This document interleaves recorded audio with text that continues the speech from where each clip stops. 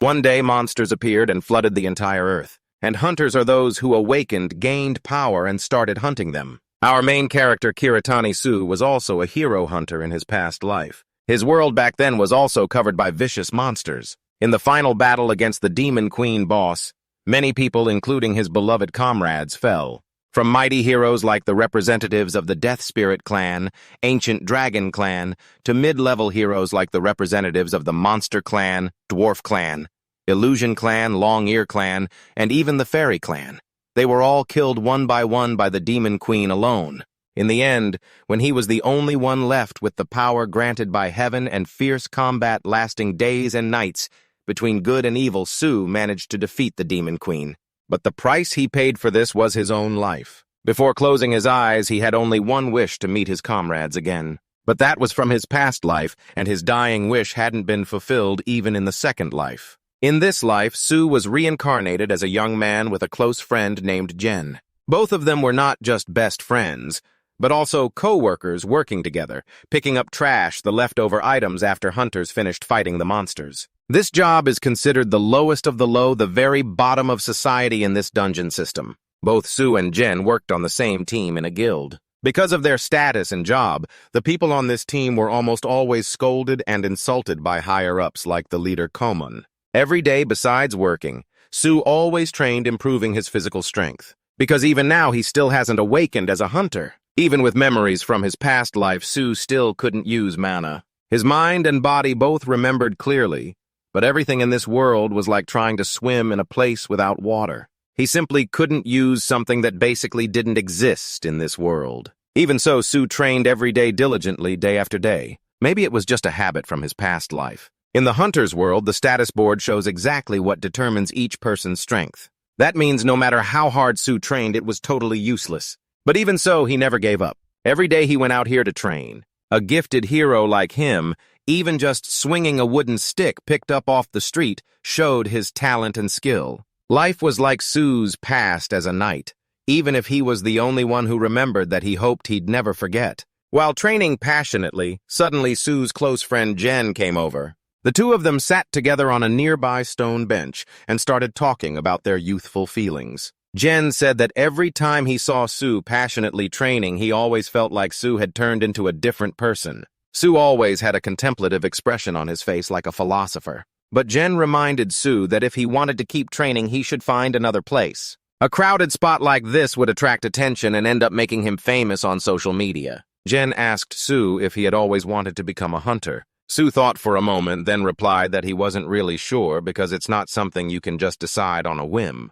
But there was one thing Su always yearned for: to awaken and become a hunter. Most importantly, to make a lot of money. On this earth, everyone has dreams like Su's. Because protecting people is important, but making money is crucial. A hunter's annual income can reach billions of dong. Standing on the front lines facing the unknown is something everyone desires. You could say this world really is the era for hunters. After hearing that, Jen laughed and ruffled Su's hair teasingly. After all, people who have something to protect always need money. Hearing that, Su's eyes suddenly looked a bit sad. Maybe he himself was someone who had something to protect. After chatting, it was time to head home. After all, they had a schedule for a new hunting trip tomorrow. Jen just hoped it wouldn't be somewhere too dangerous. But life's not a dream. You get exactly what you're afraid of. The next morning, the leader announced that the dungeon their team would take on this time was the Rey Mara Maze. Everyone was surprised and looked grim after hearing it. Rey Mara is a very dangerous dungeon. Even at C-Rank, a guild once tried it and came back battered. Besides, the team had just gotten used to D-Rank yesterday, so this mission seemed beyond their ability. The leader held his head tiredly. With their low status right now, they had no right to choose. Basically, no matter how brilliant their ideas were, they'd be rejected, so they just had to accept it. If you couldn't handle it, you could cancel the contract. But doing that would be like digging your own grave for the future. Su saw the leader's weird attitude and frowned in annoyance. The leader immediately noticed Su's irritation and grabbed Su's collar. Jen saw this and, not wanting his friend to get into trouble, said he would join the mission this time. The teammates suddenly became very happy when they heard Jen say that. The whole team quickly agreed to go on this trip together. The captain saw the team suddenly being obedient and smirked slightly. If you're scared after just a little warning, you should have listened from the start. The next day came quickly. The whole team was present, including those who had awakened as monster hunters. Before departure, the leader was assigning specific tasks to each member of the hunting group. Sue could clearly feel everyone's anxiety. It made sense because the place they were going to was a complicated dungeon. The hunters here were also forced to come along. Once everything was ready, the raid began. One by one, the team entered the spatial gate leading into the dungeon. Jen and Sue quickly followed. Everyone was feeling very tense and worried. Hopefully this wouldn't be their first step into the doorway of death. Finally, the Brave Guild's #1 D-rank assault team's hunt into the C-rank Reymara maze dungeon had begun. Drops of water fell, creating small ripples on the water's surface. A foot stepped into the puddle, splashing little drops of water. At the entrance of the Reymara maze, the exploration team, led by Ko Mon-ji, was advancing inside. A man in bronze armor covered his mouth and asked the female mage beside him, "Hey, Sita, do you notice anything strange?" Sita crossed her arms, looked away hesitantly. "It seems like this place is completely different from what I was told.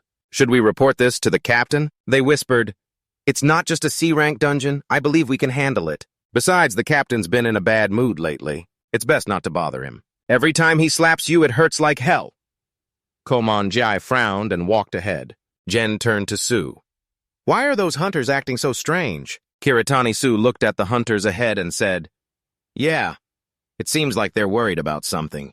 Could it be that things here are different from what they expected?" He pondered. Sounds came from inside the cave. The hunters stared seriously towards the cave while Ko Mon-ji smiled coldly. Kiritani Sue coldly stared at the cave. The captain solemnly raised his sword, signaling everyone to stop. Mist spread out from deep inside the cave. A four-eyed monster face with a small mouth gradually appeared in the darkness. They were startled to see it. Then many pairs of glowing eyes stared at them from the shadows. The owner of the four-eyed face stepped out. It was a giant spider. Ko Mon-ji shouted, "They're coming!" A worried hunter looked at his comrade. "Hey, don't you think there are a lot of them?" His friend replied, "Yeah, I think so too." He shouted loudly, "Don't hesitate anymore. If you want money, act fast." Then Mon-ji used her skill and a spider lunged at him. Mon-ji raised her shield to block and stabbed it with her sword. Even though there were as many as ants, they're just pests after all. He pulled out his sword and the spider was slashed away. The stealth team heard this and grabbed their weapons, charging forward. "Let's go." The stealth team raised their weapons against the spiders at the front line. The clash of bodies and weapons echoed, sending dirt and rocks flying everywhere. Jen turned to Kiritani Sue and said, "Scavengers like us should stay on the sidelines." "Stick a little closer," he said. He nodded slightly in agreement. A spider bigger than the others appeared. Then it let out a roar, spitting saliva everywhere. After its roar, even more spiders showed up. They came out from all corners of the cave. All the spiders roared and a hunter shouted, "Where's the stealth team?" Others looked up at the cave ceiling. Damn, so many of them. A blonde female hunter, Yang Gong, used a rocket arrow. Everyone fall back. Her arrow shot out, causing an explosion that sent the spiders flying back. You shielded Kiritani Sue, moving away from the flames of the explosion. A hunter asked Mon-ji, "Is it over yet?" He looked at him. "Don't just stand there like a statue. The boss is coming." A giant leg stomped, cracking the ground. The boss Gola appeared, the dungeon boss of the Reymara labyrinth. Mon-ji raised her weapon and moved forward. Dodge its tail, aim for the head. Other hunters also advanced, each looking out for themselves. Its tail swung, knocking 3 hunters away. Gola jumped up, quickly dodged as it leaped across the ground. Gola jumped up to attack the mages. "Are you attacking yet?" The mages in the back raised their hands, summoning magic circles.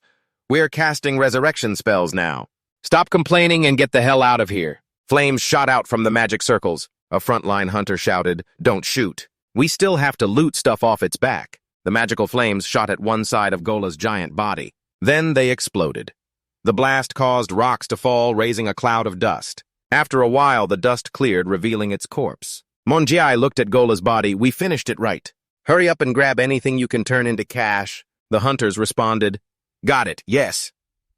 One hunter stepped forward, trying to slash its tail with his sword. "Why is this so tough?" But Gola wasn't dead yet. He was startled to see it stand up. Gola turned to look at him. Then it spat out a green slime right at him. That liquid was even stronger than acid. It corroded half of his body, then completely dissolved him. Even his sword couldn't withstand it. Hey, I've never heard of it, spitting poison. Everyone retreat quickly.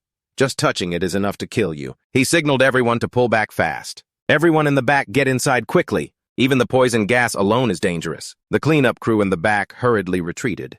They complained, "What the hell are those hunters doing? They should have checked everything before we went in." Kiritani-Su frowned.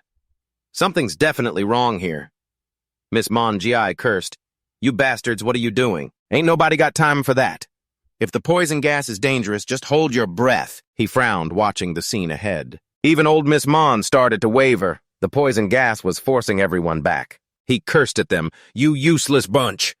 Then Miss Mon-Gi grabbed her weapon, charged through the poison gas, yelling, "Get out of the way! I'll handle this myself." He leapt up using his skill to firmly grip his sword, aiming to strike down Gola, who was spewing poison. Then Miss Mon-Gi chopped down on its head. The hunters behind were stunned, praising, "He really lives up to his reputation. He's truly on another level." In Rank C, Miss Mon-Gi started cursing again. "You lazy bastards. Why aren't you moving over here?" They stammered, "Okay, but shouldn't we be checking our gear and healing wounds first?" A purple figure quickly dashed past. A black shadow with a sharp beak and red eyes flew by. Its scream terrified everyone in the maze. A huge purple wing appeared, feathers falling everywhere. One hunter was so scared he couldn't even look at Mara, who stuck out its tongue threateningly. Another hunter couldn't believe what he was seeing. "Even though we just killed the sub-boss, why is the dungeon boss appearing here?" Rei Mara roared. "The final boss of the maze, Rei Mara, has appeared." A hunter asked Miss Mon-Gi. "Captain, what should we do now?" He shouted, "What the hell else is there to do? Get your formations back in order now." Feathers carrying poison fell down. Miss Mon-Gi hurriedly injected antidotes. "Quick, inject the antidote. If you touch even one feather, your nervous system will be paralyzed." The hunters couldn't react in time, blinking as the feathers fell. One hunter had a feather land on him. Immediately, his nervous system was paralyzed. The world started spinning. He mumbled, "I'm dead." They ran away immediately. "We can't fight that thing." He yelled at them, "You're all cowards." A hunter's eyes widened as a feather landed on him. "It hurts." Rei Mara kept dropping feathers. The hunters began to panic and broke formation. They groaned, "Damn, I shouldn't have become a hunter." They panicked, "Let me go home." One hunter knelt down. "God, this isn't a level C dungeon." Kiritani-Su grabbed his backpack to cover his head. "There's still stuff the people in the back can do. It's only a matter of time." He looked at the panicked hunters.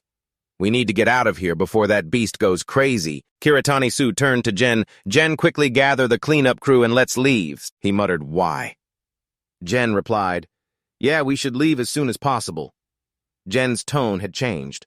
Thinking about it, a place like this, his face grew terrified. "We can collect valuable items here, right? So why should we leave?" Feathers fell, and the hunter's weapons started glowing. Jen stared. "Don't they see? All this stuff is worth a fortune." He picked up a sword. "Even the poisoned hunter's sword is worth 200 million. There's even more valuable stuff here." Kiritani-Su hugged Jen from behind. "I want to take you out of here." "Please snap out of it. Everyone's dying here." Jen muttered like he was crazy. "My money, I'm rich now." He kept muttering, "That shield, even that's worth hundreds of millions." Because Jen struggled so hard, the sword slipped from his hand. But Kiritani-Su quickly grabbed his hand. "You can't." Jen went mad, swinging the sword and injuring him. He pushed him away, then shouted, "If you want to go, then get the hell out. Don't block my way." He sat on top of him, trying to stab Kiritani-Su with the sword he picked up, but was held back. All of it is my money." Jen had been poisoned by Rei Mara's feathers. He held the sword tightly. "Jen, calm down." He muttered, "For my poor little sister, I need the money." Jen shouted, "Because my beloved sister is sick." He cried as he said it. "I need money to treat her." Jen kept yelling, "Why can't I be a hunter? Why? Why does my sister have to suffer like this?" Kiritani-Su calmly looked at the crazed Jen. "I just want to live happily with my sister. My only wish is for her to be happy." He muttered, "Jen..." Then Kiritani-Su let go of the hand holding the sword. Blood stained his hand red.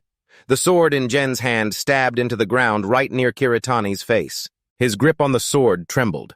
The blade had broken. He comforted Jen. "It's okay." Kiritani-Su's bloodied hand gently took Jen's two hands holding the sword. "Everything's fine, Jen." His words woke him up. But only by leaving here could he see his sister again. Jen's eyes full of tears looked down at him. "Su, what terrible thing have I done to you?" Kiritani-Su sat up, took a deep breath. "It's nothing." Jen moved closer. "Okay, I get it. Let's get out of here. Kiritani-Su agreed immediately, but Jen didn't move. He looked at Jen, who didn't move, wondering if Jen was still affected by the curse. Jen wriggled free from him, then grabbed the sword to block in front of Kiritani-Su. Then he was stabbed badly in front of him, blood splattering everywhere. He looked at him in shock. What's going on? Jen was seriously injured and collapsed. Kiritani-Su stared at him in disbelief as Jen coughed up blood and fell. He quickly caught him. Jen, he whispered. It's good you're okay. Kiritani-Su blinked, looking at his friend who was passing away. Damn, where are these two going? Monjiai's gone crazy from the curse killing everywhere. Can this ridiculous act just end already? The man was covered in blood. A feather dropped onto Monjiai. Kiritani-Su widened his eyes, recalling the scene of Elena's death. His eyes lit up. He looked at Jen lying silently on the ground. When I heard Jen had something to protect, I thought it was just empty words. I remembered Jen rubbing my head.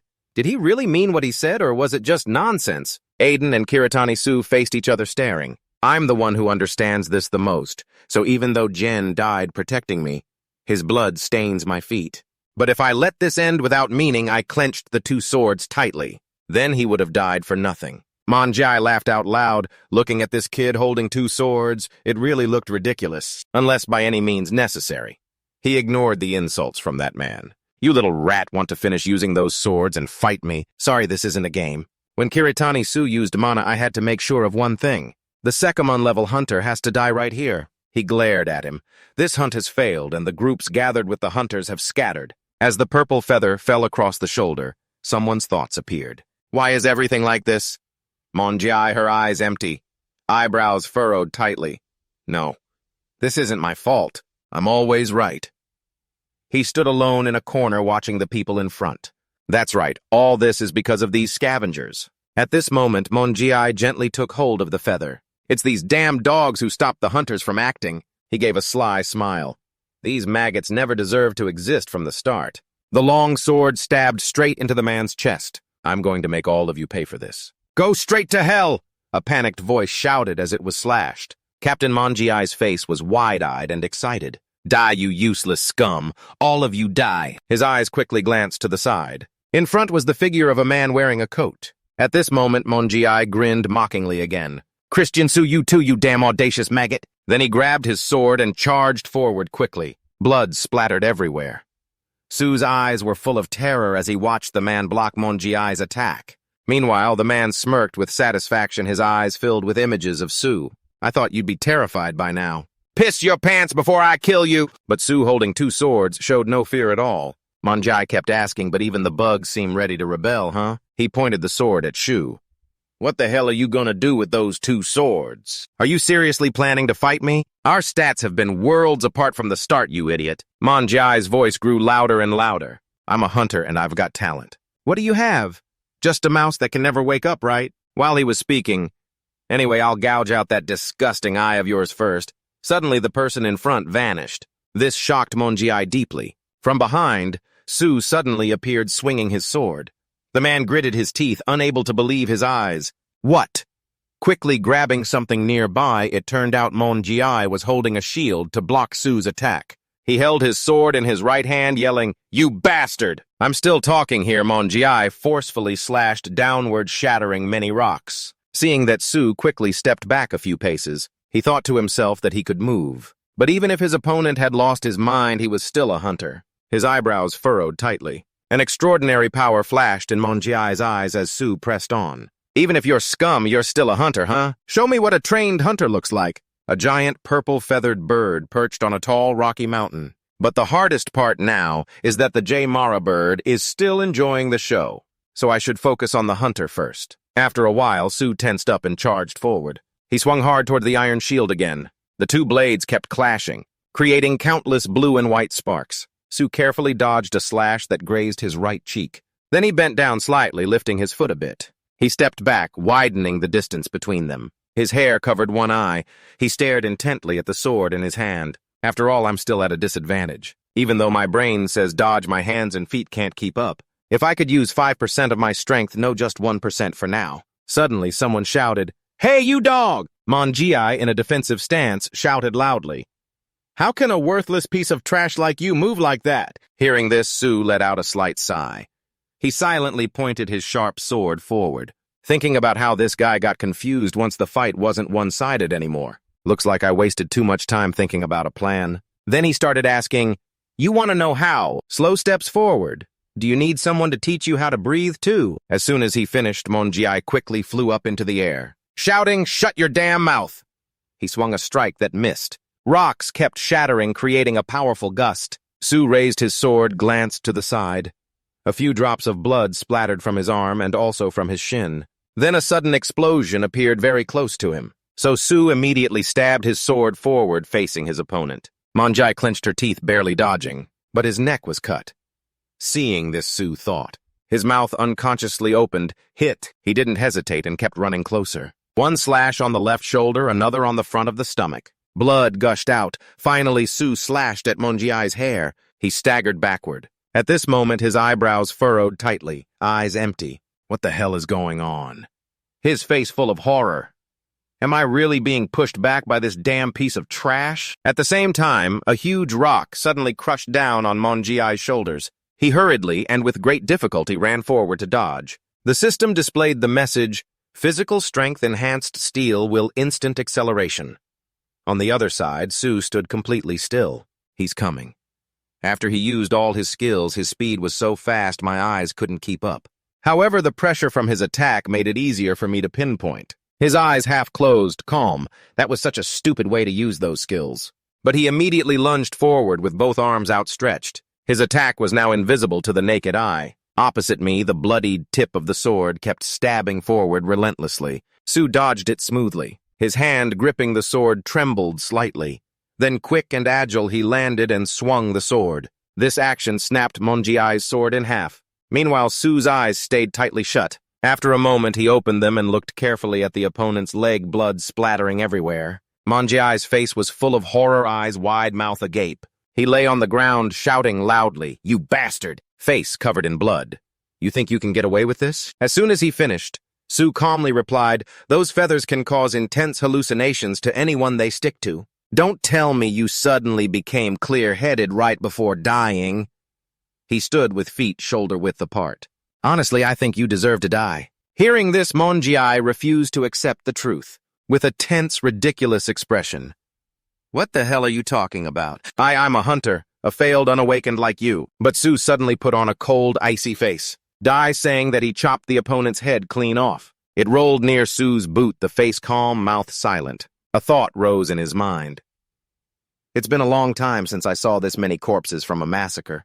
The ground was full of bodies because in the few hundred years before dying in my past life, I was always alone. Suddenly a blue aura rose up. It spread around Su's body. A thought appeared in his mind. What is this? Is it because I'm thinking about my past life? I feel a bit of magic power. His long bangs covered his eyes. Is sensing magic power like how I feel the sword? Could it be that I'm awakening? Then Su's eyes suddenly widened, carefully observing. Suddenly, the system's blue screen appeared right in front of him. There's a huge message that says, "You've leveled up." Seeing that, Su immediately looked confused. "Did I really awaken?" Su asked curiously. "It's okay, right?" The status board instantly displayed the stats level 6 muscle strength, 10 physical strength, 10 speed, 10 magical power, 10 resistance, 10 skill points, 25 condition. Good. No nickname, no skill list. Power Reaper skill. Describes the action of transference, the ability to absorb the karma of outsiders and turn it into strength. Then he felt a bit confused. Power Reaper, that sounds a bit strange. Next, Su quickly lowered his gaze. The image of someone's terrified face appeared. He stood facing the green screen. The system ironically exclaimed. The one who was truly aiming for it couldn't get it, and someone like him had awakened. Suddenly, a purple light shot across Su's eyes from the sky. It was a giant bird flying away, dropping countless feathers. Seeing that, he lightly scolded, "You're too noisy!" His mouth slightly opened in a gentle tone. 1 point into instant magic, the screen was recording no magic. Now it had turned into a new magic. Su looked up high. There was only 1 point. Yet between 0 and 1, it felt like between heaven and earth. His eyebrows furrowed tightly, his expression extremely serious. "Don't think I'm like before." As soon as he finished speaking, someone's voice filled with ferocity approached. When Kiritani-Su held the sword, he focused on the J-Mara in front of him. He had always wondered why magic increased how mana in this world operated like that. It all just spewed out indiscriminately. It flapped its wings. 3 eyes on its forehead stared at Kiritani-Su. Mobilizing the magic power in his body, everyone was excited about awakening without really thinking about what it brought. And since then, Reimara continuously flapped its wings, causing the earth and stones around to fly up. He looked up at it as they became arrogant. Kiritani-Su's blue magic power surged strongly. Against Reimara's magic power. He closed his eyes. Magic power circulated in his body. The most basic way to use mana is through conduits, refining the flow to enhance the body, slowly expanding the flow channeling mana into Kiritani-Su. His eyes remained tightly closed. One hand released the sword, the other held the remaining sword. His left foot moved in a circle. His right foot shifted slightly. His hand raised the sword, high, eyes open to find the most effective path. Kiritani-Su swung the sword, throwing it forward. The sword flew in a straight line towards J-Mara, grazing its face, embedding into the rock behind. The sword streaked by, stripping a few feathers from J-Mara's face, almost killing it. The sword you threw pierced deep into the rock wall, creating a small hole. Reimara went insane, screaming. Blood spurted from the corner of its mouth. 2 wings flapped wildly, feathers scattered everywhere. Kiritani-Su smiled faintly, silencing himself. Then he let mana envelop his legs. He stomped to gain momentum, jumping high to Reimara's wings. Kiritani-Su soared above J-Mara. With both hands gripping the sword, he said, "Your death is coming soon." The sword struck down on one of its wings. Fresh blood flowed from the wound. The pain from the injury surged, causing it to scream. He kicked off the rock wall, gaining momentum, and dove toward Reimara, who was still screaming in pain. Kiritani-Su clenched a protruding rock, furrowing his brows at it. Just a little more. I need to focus more. Mana flows through my body. His hand slightly tensed. Focus the mana. J-Mara turned to look. I must gather all the mana in my body. Kiritani-Su stood on the rock wall with sharp eyes on J-Mara. The sword pointed straight at it, ready to explode. He gained momentum, causing the rock wall to crack, and jumped high. Both hands gripped the sword tightly. Mana flowed throughout his body. He swung toward J-Mara. It was defeated. Falling to the ground, blood flowed around. Kiritani-Su stood looking at Yamara's corpse. Behind him were the bodies of others piled up. After a while standing, Kiritani-Su staggered, about to fall from using too much mana. Overloaded. Many tentacled monsters appeared one after another, the disasters bestowed by the Queen. They came to devour our world. Aslan in the hospital room. The 2 brothers jolted awake. Kiritani-Su's eyes opened wide, staring at the ceiling. Gasping, he sat up abruptly from the hospital bed. Finally, you're awake. The voice of a man caught his attention from the corner of the room. A man in a suit with purple hair holding a teacup. He smiled at Kiritani-Su. He placed the teacup down. You've been asleep for 3 days now. The collector Kiritani-Su. He frowned at him. And you are that man. Handing over his business card. Please don't be so weary with me. This is my business card. Kiritani-Su silently refused to take the card. He looked at him. What happened to the others? The man placed the business card on the spot where he was sitting. You're very noble even if you're just a collector. The first thing you think of after waking up is your teammates. He spoke somberly. The Brave Guild's Vanguard team has been completely wiped out. The man recounted what he knew. When the rescue team arrived, everyone, including Captain Coleman, was beyond saving. In the cave, bodies lay scattered on the ground. You are the only survivor, Kiritani. He still didn't let go of the issue about his teammates. Gensan. What about the one named Igawa Zen? But the man changed the subject. The funeral for those who have passed has been held at the Hunters Guild headquarters. All of this happened while you were still in a coma. Kiritani-Su silently listened as he recounted what had happened. All right, now let's get straight to the main issue. He looked at him. I think you realize this too. In fact, the maze of J-Mara has been upgraded to rank B. What do you think about this? Koman raised his sword, boosting morale. A guild that just upgraded to rank D will find this very challenging. You Koman, truly unlucky in succession. Kiritani-Su's gaze became sharp. His brows furrowed. I have no comment on this, but you said it's been continuous. What does that mean? He closed his eyes. It seems you weren't informed. Koman didn't tell anyone about this. The man continued. He has a huge debt. Due to his illegal gambling habits, That's why he decided to challenge such a horrific dungeon. Hearing this, Kiritani-Su slightly turned his head. His eyes flashed, cursing silently in his heart. Damn it. He crossed his arms. I guess what changed in the dungeon is true. His hands tightened the blanket over him. Outside the hospital, it was starting to get dark. We are still investigating these unusual changes in the dungeon. Please contact us if you remember anything. After the man left, Kiritani-Su leaned back on the bed. He rubbed his forehead with his hand. His eyes slightly opened. Jen's death and Komon's ridiculousness had motivated him to annihilate Samara, as well as awaken his powers. Kiritani reached for the TV remote. Awaken, huh? He turned on the TV. From it, the sound of a reporter came out. It's that segment aimed at becoming a hunter again. Please welcome our guest for today. He looked at the host on the TV. Because she is a very famous, beautiful figure. So I hope all of you will look forward to her appearance. A pair of boots appeared on the screen. An SS-level hunter known as Odin's Judgment. The top hunter in Japan. The deputy leader of the Evil Guild. On the screen is a girl with long black hair. With ocean blue eyes and a black dress. The host continues to introduce her as someone blessed with 4 skills right after awakening. She is an extremely rare case. The camera pans to capture Aoki Sora's face, who is even more famous than an actress. He opens the system panel. If she is considered SS rank, then Kiritani Suzuki whisper. The skill list in front of him appears on a hypothetical screen showing information about his skill. Executioner Blade E, which describes execution of heretics, the ability to absorb the sins of outsiders and turn it into power. Kiritani-Su intently looks at the information on the screen. I guess the term heretic seems to refer to those with evil intentions, but my simple conclusion is that it activates right when I kill. The problem is what qualifies as evil intent. He uses his phone to search for information about the Executioner Blade skill online, but finds no useful information. Could it be that as I think this isn't a rare skill that only I possess? Kiritani-Su mutters, if there are many killers out there, then I'm willing to try using it. He scrolls through his phone. But that doesn't matter. What's important now is that its rank is E. Except I remember my past life when I was still Aiden and in front of me was Elena. The surrounding space is filled with black and red bones and above 2 red eyes squinting down at them. Back to the present, he sits near the window intently looking at his phone. Interesting. In the hospital lobby, the receptionist, a female nurse, looks at him. All the medical fees have been fully paid. I hope you take care of your health. Kiritani-Su turns and walks out of the hospital. Outside in a corner of the city, the clouds obscure the moon. I thought everything was meaningless.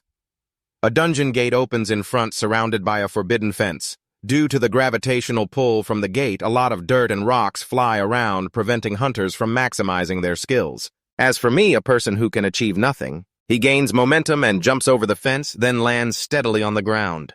Yet he still possesses mana and those skills. Kiritani-Su looks up at the gate. It turns out everything is not just as meaningless as that. Lightning continuously appears from the gate. Its gravitational pull is very strong. He holds his sword in front of the gate. Then, disregarding that he just recovered, he steps forward through the gate, his eyes determined and steady as he moves forward. However, from among the leaves, 2 glowing orbs appear. I have a chance to correct my mistakes, so I won't let that tragedy happen again.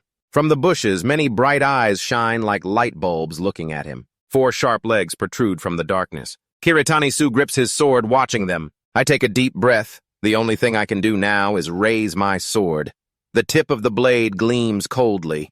I've already decided what my first target is. Kiritani-Su channels mana in the air. The giant spiders in the bushes start to show their faces, quickly surrounding him. I will reach the peak at the rehabilitation room. So your treatment session ends here today. There are others waiting, so be careful when you go outside. Kimura pulls back the curtain and comes in, and it's also convenient that we have the crystal to treat you. Igawa Eiji timidly says sorry, but is it okay that I don't have a guardian with me? Kimura says irritably. So your parents didn't come with you? No, Eiji weakly responds. You're Igawa Eiji, right? During the recent incident, Mizuhara cuts in to speak. From now on I can handle this, you go help the others. Got it, nice to work with you. Kimura replies. Mizuhara breathes a sigh of relief. Sorry about that earlier. It's just that girl is a bit straightforward, don't worry too much. Little Eiji. Yes, thank you everyone. Eiji whispers. Anyway, I guess I've heard about it. My brother Mizuhara Eiji calls her wants to eat something sweet. Mana allergy. Since the gate appeared 55 years ago, it brought mana mixed with the Earth's air. Since then, a new disease emerged. Slowly, it drains the life of the patient, leading to death for those afflicted. Until now, this disease still has no cure. No one has ever fully recovered from it.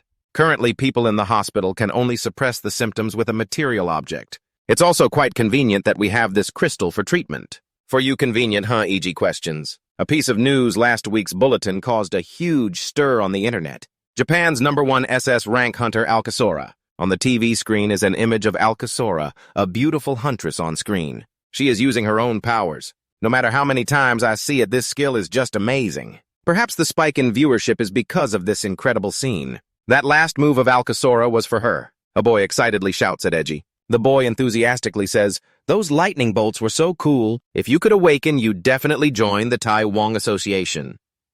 Yeah, but that's still 2 years away. Until she becomes a hunter, right, E.G.? You think she's really awesome, don't you? E.G. I heard she has 4 skills when she awakens. What do you think about Alcasora now? She's really cool, isn't she? E.G. smiles brightly in response. Yeah, she's really cool. Oh my, why did you leave your spot? Sorry about that, kid, E.G. The boy's parent awkwardly pulls him back. The girl also just replied, "It's okay.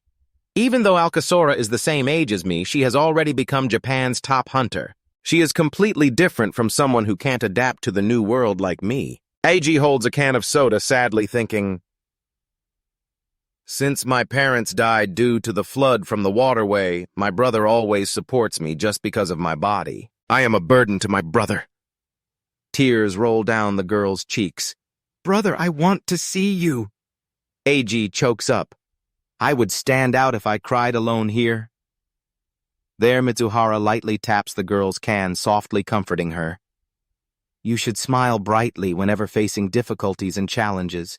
I'm sure your brother is the same way. You will get better soon, so cheer up for the things he brings you. I believe he's preparing a gift for you somewhere." Mitsuhara wipes the girl's tears. "Thank you, sister." Suddenly, she seems to notice something. The moon. And she is wondering why the moon is visible during the day. And it's very clear to run fast, hurry up, run. Someone shouts, "Huh, what's happening?" Mizuhara still doesn't know what's happening. "What are you all doing? Run quickly, go to the shelter now." That's the tide of the rupture. We just received a warning from the Hunters Association. We must move before it ruptures. So it's the tide of the rupture, but it doesn't look like it. Monsters will appear a lot, Mizuhara wonders. Everyone move to House B. You all hurry up. What are you still standing there for? A giant arm suddenly punches through the hospital window. Debris flies everywhere in a haze. A strange-shaped monster appears right in front of Eiji. "Eiji, run," Mizuhara shouts. The girl's legs feel frozen. I need to run." The girl trembles. "Whatever happens, I need to run now." "But my legs." The hideous monster lunges in front of Eiji. Suddenly, Mitsuhara from behind hugs the girl, pulling her back a distance. "Hang in there. We need to lure it to the waiting room. The association has gotten information about this, so hunters will be dispatched soon. I will see how to buy a little more time." No, just as the monster lunges directly at Eiji, Mizuhara pushes her aside in time. You can't let me do this anymore. I can't bear to have anyone else sacrifice for me." Eiji, Mizuhara shouts. "You can't save the girl. Let it go." Another person stops her. "But I wonder if I can change something." The moment Eiji let go and surrendered to fate, Sulao arrived. With just one strike, he knocked out the monster and saved her. "Girls really are just like their brothers," Su said. "Think about the person you would leave behind." "I'm Eiji asking Egawa. Eiji is you, right? I'm here to represent your brother." Su replied, "I'm Kiritanasu. Your brother is my benefactor." "Your brother is a benefactor." The image of her warm brother flashed in her mind. "I found it. What he left for you is an A-rank dungeon, the desert of Dotalemia. Alcasora, an SS-rank hunter and deputy of the Calamity Association, is fighting 2 giant earthworm monsters. One hand holding her weapon, she struck down on one of them, stunning it. Before long, it got back up, but couldn't even resist much before Sora struck it right through the throat, the body exploding, blood splattering everywhere. "Oh, that lawyer who recently contacted Sora, right? Specifically, his family are lawyers, but he himself is an A-rank hunter." Sora's 2 teammates were discussing Keidu-Riku hunters under the Calamity Association, and Ibara Umi were sitting together saying he was trying to approach Sora. But Riku exclaimed, "Really?" In the end, he ended up with his phone broken in half. Umi teased, "Looking back, Sora has quite a few admirers." Of course, Umi affirmed he's the only SS rank hunter in Japan. Meanwhile, Sora was still persistently taking down the worms. They weren't lessening, but instead were gathering in larger numbers than before. Awesome, so awesome. She was not only unafraid, but also visibly happy. Oh, Riku sighed.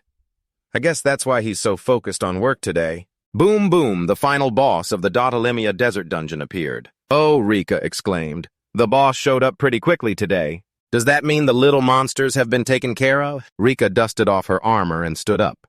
It's time for us to get to work. I'll handle it myself. Sora's voice came through the intercom.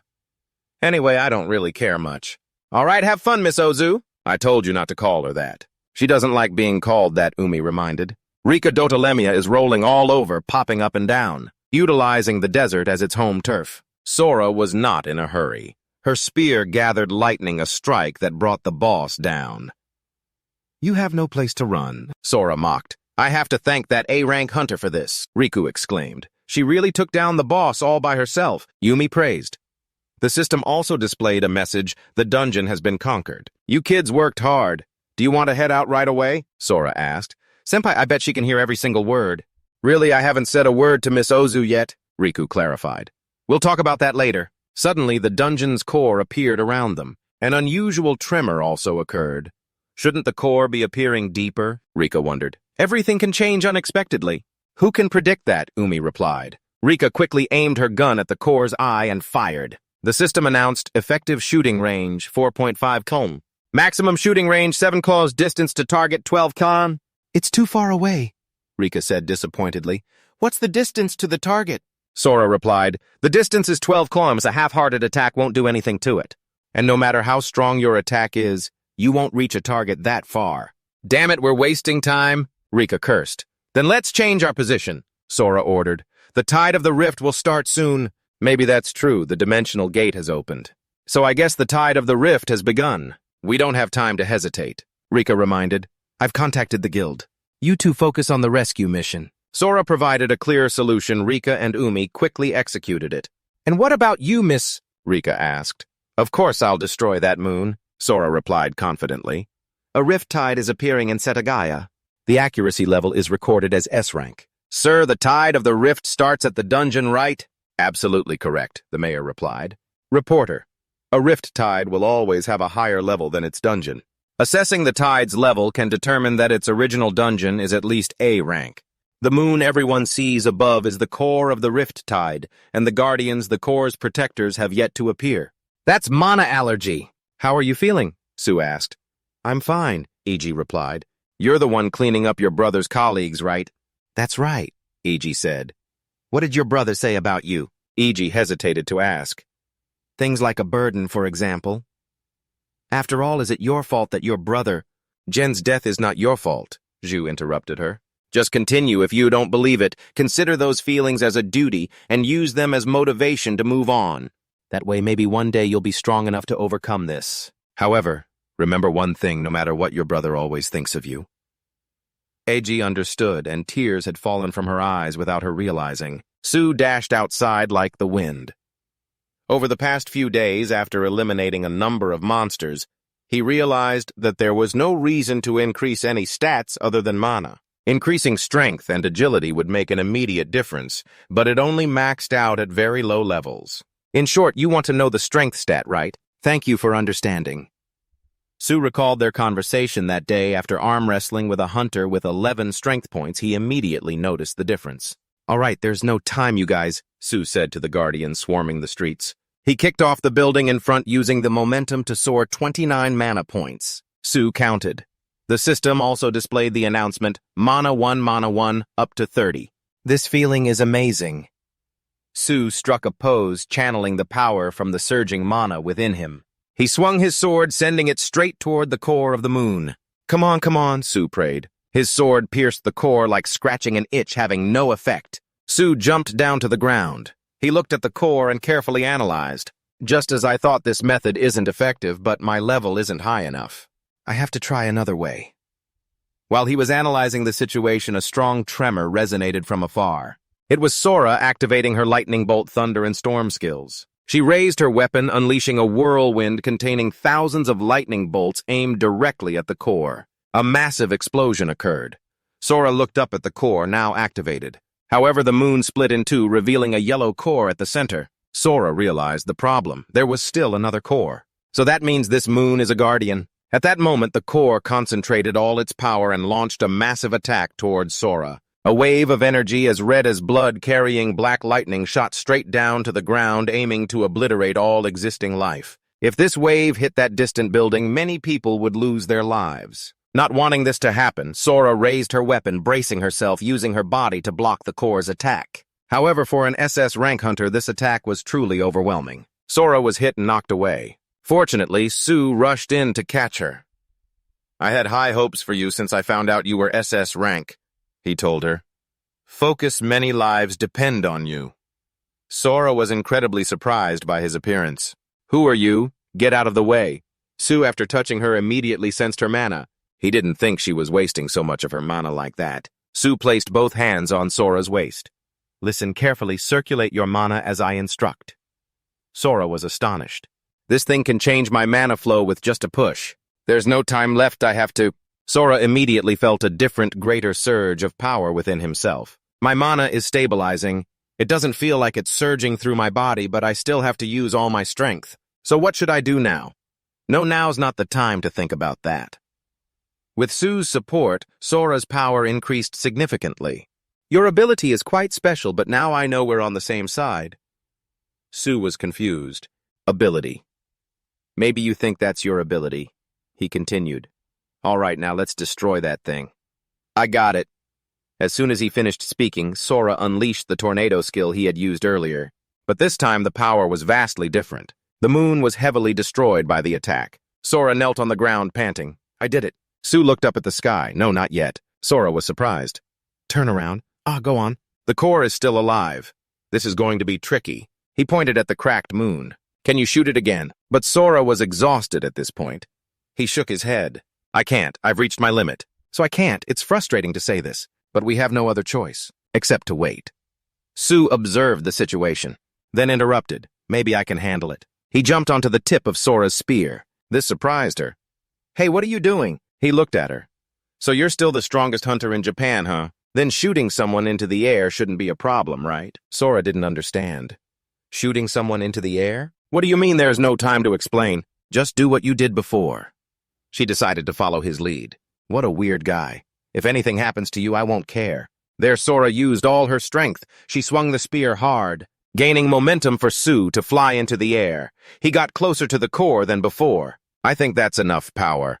I just need to get as close as possible to make sure." He added 5 mana to his stats. After accumulating mana, calculating the distance, he threw the sword forward. At the same time, he kicked hard to increase the sword's speed. The sword flew forward at an incredible speed, piercing through the core and completely destroying the moon. Seeing this scene, Sora was astonished. "No way, this is really insane." After destroying the core, Sue's level skyrocketed, and he achieved a new skill perfectly. But he is falling freely, and finally crashes to the ground. Sora stands aside, looking at Sue.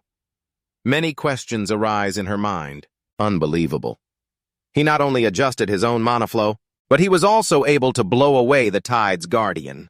Could it be that his speed is even higher than my SS rank? The next day, the media immediately reported. The tide from yesterday was an extremely rare type, ranked as S+. All thanks to Alki, the damage was minimized. Sora immediately responded. "Actually, there was another hunter who assisted me, but he disappeared right after the battle ended, so I don't know his identity. I really want to meet him again if there's a chance." E.G. watches the news, immediately realizes, "Don't tell me, that hunter is Sue." Immediately, she beats the drum. "How's my brother? It seems he's recovering very well." E.G. replies, "I was a bit worried when I just got hospitalized, but now I feel much better." While A.G. answers, Sue contemplates. She needs to talk about that on TV. A.G. continues. "Mr. Sue, you're not a cleanup guy anymore, right?" "That's right, I've awakened recently." She continues to ask, "So are you going to become a hunter now?" Sue lowers his head, confesses, "Honestly, I don't know. To be a hunter, you need to pass the test and some other things." A.G. encourages. "Of course you have to take the exam, but your rank is still low, and I will cheer for you. I'm sure you'll be an excellent hunter." Sue is stunned. You're right. After all, having a high index is still the best. The hunter exam. All right, I'll give it a try." Scene changes to the hunter test area in the F-level dungeon. The Nadia rainforest has many awakened people gathered here. The reporter speaks. Good afternoon, everyone. How is it today?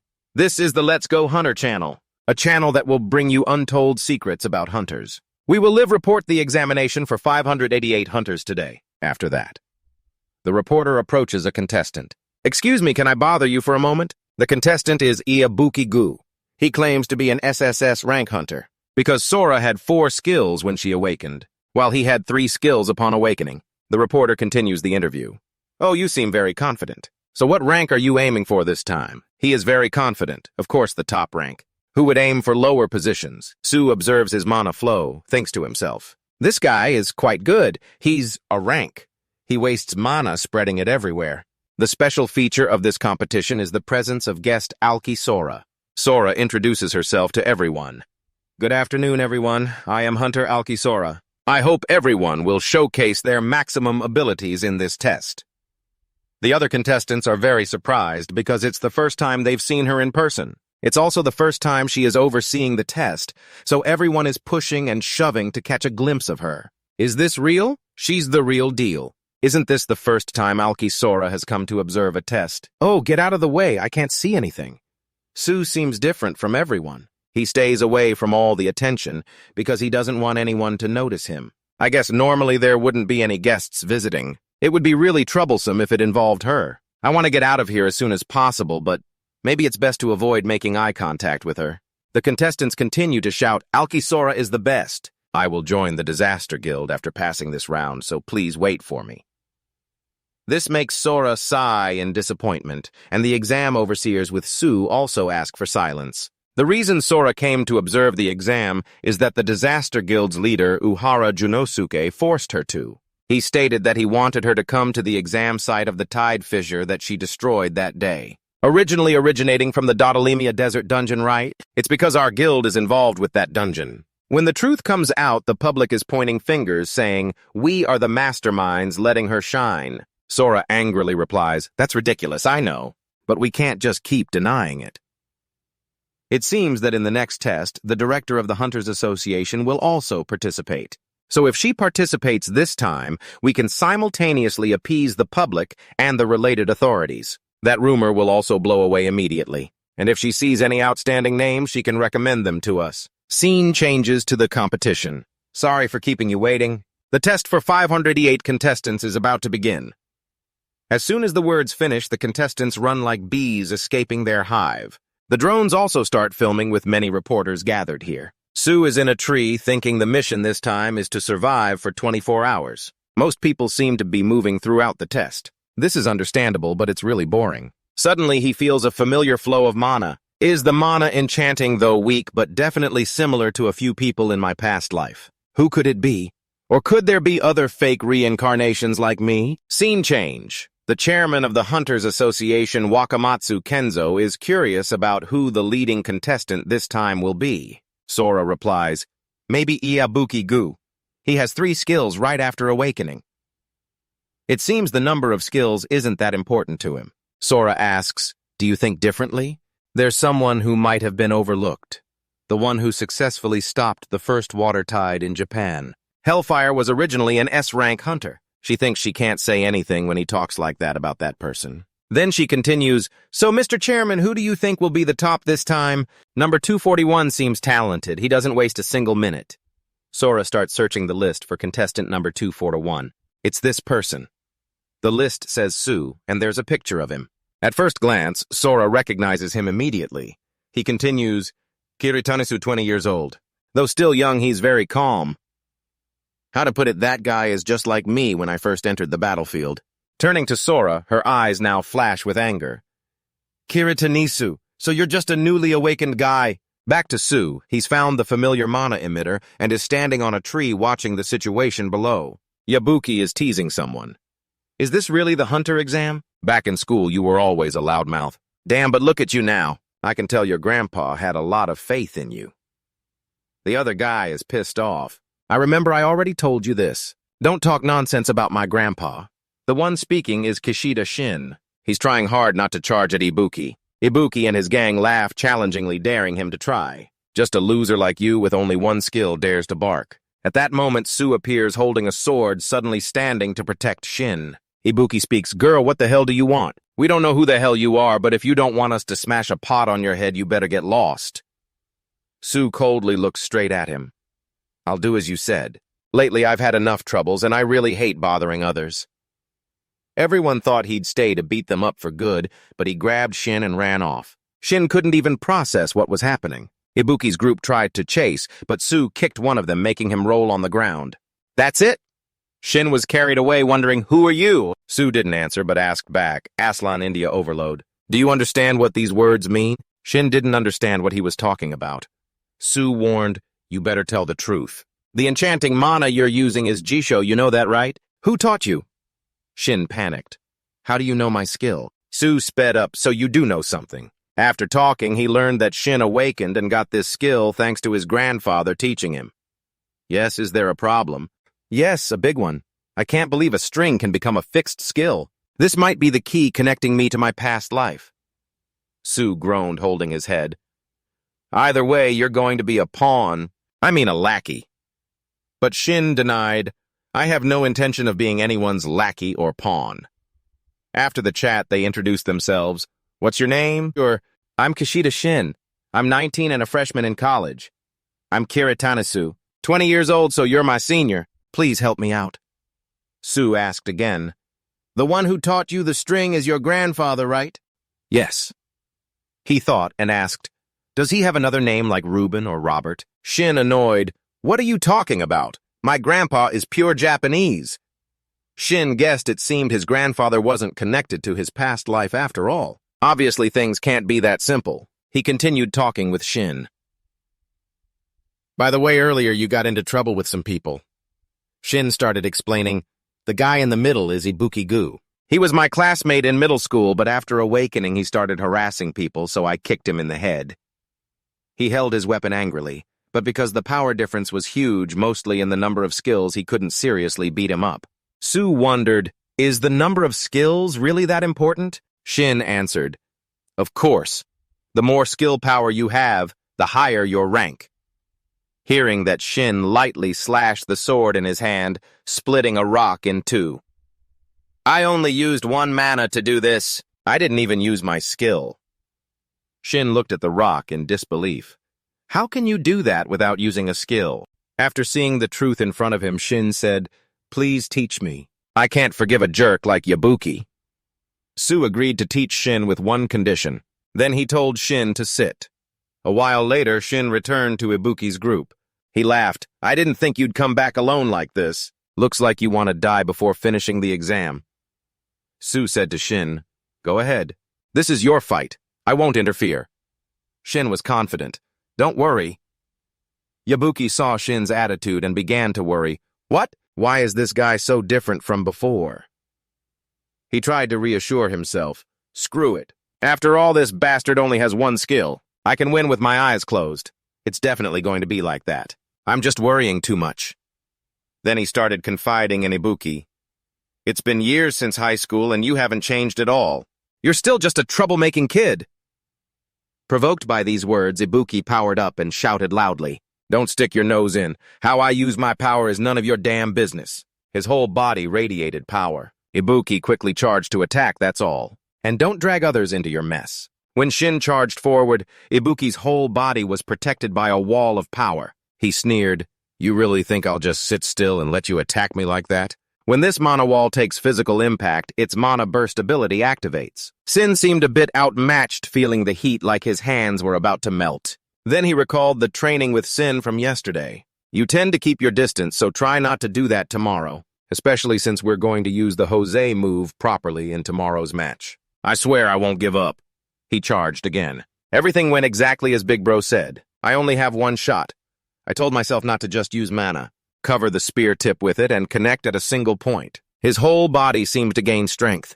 He shouted, "Take this," and struck right at the center of the heat source. This shattered Yabuki's wall, surprising him. Not missing the chance, Shin charged and slammed a powerful spear strike into him, sending him flying 10 meters. Yabuki quickly got up. No way, how could this be? Before he could launch any attack, Shin charged again, hitting him in the head, knocking him out on the spot. Shin panted, I did it, I beat him. No way did I really do it, I beat Yabuki before he could even use his skill. He happily turned to Sue, you did it. All thanks to you. Over here, I just took down Yabuki's henchman. That's good then. Hey, big bro, what do we do with the crystals we got? Big bro answered, of course we split them evenly 50-50. I continued, wait, how is that fair? Actually, you only get 25%. Sue replied, I told you before training, but I'll take half of what you earn as tuition. Are you serious? You forgot already? I said if you think about what I've taught you, this deal isn't bad. He added, the test will end soon. What do you think about going hunting some more to kill time? Sindap, if I were good at hunting, I would have been hunting a long time ago. The only one who can clear everything in 12 minutes is you, boss. Min, that's nonsense. That doesn't matter. Is this phone number correct? If I contact you, you better fly over quickly. Also remember to keep our deal confidential. Yes, I understand. Sue, keep going. All right, then I'll be off. Wait, call back. Hold on, there are still some procedures we need to do. Those are things the managers will handle themselves. Ah, yes, goodbye, boss. Thank you so much for saving me. Sue waved goodbye, then stepped into the space gate. I think maybe there are still many people like Shin out there. Just as I thought, if I want to gather everyone, it's best to form a guild. Like I said, I need to reach at least rank C to establish a guild. So the thing to do now is to raise my rank as fast as possible. As soon as I stepped outside, I ran into someone wearing a mask and dark sunglasses fully covered. I silently looked, then turned away. You've got the wrong person. Let me speak first. Wait, I haven't said anything yet. I turned back and asked, do you have something you want to discuss with me? Yes, just a personal matter. I didn't think you could lead by skipping all the formalities and disappearing like that. Besides, you used the emergency teleport gate located downtown. The girl pulled her mask down. Let's talk a bit, Kiritanisu. She took me to the mall, letting me try on clothes and stamina recovery items. This combat jacket looks good, suits you well. I think this fits you, someone with exceptional speed in battle. And some recovery items, too. Pants and belt, you also need a pouch to carry items. Then she bought me a bunch of stuff. Xiu thought no wonder, she's an SS-Rank hunter, everything here is top class. I said I don't know what you're trying to do. But I don't think my opinion will change. No matter what you do, just answer him, don't worry. Career-wise, I'm more experienced than you. What if something unusual happens in the dungeon? Then you should prepare yourself mentally. Besides, this money is for your help stopping the title crack, so don't think you owe it. I stopped being polite, looked up at the sign, and asked, do they sell materials here too? Of course, materials need experts to handle them. And with these two big bags in my hands, it looks like I could try crafting a simple, small version of the soul potion. Then she came back to me holding the receipt, trembling. In the elevator, I asked her, why did you suddenly go quiet? Just imagining it, she's thinking about how these materials cost so much. Well, that's it. She started a serious conversation. Now I'll get to the main point. This is my official proposal, Kiritani. Please join the Calamity Guild. I'm sure you'll be treated equal to me. Sue didn't hesitate. I refuse. She continued. You don't have to reject so bluntly. At least please tell me the real reason. I really don't have a reason. I just don't want to be under someone else's command. She didn't give up, I understand. Then I want to revise my request. Please hold my hand. I want to feel that moment again. Sue was puzzled. Why do you have to go this far? Aren't you already Japan's top hunter? She continued. I want to reach higher even further. The more people expect from me, the more I have to show them results. That's why I have to become stronger. I finally changed my mind, I understand. I accept. I'm curious how far someone like you who's already at the top can go. Then she took me to her place.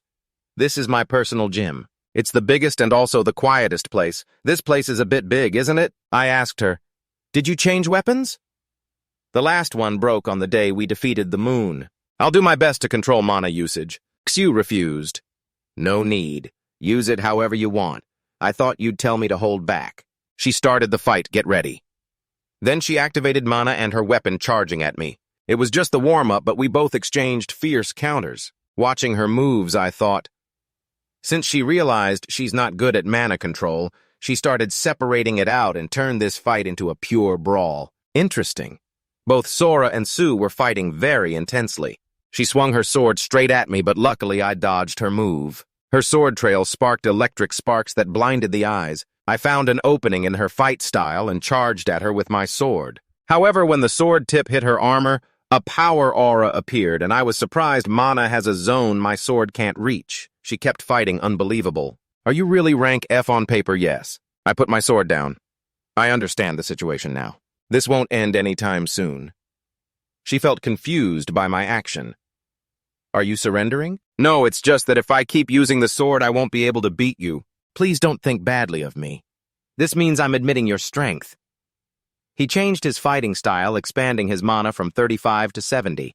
He quickly charged forward to attack. As she rushed at him, he thought, I guess she won't let me close the distance that easily. I wonder if there's a way. He glanced at the lightning and got an idea. He grabbed the lightning with his bare hands. Seeing that Sora was surprised, did he just catch lightning with his bare hands? What kind of nonsense is this? He quickly flipped up high and then swiftly moved behind her. He thought it was a technique she had taught him in a past life. He never thought he'd use it here. He touched her armor with his hand. He unleashed the power of his inner strength, catching her off guard. Now she began to recall the past. She stood in the middle of a room full of people. Voices echoed nonstop. So she gained 4 abilities right after awakening, right? So she'll become Japan's representative in the future, right? That girl isn't just a genius. Look at her, graceful and mature like that. Plus, she contributed a lot to stopping this rift tide. We should promote her to S-Rank. We're really looking forward to her future achievements. Little Aokai lowered her head humbly after hearing this. Thank you, everyone. Being expected so much by all of you feels like my duty. When going outside, the man wearing sunglasses said, Miss Alki, it's been 3 days since you took on this mission. How about we take a day off at home? Hearing this, she agreed immediately. You're right, I should go home and rest. Today, suddenly she heard the voices of a group of students playing happily from a distance. Hey, what are you guys doing? Stop it! I said stop. Seeing the short, pink-haired girl, she was reminded of herself. She also wanted to blend in with people her age and live happily like that. Seeing her a bit stunned, the man with sunglasses spoke up. Alki, is something wrong? She gathered her thoughts, turned to him and said, No, nothing. Please take me to the rift. Back in the present, she asked, Sue, did I lose? Yes, she continued. I was actually happy about this, but it even exceeded what I imagined. I feel really ashamed. He answered again. That's easy to understand because you keep trying to handle everything by yourself. Hearing this, she interrupted. I don't need a lecture, and I guess it's because there's a lot of pressure from the country on me. He replied, That's obvious. She's not someone who wants to carry everything on her own. Hearing this, she was so moved that tears welled up in her eyes. He continued, You don't have to try so hard to run that fast. No matter how much pressure is weighing on your shoulders, all that pressure is basically the same. And don't get me wrong, I'll still support your upcoming activities. She immediately wiped her tears and stood up. If that's the case, please teach me. I want to know the secret behind your strength. Hearing that, he agreed. All right, but only if you stand by my side. In the Level E dungeon in Saitama District, Shin was trying to deal with monsters. After finishing, he turned to report to Sue. Big bro, I cleared out this monster spot. Sue was a bit distracted looking at his phone. Oh, okay, it does feel familiar though. I think I've seen this place somewhere before. Sue was indifferent. You're just imagining things. Shin continued. The designated shield that Sue gave me really suits me. That's good then. From now on, you'll be a tanker and support at the same time. Isn't tanker a bit sudden? Also support. Sue was forming a guild. He calmly replied, I assign positions based on your ability, so no complaining. The two continued deeper into the cave. Shin happily went ahead. All right. I'm the tanker, so let me go first. Sue thought to himself, I'm glad this kid really has talent. I've already dealt with Alki-Sora, so now I need to quickly rank up to C so I can start my own guild. Then I can try to find information about my past life. His thoughts were suddenly interrupted when he heard Shin's terrified scream. He rushed over. What happened? When he arrived, Shin was lying on the ground, trembling, pointing ahead. Up ahead, they saw bodies. Judging by the gear, Sue guessed they were A-rank hunters. This person hasn't been dead long. You can tell just by looking. Sue thought. Even though it's faint, I can still feel traces of mana. Using the mana traces, he tracked down the nesting spot of this person. He rushed forward. This way! Yes, both ran to a place full of bodies with distorted faces lying on the ground. Sue, just as you predicted. Shin hesitated. Could this be because the monsters are too strong? Sue observed. I suspect this was done by hunters. Look at the order they fell: tank first, then attackers and the healer. The positions where each person fell. He sat down deep in thought. They killed the most troublesome person first, the healer before moving on to the attackers, and finally the tank. This isn't what people expect monsters in a level E dungeon to do. He told Shin, this was done by hunters. So the boss's room is ahead. Surely both of them moved deeper into the boss's room. Ahead was a mess of stuff showing signs that someone had lived here. Sue examined the place. It really looked like someone stayed here. Shin looked around as if it was a shelter. Sue added, they even killed people. Seems like a really cunning bunch. Sue sensed, could they have run away as soon as the shelter was discovered? But the pile of mana behind me is still very obvious. Shin turned pale, holding his head, unable to believe this was happening in the dungeon they were trying to conquer. Can't believe I'm this unlucky. Sue turned and asked, what bad luck are you talking about? I actually think no one is luckier than us. He confidently said, it's time to test my new skill. The executioner. After going outside, Sue reported the incident to the cleanup team immediately. Some ambulances arrived and transported the bodies elsewhere. Hurry, get him up. Please prioritize this person. Tomura-kan, captain of the cleanup team, too, arrived and started talking with Sue Kiritani. Long time no see. I didn't expect to see you again like this. And it seems you've awakened, right? Sue replied, you could tell just by looking. Yeah, that's part of my job. After greetings, he got to the point. Since you're a witness, discuss it with the person in charge now. I have other matters to attend to. Understood. Then the rest is up to the lieutenant. Shortly after a woman, the lieutenant arrived and took over the case. Yes. Thank you for the smooth handover. The first witness is Kiritani. Sue and Kishida Shin, right? I'm Lieutenant Karuta Chibana from the Hunter Control Unit. She asked, is it just the two of you? Sue answered, yes. Did you notice anything unusual or strange? Sue replied, I've never encountered anything like this before. She concluded, clearly something like this shouldn't happen in a level E dungeon. This reminds me of the time I was a hunter. After finishing the questions, Sue asked for Karu's business card, because he would continue hunting here for now. Sue looked intently at the seal on the card. That mark looked familiar. Back when I was a cleaner. Hunter Control Unit, huh? Was the incident so serious that the military had to intervene? Karu said to her companion, it's time. Right. Yeah, let's go. Then the two left. Before leaving, she said goodbye. If you two remember anything, please contact me. Understood. Sue watched Karu carefully. The hunter is hunting the other hunters again. He didn't even let a bit of mana slip out. Could it be that professional hunters are operating in the shadows? We have to hurry. Sue decided to head back. No more hunting today. Please speak up, boss. Shouldn't we finish the job? Rest today. Scene shifts to night in Omiya. Sulin followed the trail of leftover mana to a hotel. Hiding in a crowded place, huh? How typical. After searching for a while, he found a room filled with the culprit's mana. Is he here? As Sue prepared to rush in, he heard a strange sound. Looks like he was spotted and the culprit ran off. He broke down the door with his sword and ran out the window, the path the culprit escaped by. The culprit ran fast, but Sue blocked him on the rooftop. The culprit said, who are you? Are you with the organization or the army? Sue's whole body radiated killing intent. You better surrender while I'm still being nice. The culprit pulled out a knife. Trying to play hero, huh? Too bad I'm not interested in that. Another culprit jumped down from the nearby wall. What I want to do is take you out. He aimed to attack Sue from above. What do you think? Do you even see me to try that one stab and you're done? Sue quickly dodged his attack. He quickly grabbed him and pinned him against the wall. The culprit was pressed down angrily that damn Sue started interrogating. I have a lot of questions for you. Why are you living in this dungeon? What's your name? Who are you working with? The culprit still refused to speak. What the hell is wrong with you? Are you connected to that guy who just died? Those guys are idiots. We've only taken out a few bugs, so what's the problem? Either way, you're just bringing us to justice through the law. Don't pull any extortion or kidnapping stunts on me. If you want to know, Sue saw the culprit didn't seem willing to cooperate, so he decided to take action. You think I'm just making empty threats? So what you think you can keep doing what you've been doing? Without hesitation, he grabbed the culprit by the neck, scaring him. What are you doing? He snapped the culprit's neck right then. Don't think you can get away and keep your life. I'm not planning to handle you through the law or anything. After killing the culprit, the system notified him of a level up. He was surprised. What I leveled up by defeating a guy like this? Why stop there? You also got a new skill, Super Upgrade S-Rank. The system explains that the karma of heretics will become your strength. Sue has a few guesses about this skill, so that's how it is I need to study this a bit. So the concept of heretics in the execution skill means regular criminals, right? Or does it mean those who use hunter powers to do evil? Either way, it's a good way to level up.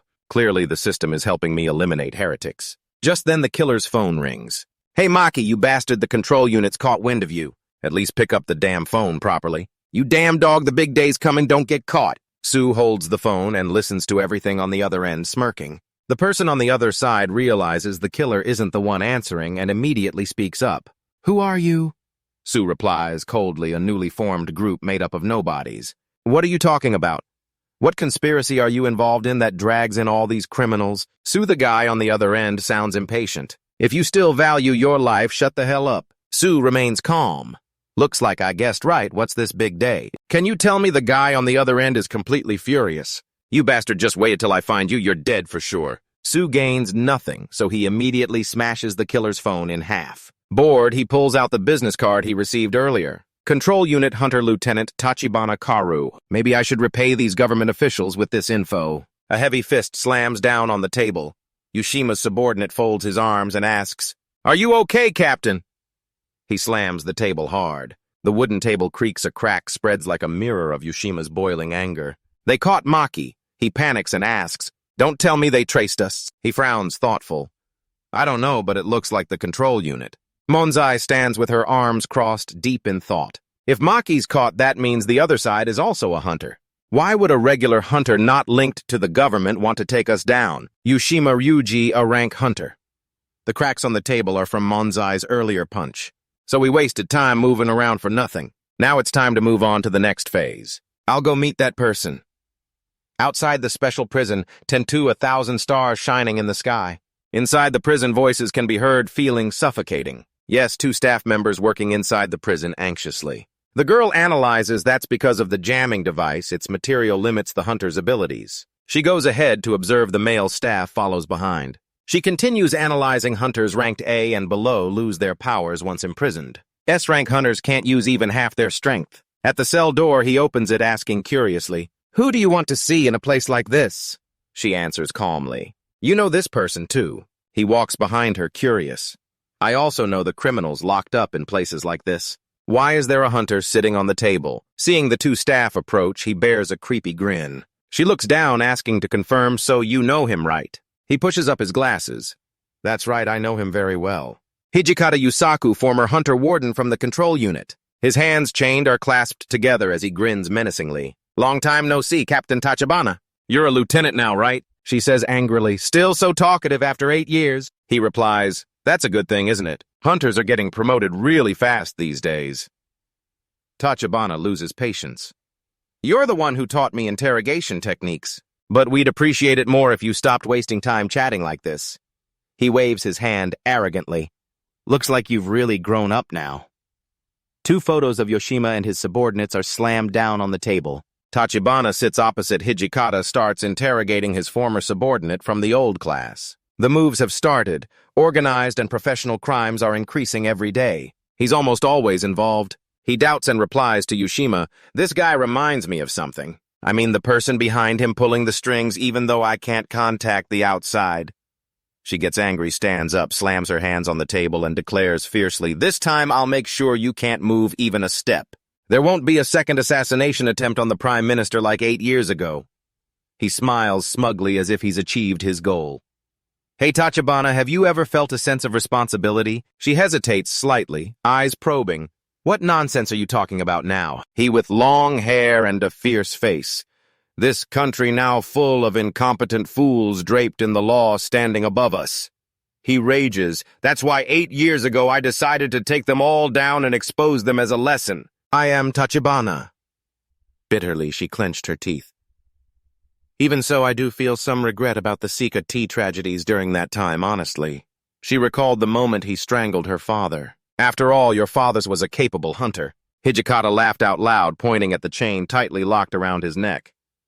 As you can see, I'm completely controlled and locked up in the room with the highest pressure from the material interference device. I'm already this useless, so what more do you want to push me to? She ran over, grabbing the chain around his neck, angrily confronting him. Do you think I believe you just sit quietly tied up in this prison? She continued fiercely. I won't let you get what you want. A light bulb lit up in the dark hallway. The sun recalled the events from 8 years ago when 35 hunters gathered to hunt down Hijikata as he tried to assassinate the Prime Minister. She added, one of them was my father. He adjusted his glasses, trying to see something clearly. So, in the end, Hijikata's reckless actions were stopped by the current chairman, Mr. Wakamatsu. Still, sacrifice was inevitable. She put her hands on her hips and sighed in relief. Now it's all in the past. You don't need to worry about it anymore, just get back to work. She read news on her phone about a man who was killed. Looks like something sudden happened outside the prison. Headlights shone everywhere along with the sparkling stars in the night sky. That's the guy who escaped from the prison yesterday. She went on about the news she just read. Inside the underground level clay mine, Mongai holding a spear and Kiritani holding a sword went inside. So from now on, you're going for materials instead of money. Kiritani walked ahead, observing, calmly replied, I never said that. I just said I'm taking materials too. Mon asked, why don't you sell that stuff to get money? He patiently explained, playing the hunter's shop involves a lot of stuff. You can't just buy everything with money. Don't worry, we'll handle it. Suddenly, a monster charged out. Mon raised her shield and spear to defend. He raised his spear high, thrusting at the monster, but it was unharmed. The monster ran at him to attack. When Kiritani reached, he swung his sword, slashed the monster, which sprayed blood and fell down. Other monsters approached, surrounding the two of them. Mon continued to wonder, by the way, why do you suddenly need materials? He tried to brush it off. I'm not using them for myself. I'll explain to you later. Mon thrust her spear, killing a monster. One by one, the monsters fell to the two of them. Kiritani finished off the last monster. They stood there, tired. Suddenly, Mon shouted, it's coming. That's it, right? The boss monster of this dungeon. The two of them face off directly against the giant beast. Looking again and again, you can't help but think that thing is way too big. And Kiritani spoke up just in time. He turned around, surprised. Yes, sir. He charged at the beast with excitement. Looks like he's about to get some good materials. The monster threw a punch at him. He ran away, dodging, and a few claws dropped to the ground. If you want to fight me, it's going to be tough. That's how you show affection, right? I'm starting to get your personality. And I know you just want to show off. The sunset glow. The skyscrapers have started lighting up. A glowing green stone is draining the life force from everything around it. He's sitting at his desk in front of the elf-crafted stone to activate a hidden skill. Walking along the machine, he sees a sign. He spent the whole night creating a soul stone using the materials Sora Alki bought for him. Carrying 2 heavy bags in both hands, he steps off the elevator. The goal of conquering the dungeon with Shin was to gather the necessary materials for the soul stone. He continues casting magic on the soul stone. However, it fails junk incomplete. 3 stones with 3 different shapes deformed, unidentifiable, useless. Night falls over the city. On the table lies a clay jaw. All right, the trial and error ends here. He looks hopeful. Please work this time. He casts magic on the clay jaw. A swirling light circles it, spiraling deep into the clay jaw. He can't hide the joy in his eyes. The soul stone has absorbed the power of quality clay ore. Otherwise, it just adds 1 to stamina. After absorbing 1 dose a day, he puts the soul stone in his mouth. It worked. Now I can increase stats besides mana old stamina 10, new stamina 11. He props his chin, thinking, thanks to this, I don't have to rely so much on executioner skills anymore. He watches the news on TV. An unidentified body was found at an intersection last night. The police are still investigating the case, believing it's connected to a skill-related crime that happened in Fukui Prefecture. He's startled as if he just realized something. Fukui, huh? Suddenly again. He clenches the paper. I should reveal hints about their base to the lieutenant colonel and see how far they can investigate with that info. Night blankets the entire city. Tachibana is walking in the parking garage. Suddenly, she finds a piece of paper on a car. She's a bit puzzled. This is a piece of paper and a phone case that's been torn in 2, clipped onto the car's windshield wiper. She unfolds the paper and reads Maki's phone. Eugene, while Itani hides behind a far pillar. Tachibana is calling someone. Minami, it's me. I'm coming right now. Wait for me there. He walks with both hands in his jacket pockets. She continues the phone call about Hijikata's henchman. I think I know who it is. Wherever skill-related crimes happen, Yushima Ryuji is always nearby. So you're saying that guy is currently in Tokyo Matsuoto Duzan Hunter Control Unit Captain Colonel. Do you realize how serious what you just said is? I'm Tachibana, she says firmly. Of course I know. What's the basis for that conclusion? She stands in front of his desk, hands clasped behind her back, holding the phone. Using it once, there's only one registered contact. Its signal leads to their base in Tokyo, where Yushima was last confirmed. He rubs his forehead. This incident happened in Fukui. Their target was the Fukui nuclear power plant. Inside the dark, quiet room, we also found a lot of solid evidence related to Fukui at the scene where Maki died. Yushima is also suspected to have been in Fukui. The organization is mobilizing hunters for this case. This is our chance to finally catch all of them at once. But what if Yushima's real target is in Tokyo? He continues analyzing. Don't tell me this involves Hijikata. She's a bit surprised. Related to Hijikata, he asks again. What does that useless old man want? Tachibana analyzes. Maybe they're plotting to target the Prime Minister again. Even if not, they're definitely planning something. She recalls the old man's attitude when talking in the holding cell. They've arranged everything and are watching our next move. He rubs her forehead. Tachibana gets agitated whenever she mentions Hijikata. He hands her a newspaper. Tonight, the Prime Minister will fly abroad. Do you really think a prisoner can plan revenge for something that happened 8 years ago? After that, the Prime Minister will depart from Haneda Airport, which is right next to Tentu Prison, where Hijikata is detained. She clenches her fist. I'll take full responsibility if anything goes wrong. If this is the way to prevent a coming tragedy. He grits his teeth angrily. You're still the same. Gather the local police. I'll trust your intuition. Report to me immediately if anything happens. She obeys. Thank you, Colonel. Outside the wall of Tentu Prison, Ms. Yoshima is adjusting her earpiece. His subordinate was holding a map. It looks like Fukui's operation has already started. All the underground tunnels were clearly marked on the map. Yoshima, let's move out. He laughed. Got it. He stood in front of the wall and touched it with his hand. He gave the wall a light push. The wall exploded. He was smug. So there really was a material jamming device here. He checked the watch on his wrist. That device means I can only use my skills to this extent. But if I equip this, that won't be a problem anymore. Everyone put these on. Behind Yoshima were his masked subordinates. He shouted for them to charge.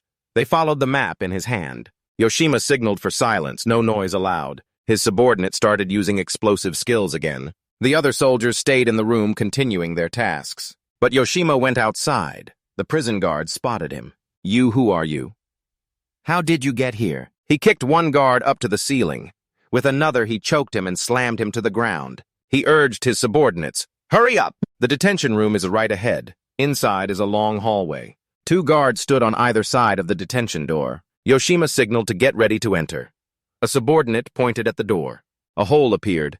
Yoshima blew into it. Deadly poison skill. Every prison guard inside died instantly. Things were going smoothly, but only for now. If reinforcements arrive, it's going to be a big problem. Yes, Yoshima tapped on the computer keyboard. Then he pressed the red button. He gave the order. Let's go to that person's location. The sound of chains clanking. Hijikata looked smug, watching his subordinates kneel before him. We've come to pick up the warden. He sat comfortably. Truly a grand welcome. I've been waiting for you for a long time, Yoshima. A car sped down the road. That's not enough. We need to expand the warning range and notify all the other members, too. On one side, an employee focused on driving. On the other, Tachibana frantically making phone calls. We have to widen the warning range and notify all other members. Hello, hello. The other side suddenly hung up. She was furious, unable to hold back. Damn it, sis. The car sped through the wind at Tentu Prison. Outside, bright headlights shone. The alarm blared loudly. Tachibana and her team burst through the door, angry as hell. The prison guards' bodies lie scattered in the hallway. Hijikata and his gang are running away. We were just one step too slow. An associate stops her from chasing the prisoners. Major, this is too dangerous. Looking toward the fleeing group, the jamming device is still working. If they can't use their skills, then we still have a chance to win. She holds a handgun. A subordinate notices what is she doing. She raises the gun and fires at them. He raises his hand to use his skill, blocking the bullets flying toward him. The bullets are neutralized, hovering mid-air. He smiles triumphantly, saying nothing. That's quite a dramatic greeting. She suddenly panics. His skill. The jamming device is still active. How is that possible? The subordinate laughs with satisfaction. You guys are just a bunch of empty-headed bureaucrats. You think we came here unprepared? She quietly observes, analyzing the bracelet. Could it possibly counter the jamming device? Yes, Yoshima warned Hijikata. So here comes another troublemaker. A subordinate notices and asks, "You mean Tachibana?" He laughs loudly. Another familiar face. Came to congratulate me on getting out of prison, huh? She stands there facing them head-on in the prison hallway. Nonsense, that's enough. Go back to your solitary cell immediately. I know you plan to target the Prime Minister again, just like 8 years ago. He mocks sarcastically. You're as sharp as ever. He steps closer, but nothing will change. Even if you're here, I don't intend to push you to the edge now, because that's when you'll die. He turns away, satisfied. Well then, excuse me. The people at the airport are very strict about schedules. They don't like anyone showing up late. He disappears, leaving 2 subordinates to fight the guards. Even if you have to shoot him, don't let him escape. Yoshima blows poison, killing all the guards. She raises her gun, warning, Hijikata, stop right now. A subordinate blocks her path.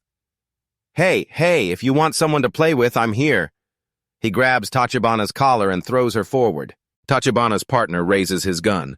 Too loud, stay still. He turns around. Come on, you think I'd just let you shoot me? He uses his skill again, neutralizing the bullets. Is that all the hunter control unit can do? Pathetic.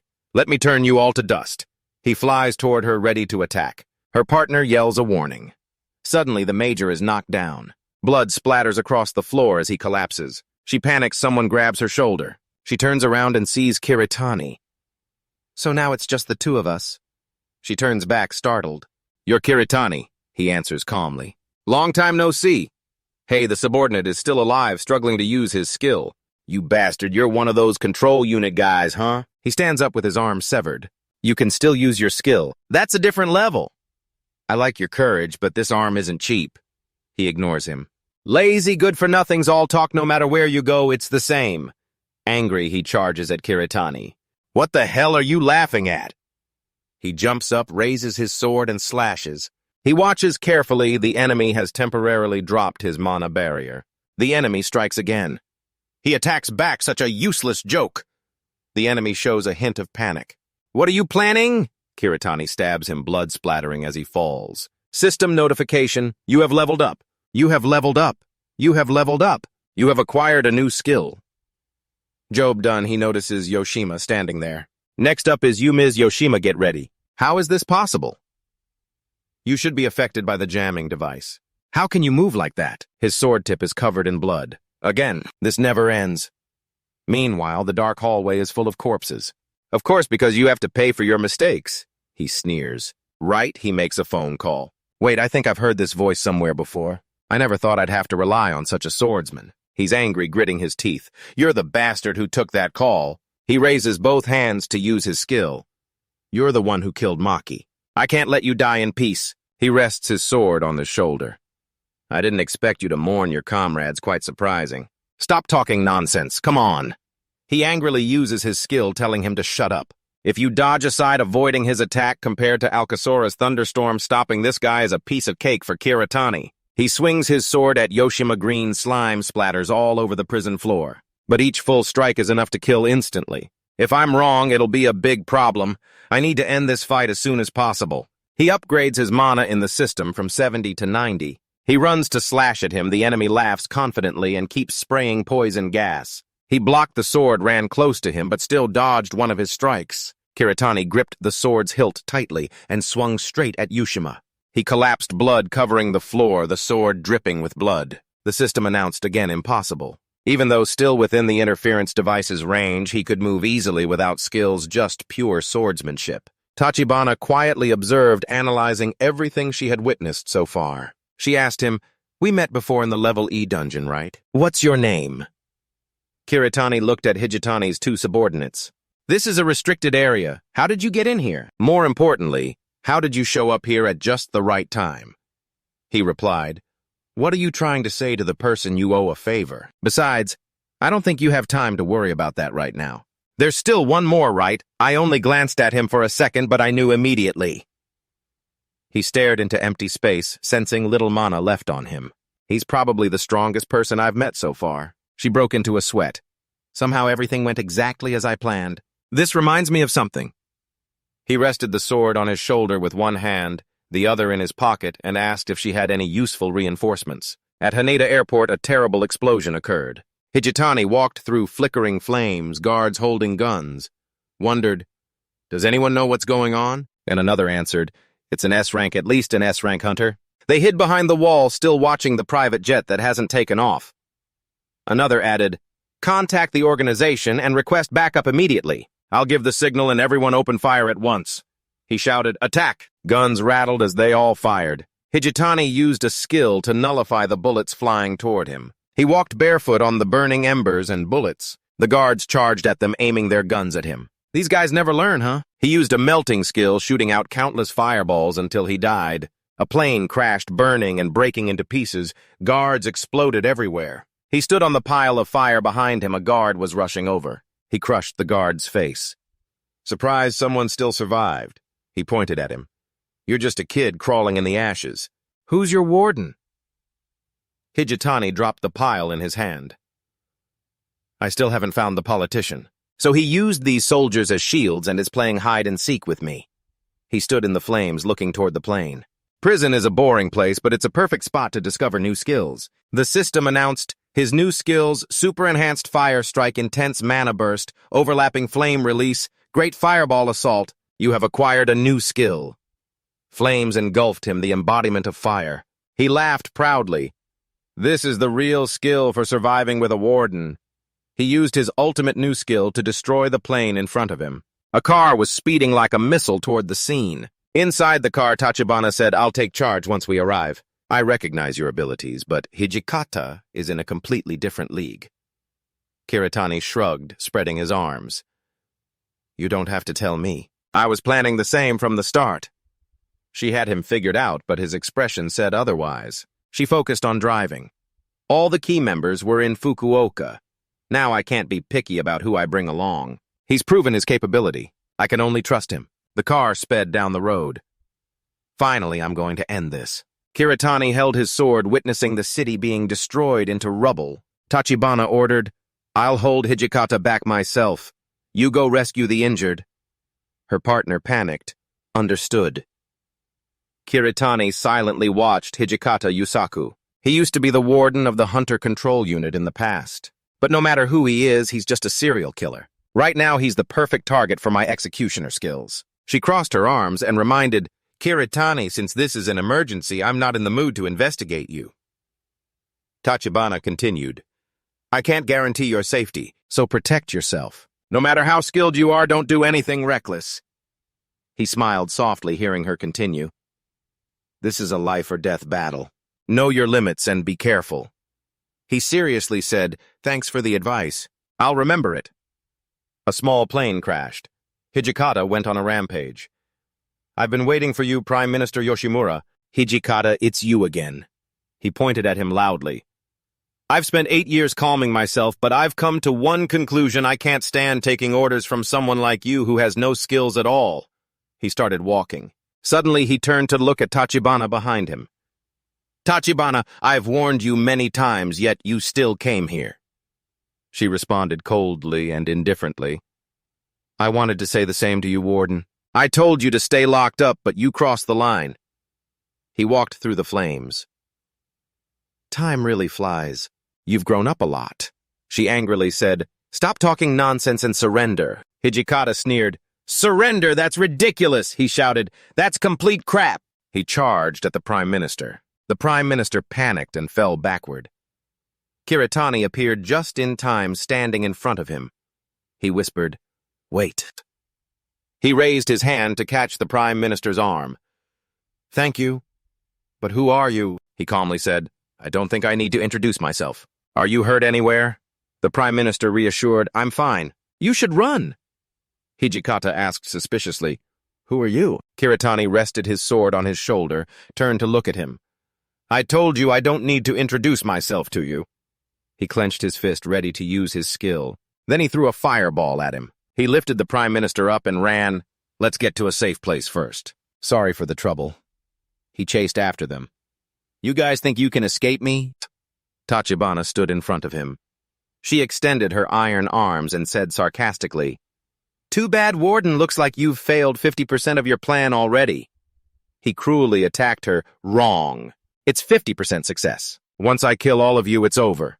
She faced off with Hijikata directly. She threw a thunderous punch, but he blocked it. He grabbed her punch tightly, sneered, "Let's see how you survive this afternoon." She was thrown far away. She was injured in the stomach. She used her super regeneration skill. "So basically, you let me cut into your skin on purpose." She attacked, but he dodged. "So you can break my bones." He used the silent flame skill. "You're so naive." She was burned by the fire. He looked triumphant as she was thrown forward. She fell to the ground but was still alive. She propped herself up, struggling to stand. Kiritani stepped forward. He saw Tachibana and tried to tell him, "Don't stop. Even you can't handle that monster." She, full of wounds, looked helplessly at the major. "She's done her best. Please don't push yourself anymore, just watch me." He upgraded his mana in the system from 90 to 110. "Then you'll understand what it means to know your limits and give it your all." Kiritani and Hijikata faced each other. "It feels great to be out of prison, but it seems like a lot of strangers are coming to greet me." He raised his hand to use his fire skill. "Still, I'm not obligated to be your opponent." He walked past. "You stay right there. I'm not interested in crushing the future generation of this country." A sword stabbed at him. I dodged it. He pointed his sword at him. "Do whatever you want. I'm just doing what I want too." He was angry, this guy. He raised his hand and swung his sword at him. "Still, I'm curious how you're going to deal with me." His hand surged up into the air with blazing red energy swirling around his fingertips. In an instant, a bright, blazing fireball formed and burned in midair. He watched carefully and dodged one of his attacks. Using deadly poison skills, he created a circle to block the toxic gas from reaching him. Continuing to unleash his own skills, he flew into the air, evading him. "I admit, after fighting Kiritani for a few rounds, I understand why Tachibana values you, but at the same time, I can see your weakness." Without giving him a chance to hesitate, he kept attacking. An explosion happened, rocks and dirt flying everywhere. He gave a cold smirk, standing face to face with him. Hijikata shared his new findings with Kiritani. Mana is like the basic physical skill in the battle between hunters. Mana acts as the foundation of power.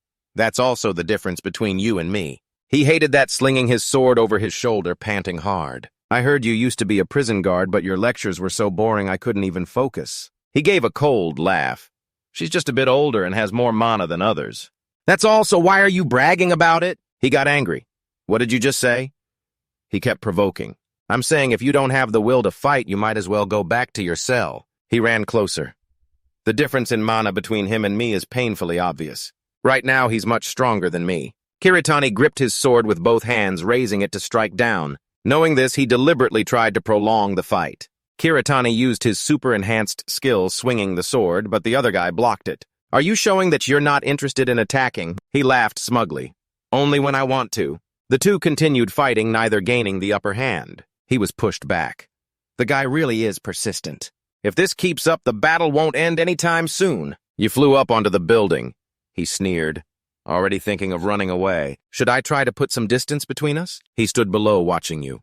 "Don't think you can get away from me." You ran forward with debris flying behind you created by him. He knelt down, slamming his hand into the ground. "Looks like he's not letting you get away." He toyed with you and Kiritani kept flying higher. He laughed loudly. "So you want to play a midnight game of chase?" Hijikata chased after him. Suddenly he stopped. This time was exactly the same. Once he wanted, he closed the gap using his solid body to push Kiritani forward. "I only have one chance." He closes his eyes and analyzes. "I have to channel all my mana into this attack. He's crazily chasing after me." "Are you closing your eyes? Looks like you really want to become prey." He grips the sword's hilt tightly with both hands, pouring all his strength and mana into this slash. I'll use his habit against him, jump in immediately and strike his head. At that moment he sneers, arrogantly, laughing loudly. "Your power is truly a gift from the gods, yet you use it to protect these weaklings. What a shame." He takes the chance and lands a slash on him. He falls down, blood spraying everywhere. He stops and looks around carefully. He's collapsed on the ground. He breathes a sigh of relief. System notification. You have leveled up. You have leveled up. You have leveled up. You have leveled up. You have leveled up. He slumps down on the ground, exhausted. You've learned a new skill. Unbelievable. The fire flickers. Amid the sea of flames and blood, a voice sounds. Did you see it? Did you hear it? Those not chosen are destined to die here. In your eyes, the image of someone struggling to stand up is reflected. Two kids are sitting on a tree branch. I shouldn't have told him what I know. Maybe so. He really is useless. We have to cleanse the useless ones. The boy hesitates a bit, but who is that? They look toward Kiritani, who's lost in thought. Though still weak, his mana has definitely been refined. They hold hands. We have to go. Around them float blue lights on the leaves. We have to hurry. We must report every detail, even the smallest. Bright lightning flashes in the room. A hand grabs hold. We have to carefully control our boss like threads. When Italy questions, "How could you do that?" After a few tries, she answers, "If I do that, I'll get stronger." Suddenly, an explosion happens in the room. She shields her face from the debris. He smirks. Whether or not that happens isn't up to me. She becomes more determined. I have to focus all the lightning into one point and release it. The explosion leaves the ground cracked wide open. Bricks and stones scatter everywhere. Failed again. She's in the bath cleaning up. Both hands grab the towel around her neck. Listening to the news coming from the computer. Reporters are gathering at Haneda Airport where last night's incident happened. Clearly, they're trying to meet the hunter who defeated Hijikata Yusaku and saved the Prime Minister. On the screen, reporters surround and interview Kiritani. He is said to be Kiritani Su, who obtained 5 skills upon awakening. Reporter Yoshida caught his response on camera. There are many rumors that he surpassed Hunter Alki Sora. What do you think about that? He laughs arrogantly. No way I've surpassed Hunter Alki. That's still too soon for me. She sips water while watching the news on the computer. She angrily crushes the glass in her hand. She's even more determined to train and succeed. Focused to release the lightning. She grabs a spear and enters the room. I'm sure I can do it today. A meeting is happening in a tall tower. What is this about? Didn't I say we shouldn't meet for a while? Another explains the twins found a troublesome target. He's refined his mana and can use charm mana. Another sitting with crossed arms adds, how many times have we been led on by those words searching all over the world, and more than that? Why were the twins there in the first place? I used them to test a new item.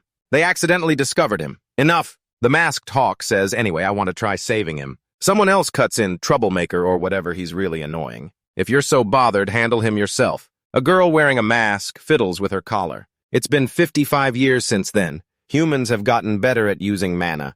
That really is a big step forward. Hijikata is one of them, just like 11 years ago. The name that stopped the tide.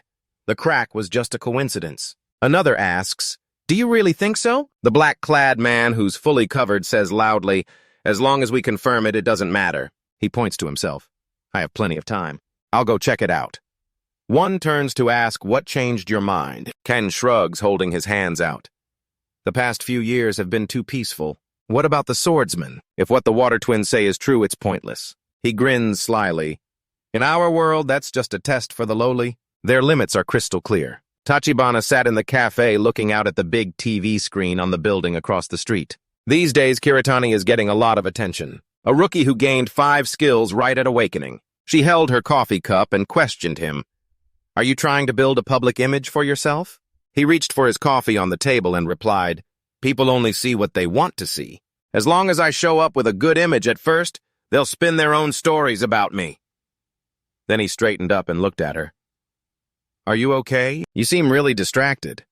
He advised her to just keep it simple. Just think about whether it's necessary or not. She pondered deeply, gripping the paper on the table. We need to stop a criminal who's threatening the country. He calmly took a sip of coffee. Is that really necessary?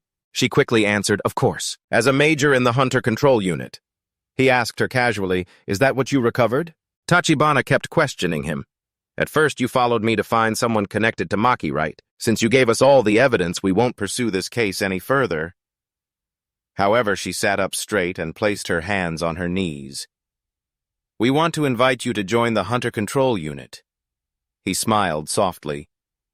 We'll fully support you and provide all the gear you need. She continued. We'll also equip you with the best conditions since the unit was founded. Kiritani hesitated a bit. Thanks for the offer, but honestly, it's not really appealing to me. People like Yushima and Tuyama would probably be happy about that. She got a bit angry. What do you mean by that? Suddenly, she seemed to realize something. Yushima's skill is deadly poison, and Tuyama's acid skill is a killer's hand. They're just like the public skills Kiritani has. She gasped and jumped up. Don't tell me you can steal skills. He signaled her to keep her voice down. You're sharp, so you should understand why I don't want to explain more. You don't want to become bait, right? For a moment, she entertained the idea that maybe you could really steal someone else's skills, if that's really possible. He stood up, thanking her for understanding. I have another appointment, so I'll be going first. He passed by and patted Tachibana on the shoulder. I look forward to working with you. The city was filled with tall buildings. System notification. Status window, level 28, strength 12, endurance 11, agility 11, mana 135, stamina 135, resistance 10. Bonus points 25 status. Good title none. Continuously absorbing soul gems was increasingly effective. I can get stronger without relying on leveling up. Skill list. Executioner E, super charm, S soul, gem deadly poison skill, a killer's hand. B, fire incarnation, SS, heretic executioner. Why use the word heretic again? There must be a reason for that. He thought about it for a moment. Aigawa was sitting on the bed, suddenly cheerful when he saw Kiritani. Sue, you sat by the hospital bed and asked, "How are you feeling?" Yes, She hesitated a little. Of course, I still have to do a few more tests, but it seems like I've recovered from the mana allergy. Is it because of the tidal fissure? Yes, I think so too. Since that day, I've been recovering really fast. I see that's too bad. She looked surprised at the box he brought. He opened it and said regretfully, I guess you won't need these soul pills anymore. She quickly lunged forward, blocking with her hand, Wait, as long as it's from you, I'll take anything. She took several pills that Shu handed her at once. I'll take anything you give me. She stuffed her mouth full, her cheeks puffed out. He gently asked, Do you need or want anything else? She hesitated a bit. Actually, I want to become a hunter. He worried. If that's the case, it's too dangerous. She clenched her fist tightly to show determination. That doesn't mean I can't do it. The world my brother always dreamed of, I want to see it with my own eyes. Mana. Just as she was thinking, the phone suddenly rang. Yes, Kiritani speaking. On the other end, a guy was sitting in front of a computer. It had been a while since they talked. Kiritani, this is Tomura from the Hunter Association. He stood up. I'm contacting you because I have some information to share. Are you free right now? Igawa waved goodbye.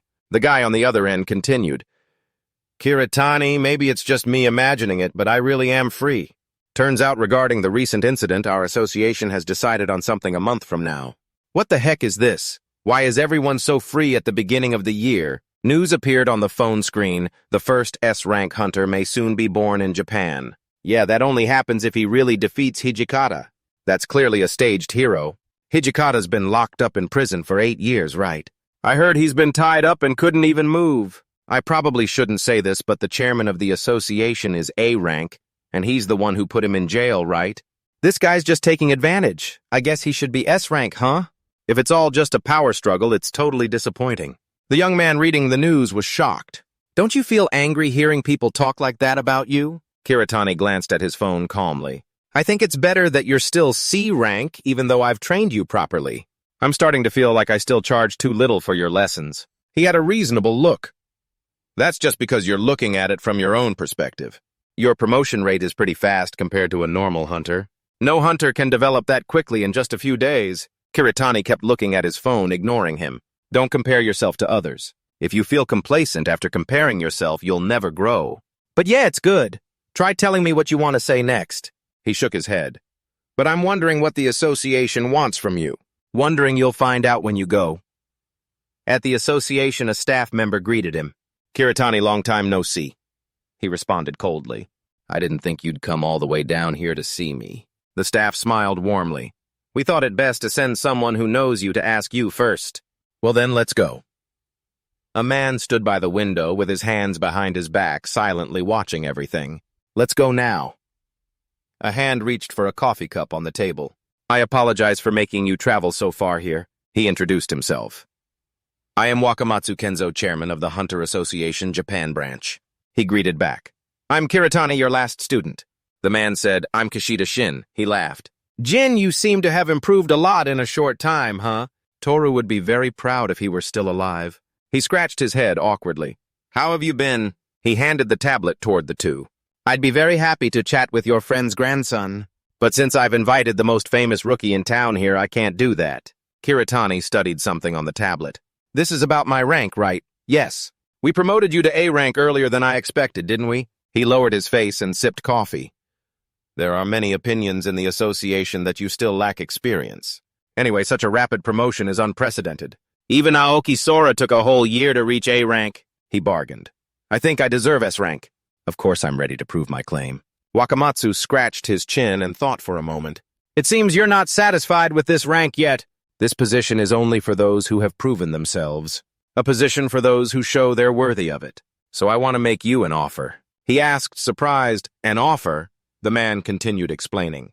Since the event in Zaray Mara Labyrinth, we can clearly see that dungeons can suddenly change. The association reviewed this and adjusted the ranks for most of the dungeons. As a result, the rank of Itachi Dungeon has changed from S rank to SS rank. According to the scouting team, all the monsters in the dungeon are guardians. Well, they came to that conclusion because rifles don't work on them, and Kiritani held the tablet looking it over thoughtfully. So that means there's a core somewhere in the dungeon. This is a different kind of cracked tide. Why are you standing up to analyze more? That's the place you went into. Do you want to join the investigation? Based on the results, this might be the proof to recognize your abilities. I wonder, don't you think you're being too generous to Lin? Don't try to fool me. Maybe you don't know, but I've been keeping an eye on you since the Hunter exam. I know you can become outstanding. He pointed at a parts on the tablet. I see here that the extermination team can only include guilds with a limited number of members, right? Ah, right, I forgot to mention that. You're planning to start your own guild, aren't you? He stood up. Yes, it's about time. I'll join the extermination team. When Wakamatsu and Kiritani shook hands, Tamura will give you more details. Good luck. Thank you, sir. I have to thank Hijikata for this. I don't often get access to S-rank dungeons. It's time to start my own guild. Inside the elevator, a voice asked, "Why do you suddenly want to start a guild?" He replied, "I've always wanted to start my own guild when the chance comes, and now the association is supporting me. This is the perfect time. May I ask, what will you name your guild?" He looked at the tablet, thinking about the name. He was deep in thought. This is a great chance to attract those connected to my past life. The name deeply engraved in my memory from my past life, Aslan continent god Ilya. Overload. He sighed. Bad memories are always clearer than good ones. He jotted down notes. All right, I've decided. The guild name will be Overload, an F-rank guild. Overload. The two stepped out of the elevator, but right now we only have 2 members, the boss and me. Do you have anyone to recommend? Suddenly an idea came up. I think we need a priest. That role is essential when conquering dungeons. He imagined a priest. That's an irreplaceable role. It's best if we have one. I agree. We'll talk about that later. Anyway, you really don't need to join this extermination mission. Don't panic, what? Why, I'm just cold because it's dangerous. I admit you have potential. He might master the ancient dragon clan's mana enchantment skills in the future, but not now. I'm patiently explaining to you this time we're facing an S-rank dungeon. I can't guarantee I'll be able to protect you if something goes wrong. I can't take responsibility. Showing determination, begging I want to go with you, big brother. I can't get stronger if I just hang around like this. I have to challenge myself. Kiritani looks pleased with his student. He finally learned how to say it right. Now let's go to the hunter's shop. Our gear still isn't good enough. Running after them excitedly. This time I'm buying for you too. Huh. Of course I have to take care of my talent. At the Termin Cave, Alki was already waiting outside. I'm not exactly the type to just show up right away for you, Kiritani. He questions, even though you say that you still came, didn't you? I guess you have your own reasons. He's surprised noticing Alki's unusual hair. Did you dye your hair? She stammers. I'll talk about that with you another time. So what do you need me to do today? He hands her a tablet. I was asked to join the S-rank dungeon extermination team. I'd really appreciate the opinion of an expert. She folds her arms and looks closely. Whispering to Kiritani, big brother, who's that suspicious girl? Is she some kind of broker? He looks at his phone and replies, No need to worry. I think you probably already know who she is. In the back, Alki is studying something on the tablet. Not sure if our budget's enough. He's surprised. You know her too. Is she some famous star or something? Alki takes off her mask. Let's go. He looks extremely shocked. About to scream, but Alki gets her mouth covered by him. If someone nearby hears, it'll be troublesome. She's playful. I'll definitely introduce you two to the places with the best gear. He's carrying a huge pile of stuff so much that people around gawk in surprise. I think this gear should be enough. Meanwhile, he's still standing with Alki thinking about what to buy next. What weapon should we choose? I don't see anything special. She looks around once there's no weapon here that suits you. She adds, there's a shop I often go to. Let's go there. Fuhaha, welcome back, old man. Sitting in a chair. What's the request today? Izumi Suguru, skilled craftsman. Alki introduces the two to the old man. Hello, today I'm introducing these two. He puts his hands in his pockets. I'm Kiritani. Next to him, bowing slightly, I'm Kashida Shin. The old man looks at them, then quickly turns back to continue sharpening swords. Sorry, but you two should leave. Even if it's Sora's request, I won't sell to you. Suddenly, Aoki, Mr. Izumi, he replies indifferently. I wouldn't choose a sword just because it was forged by a blacksmith. A sword has to have its own value. Anyway, ignoring his arrogance, I don't see anything special here. I was expecting something really unique, because it was Sora's suggestion. For example, you take a sword on the table. He examines it. This feels like it would snap in half if I hold it. And yet you're selling stuff like this. The old man grits his teeth angrily. Boy, you're pretty bold. If you can break that sword, I'll give you anything in this shop. Kiritani uses an acid skill on the sword. Alki panics Mr. Izumi. The sword shatters into pieces on the ground. The old man is stunned while Kiritani looks extremely triumphant. What did you just say? He curses. Damn it. He hands the broken half of the sword back to the old man. Any comments? Mr. Izumi picks up the broken piece to examine. Unbelievable. This isn't even made of wood or anything. Kiritani keeps provoking. You seem pretty confident in your skills. I hope you keep your promise too. Someone tries to stop him. Don't want you to keep talking. Come on, come on! The old man shouts, pointing at him, and loudly asks Alki, Sora. Who the hell is this kid? She shyly answers quietly. I think you've heard of him before. He's the one who defeated the Tidecrack Guardian, a rookie who took it down with a single attack. The old man scratches his head. I guess I'm just too old and forgetful. I couldn't even recognize such a talented young man in front of me. He interrupts. Please show us the usable weapons, and we'd also like to ask you to craft materials we'll bring in the future. The old man is annoyed but doesn't say anything. He's really a thick-skinned guy, the old man shouts. I know, quiet. Then follow me. And the kid behind, too. He pulled the switch. Even a verbal promise is still a promise. This is the price you pay for underestimating me. He pulled the switch down. A compartment opened. A stairway down to a basement. Go on, go down. They quickly walked down the steps. Inside, there were lots of special weapons. Please enjoy yourself. You can take anything you want. He held his head helplessly. Uh-huh, he reminded again. Still don't take things you can't use. I know that too. You go take a careful look around. Compared to the dwarves, this place is a bit lacking. But if he has this kind of ability, I understand why he's so confident. Suddenly, you notice a weapon. A Hellgrade S sword blade. Effect when equipped, strength plus 50. Agility, 50, mana 150. Resistance, plus 100. Special effect, Iron Wall. Mana effect depends on mana fuel. Instant effect. Endless Flames. Described as a flame-eating sword. It used to bring disaster, but thanks to the blacksmith's craft, it's been reborn. Bonus points 250 just looking at those stats alone more than makes up for its weaknesses. He sees you staring at the sword. Interested in it. You compliment the sword's quality. He explains Hellrift Tide SS grade happened 11 years ago.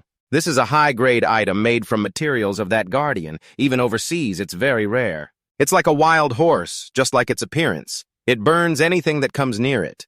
That was one of the fragments taken from the guardian when discovered. You ask, why would something like this be left forgotten and ignored? The Hellrift Tide ended after many sacrifices and efforts. Everyone agreed not to go back to look for anything anymore. As long as I don't make it burst into flames, there's no problem. There are still many other items inside, so you should take your time choosing. You grab the sword. The old man panics. What are you doing now? I want to experience what the standards are for an SS-grade guardian. He collapses to the ground. Haven't you been listening to what I said? Even though it's just a fragment, it comes from an SS-grade Hellrift guardian. It's not something a rookie soldier can handle. Aoki stunned Boss Susan the skill I got after defeating Hijikata. I think it's really useful right now. This mana flame feels like a living creature. It seems really strong. Oh, right, Alki. You came with us today because you wanted to ask something, didn't you? She looks a bit confused, mixed with surprise. What are you talking about? If you practice what I taught, you'll be able to understand its energy through my posture. You don't need to force yourself, just relax. The trick is to try keeping a varied rhythm. Sin runs over, concerned, Mr. Izumi. Are you okay? Since you introduced some good stuff to Shin, I'll show you the Arakoid Spike, an A-rank raw material weapon. He swings his sword standing proudly. He grabs the mana threads, altering the properties in her mana, just like lightning. You need to materialize the special traits of a specific target. Now you can go. He asserts, from now on, the owner of this sword is me. He uses a skill that surprises the other three, then firmly holds the sword that now belongs to him. The old man is astonished. What he uses a skill to turn the sword into a wristband. Usually it turns into a wristband, right? That's some high-tech stuff. New system notification, SS-Rank martial arts master. Able to skillfully use any weapon. Any weapon that contacts the user will have its abilities enhanced based on the user's current mana and experience. Just awakened a skill from a past life that's really great. That means I can use any weapon. He asserts again, I will take it. Alki calls out, wait, hold on, you taught me so much. I don't think a shopping trip like this is enough to repay you. He asks, do you have any other info? She reminds him, please be careful with the S-rank dungeon you're about to face. He wonders, why would you say that all of a sudden? There are many hunters who seem to be hostile towards you. The dungeon is isolated from the outside world. There will be plenty of cunning, ruthless hunters out there. You really need to watch out for high-level hunters. My guild will also participate in this event. So let us know if you really need help.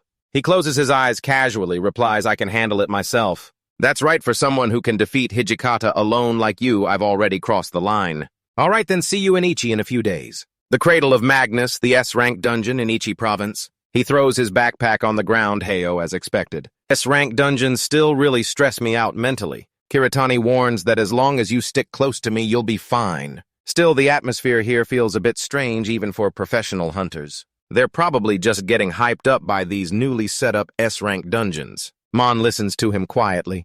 It's best if they're just getting excited on their own. Some other hunters glance at them suspiciously, whispering and gossiping. Looks like the worry Alki mentioned has come true. This is going to be troublesome. Nice to meet you all. Kiritani introduces himself. I'm the Guildmaster of Overload. The woman sitting at the table is Yasuda Yuki, Guildmaster of the Ranged Archer Guild. Next to her is Yamagawa Nami, Guildmaster of the Yamabiko Enhancement Guild. So they're planning to treat me like I'm invisible. A tall, rough-looking guy walks in. Is everyone here a third party? He's Arakawa Jin, Guildmaster of the Titan Tank Guild. He introduces himself again. I'm Kiritani Su, Guildmaster of Overload. He sneers. What kind of guild is that with only 2 people? I've heard of you. You're the one who killed Hijikata, right? You're humble, that was just luck. He's clearly looking down on him. I've seen the guy at his peak. Even I'm not sure I could have beaten him back then. A noob like you claims he killed him with that little skill. He sighs. So that's how it is.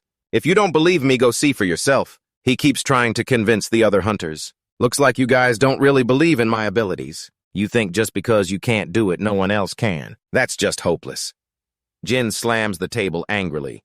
You brat! At that moment, Yamagawa stands up annoyed, shouting, That's enough, you two! It's almost time for the dungeon raid. The guy slaps him on the shoulder, holding his shield confidently. Let's see how long your nonsense lasts. He shrugs off the shoulder tap, annoyed.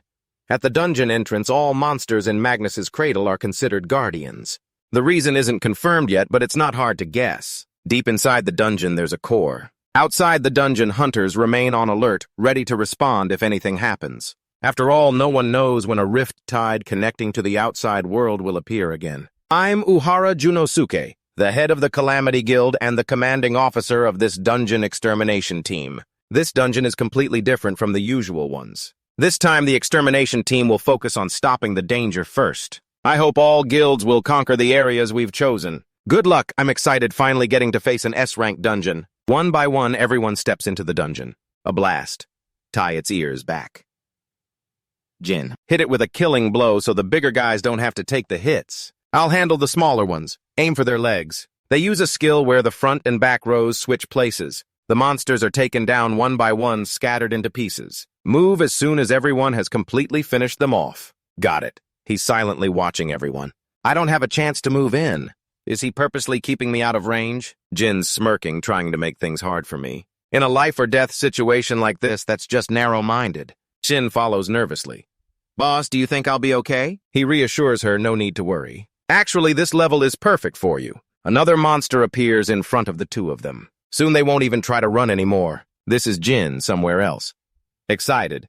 Is it time for Overload to start moving? You two are the only ones here. There's no other way. He pulls out his sword. We're already fully prepared. So shut up and watch. No need to use that Hellfire sword. You two get moving. Understood. Scene holds up her shield, defending against the monster. Don't stop. Keep going. Other hunters panic. Is that a C rank? He's even fighting alone. Kiritani runs up and swings his sword, striking the beast. Blood splatters everywhere. The monster is about to be taken down. Shin holds the shield again. Sword in hand, your opponent is me. He stabs it with a killing blow and the beast falls. He catches an arrow. What's this? Two other hunters mock them, saying they're struggling too much. So we decided to help.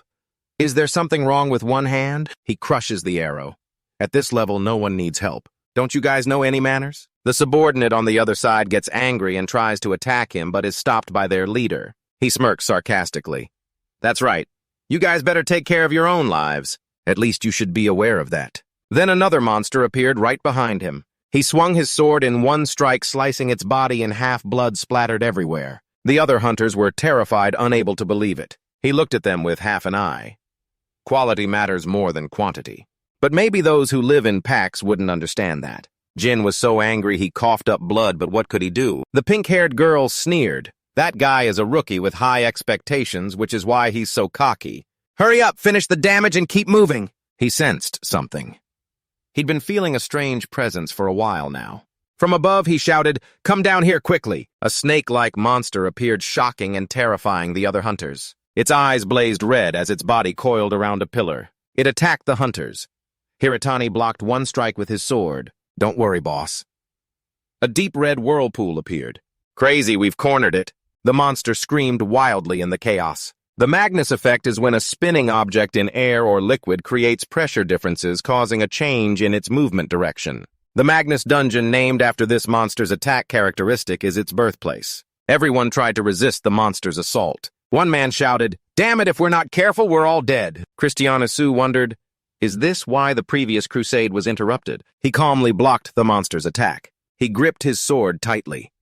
Being able to guard against such intense attacks without using any magical power proved he was slowly regaining instincts from his past life, but it was still too soon to celebrate.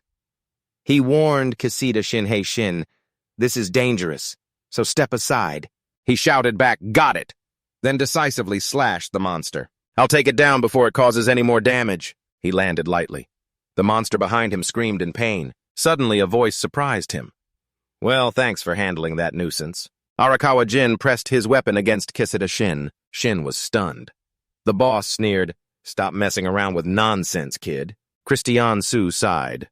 Maybe he was too eager to take down the monster. He pondered it was crazy to act that way with the others nearby. Someone yelled, "Everyone's gone crazy." Another urged, "Those two aren't affected quickly. Put on protection charms and deal with them." A man hurriedly restrained someone else, holding back anyone having seizures. Another tried to help those still conscious tend to the wounded quickly.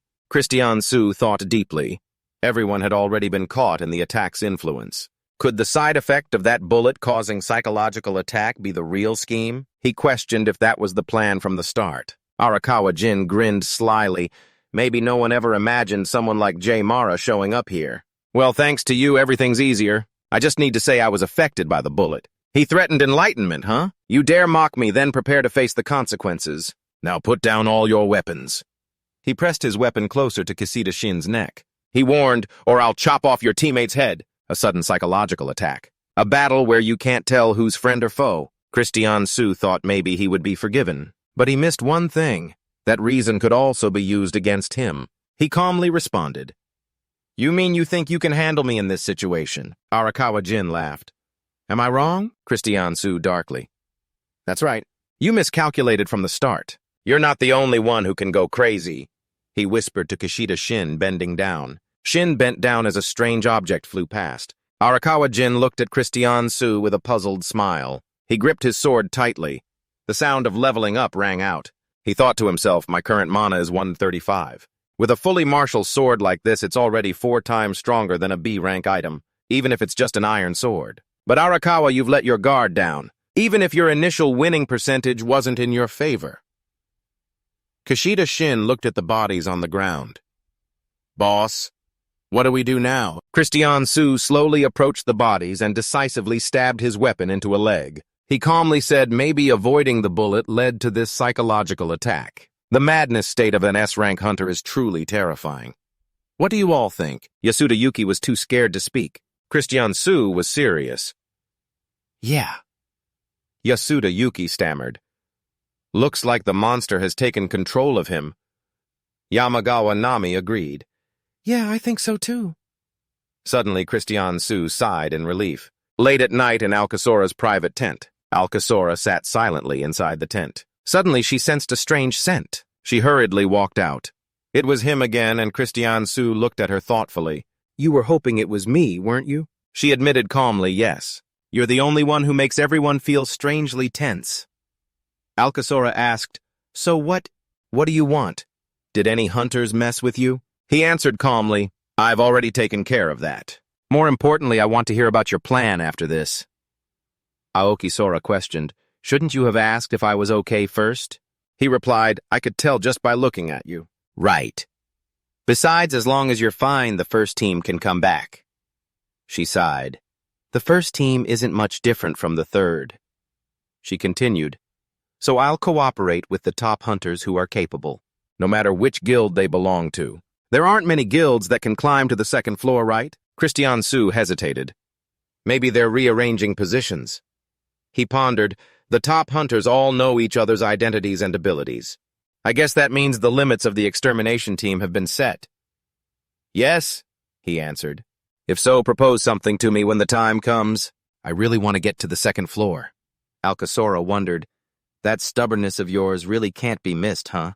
He said casually, I think we're close enough to say that. She got annoyed. Don't just assume we're close. We've only met a few times. Our relationship isn't that close. Christian Su bowed. I'll teach you the next step to use mana. It benefits both sides, right? Alcasora quickly stepped back. She hurried to keep her distance. Better not to expect anything. Okay. Although I have the right to propose to the guild leader, it's not always accepted. If the proposal isn't worth considering, the leader will definitely reject it. Christian Su said gently, That's okay. The important thing is it's your proposal. Alcasora shyly turned away. No need to flatter me. Christian Su looked confused in the direction she had just gone. What the heck? He thoughtfully opened the system to see what he got after defeating Arakawa. He muttered, First add 10 points to mana. Not many skills I can use, though. The screen showed Madness Level A. Explains the psychological and physical aspects have an inverse relationship. Ability to increase all stats except resistance, in exchange for part of your sanity. Christian Su thought quietly, Definitely Arakawa's unique trait. He calmly moved on. Not bad, but I'm not sure how to use it. In the end, the skills remain the same. The quiet space at the entrance to the second floor, the temporary resting tent. The injured man screamed in pain. Swayze hurriedly comforted him. Hang in there a little longer. Kushida spoke up. It seems like Team 1 fighting on the second floor is also being attacked by the same monster. Looks like they reacted too slowly, causing the damage to spread. He turned around. All right, you take a little rest, too. A few hours later, Uhara Junosuke boldly ordered, The elite team selected will head straight to the second floor. The remaining teams will guard the first floor. Kishida asked, Boss, do you have any backup? No matter how skilled they are, they wouldn't put you in the first team. Akasora heard him reply, I'm just taking advantage of the free opportunity I have. When Christian Su turned back, If anything happens, head to the Calamity Association. Aoki is pretty famous, so you'll be fine. Kishida responded, Got it, take care of yourself. Everyone slowly climbed the stairs. Uhara Junosuke rushed ahead to lead the group. The bullets started attacking. He quickly raised his shield to block. A huge whirlwind attacked them, earth and rocks flying everywhere, surprising him. A soldier panicked. The power of the bullets here is totally different from the first floor. Be careful! Suddenly, the ground shook violently, putting everyone on alert. Wave after wave of attacks came fast and furious, and they couldn't block them all. As Kristen ISU calmly blocked each attack, they seemed so well prepared, like they were ambushed. He stared straight ahead. A whole group of monsters was approaching, frightening the whole team. They're more numerous than we thought! The monsters roared angrily. The entire group of monsters attacked them at once. The team struggled. Hold them back. The soldier with the shield blocked. Are you kidding? They're worlds apart from the ones on the first floor. He gripped his sword tightly. What do they mean by saying these are above S-Rank? The association seriously underestimated them. Uhara Junosuke blocked attacks while thinking, since this is a one-way path, we absolutely cannot retreat. He raised his glowing shield. It's still a bit early, but I'll shout powerfully, steadfast alliance. Brilliant streams of power struck the monsters head-on. Christian Su looked at his hands. His stamina and HP had increased, and so had his resistance. He was confused. Is this the guild leader Uhara's skill effect? The soldier in the brown cloak said, nice, no wonder he's Captain Uhara. The one in the blue cloak confirmed, even if they shoot bullets at us, it won't be a problem. He gripped his weapon firmly and shouted, Manhwa! A wall of power appeared blocking the monster's attacks. He was excited. Great, it worked. And he reported to his teammates, 30 seconds left to activate the next skill. A man next to him charged forward with his weapon. We'll support you during the cooldown. That man helped a wounded person. 2 people are under a spell. Another person rushed over.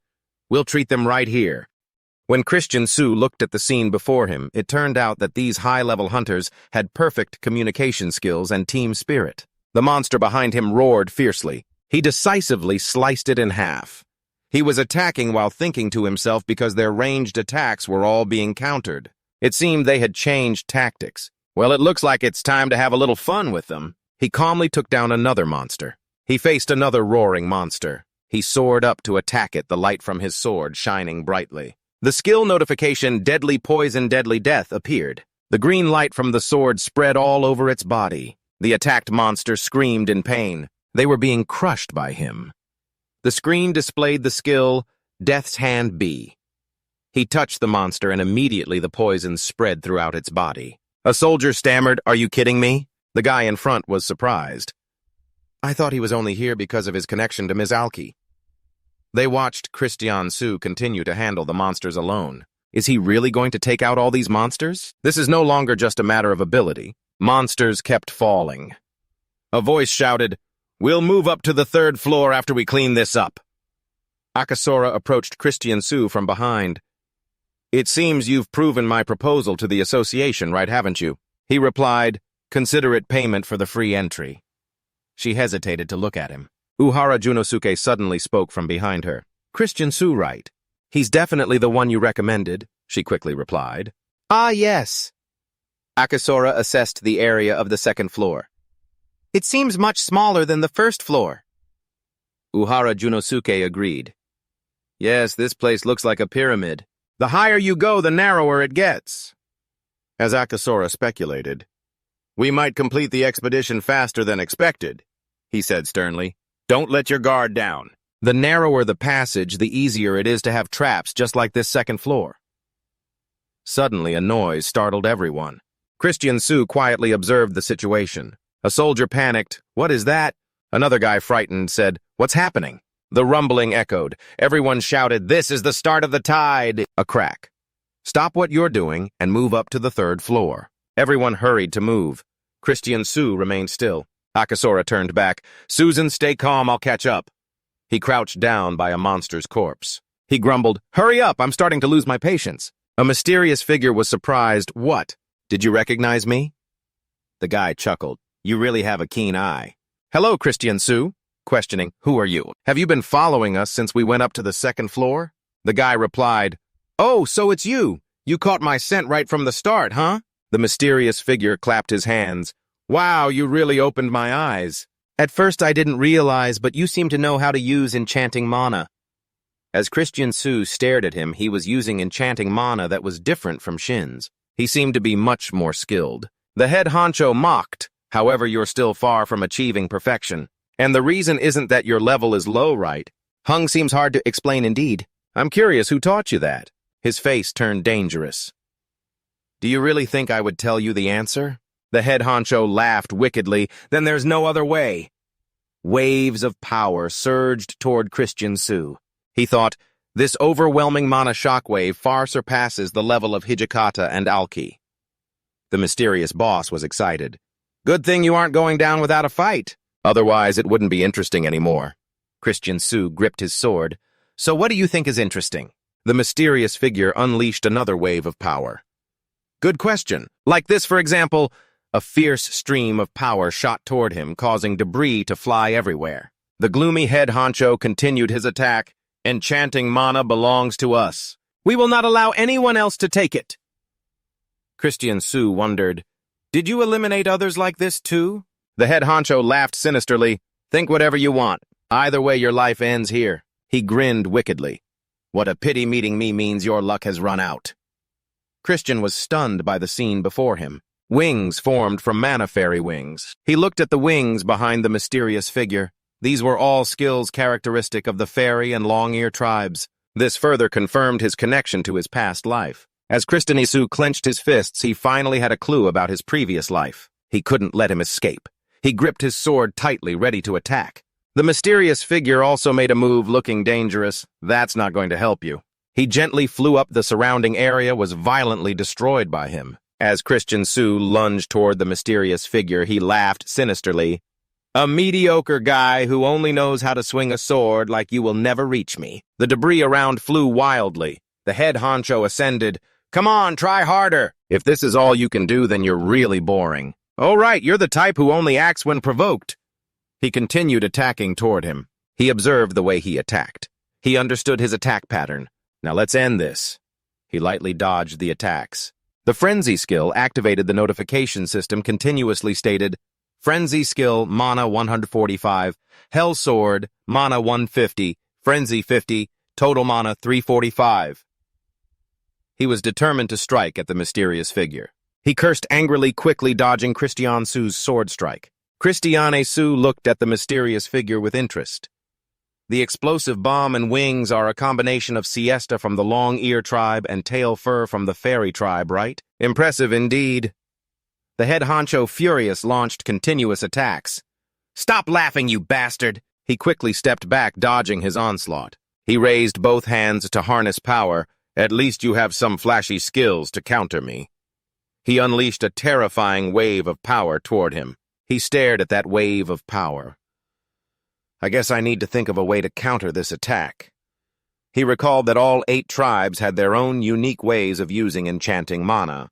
The fairy tribe had tail fur, the long-ear tribe had siesta, and the ancient dragon tribe had the tether. All 8 tribes shared their wisdom through enchanting mana to develop a skill that could resist the onslaught of overload. That was the core of enchanting mana.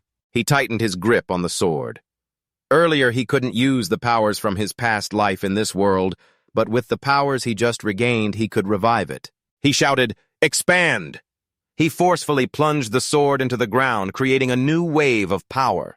The mysterious figure held a bomb in his hand, activating it. Activate ultimate mana. He shot waves of power rushing toward him. Debris flew in all directions. Christian Sue gracefully dodged that attack. The mysterious figure looked at him dangerously. He created a shield ball to block Christian's attack. 2 streams of power collided violently. He looked straight at him. Wrong, instead of blocking, you should dodge. The head honcho was stunned. What are you saying? The sword shattered his shield to pieces. Everything around seemed ready to explode, leading to his defeat. He coldly held the sword, stepping forward. He also painfully spat out. He wiped the blood from his mouth, looking at the mysterious figure who was beaten down on the ground. Now I can finally have a proper conversation with you. When Kitty Norins revealed himself, he angrily shouted, What did you just do? What the hell is that damned aura? Enchanting mana originally belongs to us. Suddenly, he screamed in pain.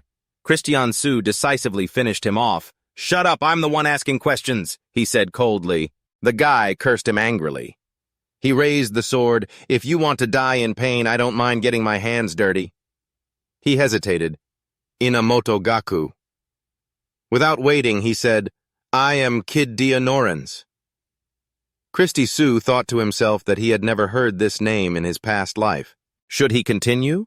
He asked him. All right then. What is your motive? First of all, how did you learn enchanting mana? He raised the sword. Can't you hear me talking? He looked at him in panic. He grimly stated, he can't disclose secrets due to the oath. What about Kid Norins? He heard him speak. Overload. If you know any of these 3 words, tell me what he exclaimed. But I secretly thought he knew how to use the mana magic of the elves and long ears, yet didn't know anything about those names. Why do you keep asking? Never mind, skip to the next question. How did you know I would be here? he replied. I don't know. I just came with another guy who wanted to test his abilities, and then I happened to find you. I came here just because of what he said. I asked again. Who is that guy? What does testing abilities mean?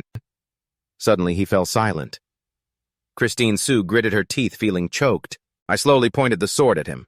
It's truly useless. Kitty Honorans panicked. Hey, are you really going to kill me? All right, I'll try to convince them to let you join. With your level, they will definitely welcome you. When Kristen ISU coldly spoke up, I don't know what your true motives are, but do you think I would join a group of murderers? And when Kitty Honoris shouted, You bastard, don't be so smug just because you took me down. There are plenty of monsters far more terrifying. Even if I sacrifice myself here, they will. I looked at him dangerously. None of your kind can fight me. If you knew who I am, you wouldn't dare come within half a step even if you were to die. Kitty Lorenz was astonished. What are you saying? Christiane Sue forcefully struck him with the final blow. The screen was filled with congratulatory messages. You have leveled up. Next came a new notification. You have acquired a new skill, Mana Bomb S. Seeing this, Sue remained very calm. This must be the only reward, right? I thought he at least had to know something. After that, I immediately fell into contemplation. Pointing at the screen again, more information appeared.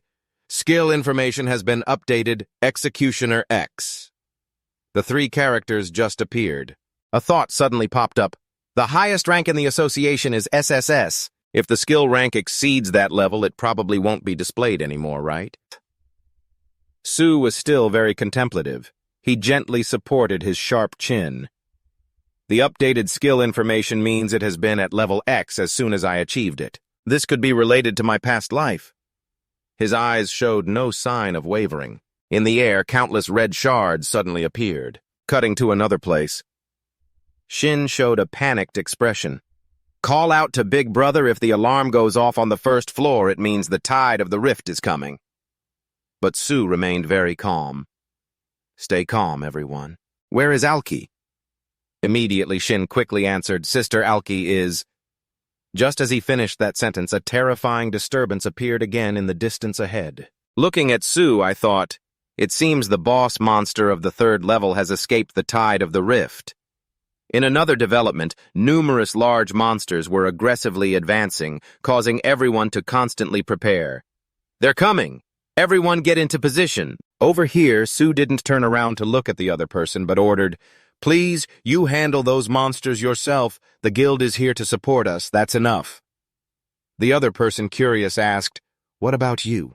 As soon as the words fell, Sue seriously replied, The sword is on my shoulder. I will chase after the boss from within the volcano that's constantly erupting with strange green orbs flying everywhere. This scene made everyone use their shields to brace themselves. How do we stop this now? One of the orbs struck the ground right in front of them. This is no different from a natural disaster. At this moment, someone shouted, Fall back quickly, the next wave of attacks is coming. Meanwhile, these things continued to be fired relentlessly. At the same time, a yellow lightning bolt appeared in the sky. Alki appeared fiercely slashing at the boulders. A thought crossed her mind. This isn't good. Such intense attacks are preventing me from getting closer. Her teeth clenched tightly. If only Chi-Su were here.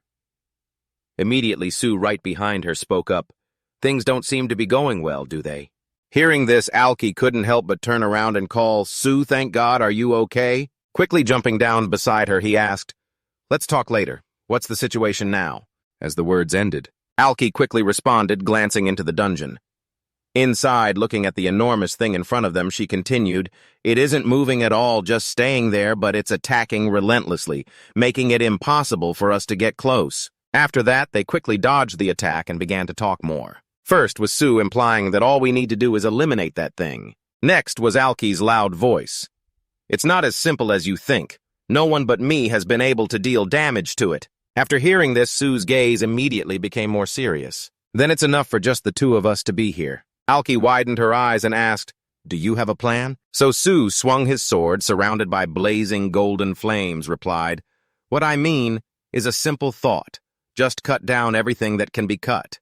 As soon as the words fell, Alki could only sigh and boldly moved forward. Then I guess I have to clear the path for you to strike. Then across from them, the mouth of the beast opened wide enough to reveal its teeth, continuing to spit out a barrage of green orbs toward Alki.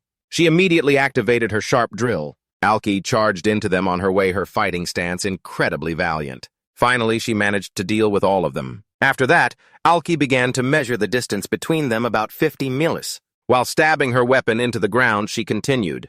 This means that the ground below began to tremble violently. A brilliant golden light appeared, revealing a glimpse of a gigantic sphere. It seemed to have a direct effect on the monster. Its mouth opened, the face distorted in pain. Seeing this, Alki seemed to realize that the core was somewhere else, and the drill was activated again. However, Su flew up first. Just let me pour everything into the mana point. The system recorded the current data mana 145 mana, increased by 180. He charged fiercely and determinedly toward the monster. The sword skill was almost touching its outer edge. The mana bomb on the screen displayed the information S-level mana bomb. A beam of light shone brightly like sunlight. Green blood from inside the monster gushed out, its face twisted in agony, mouth wide open. Su once again struck the fatal blow. After that, an explosion shattered the remains. The green screen immediately displayed "You have leveled up." The transition on the phone screen was information and comments related to that battle. Shin pointed at it, speaking the hero who stopped Magnus. Finally, the public recognizes the big brother now. Hearing this, Su smirked slightly.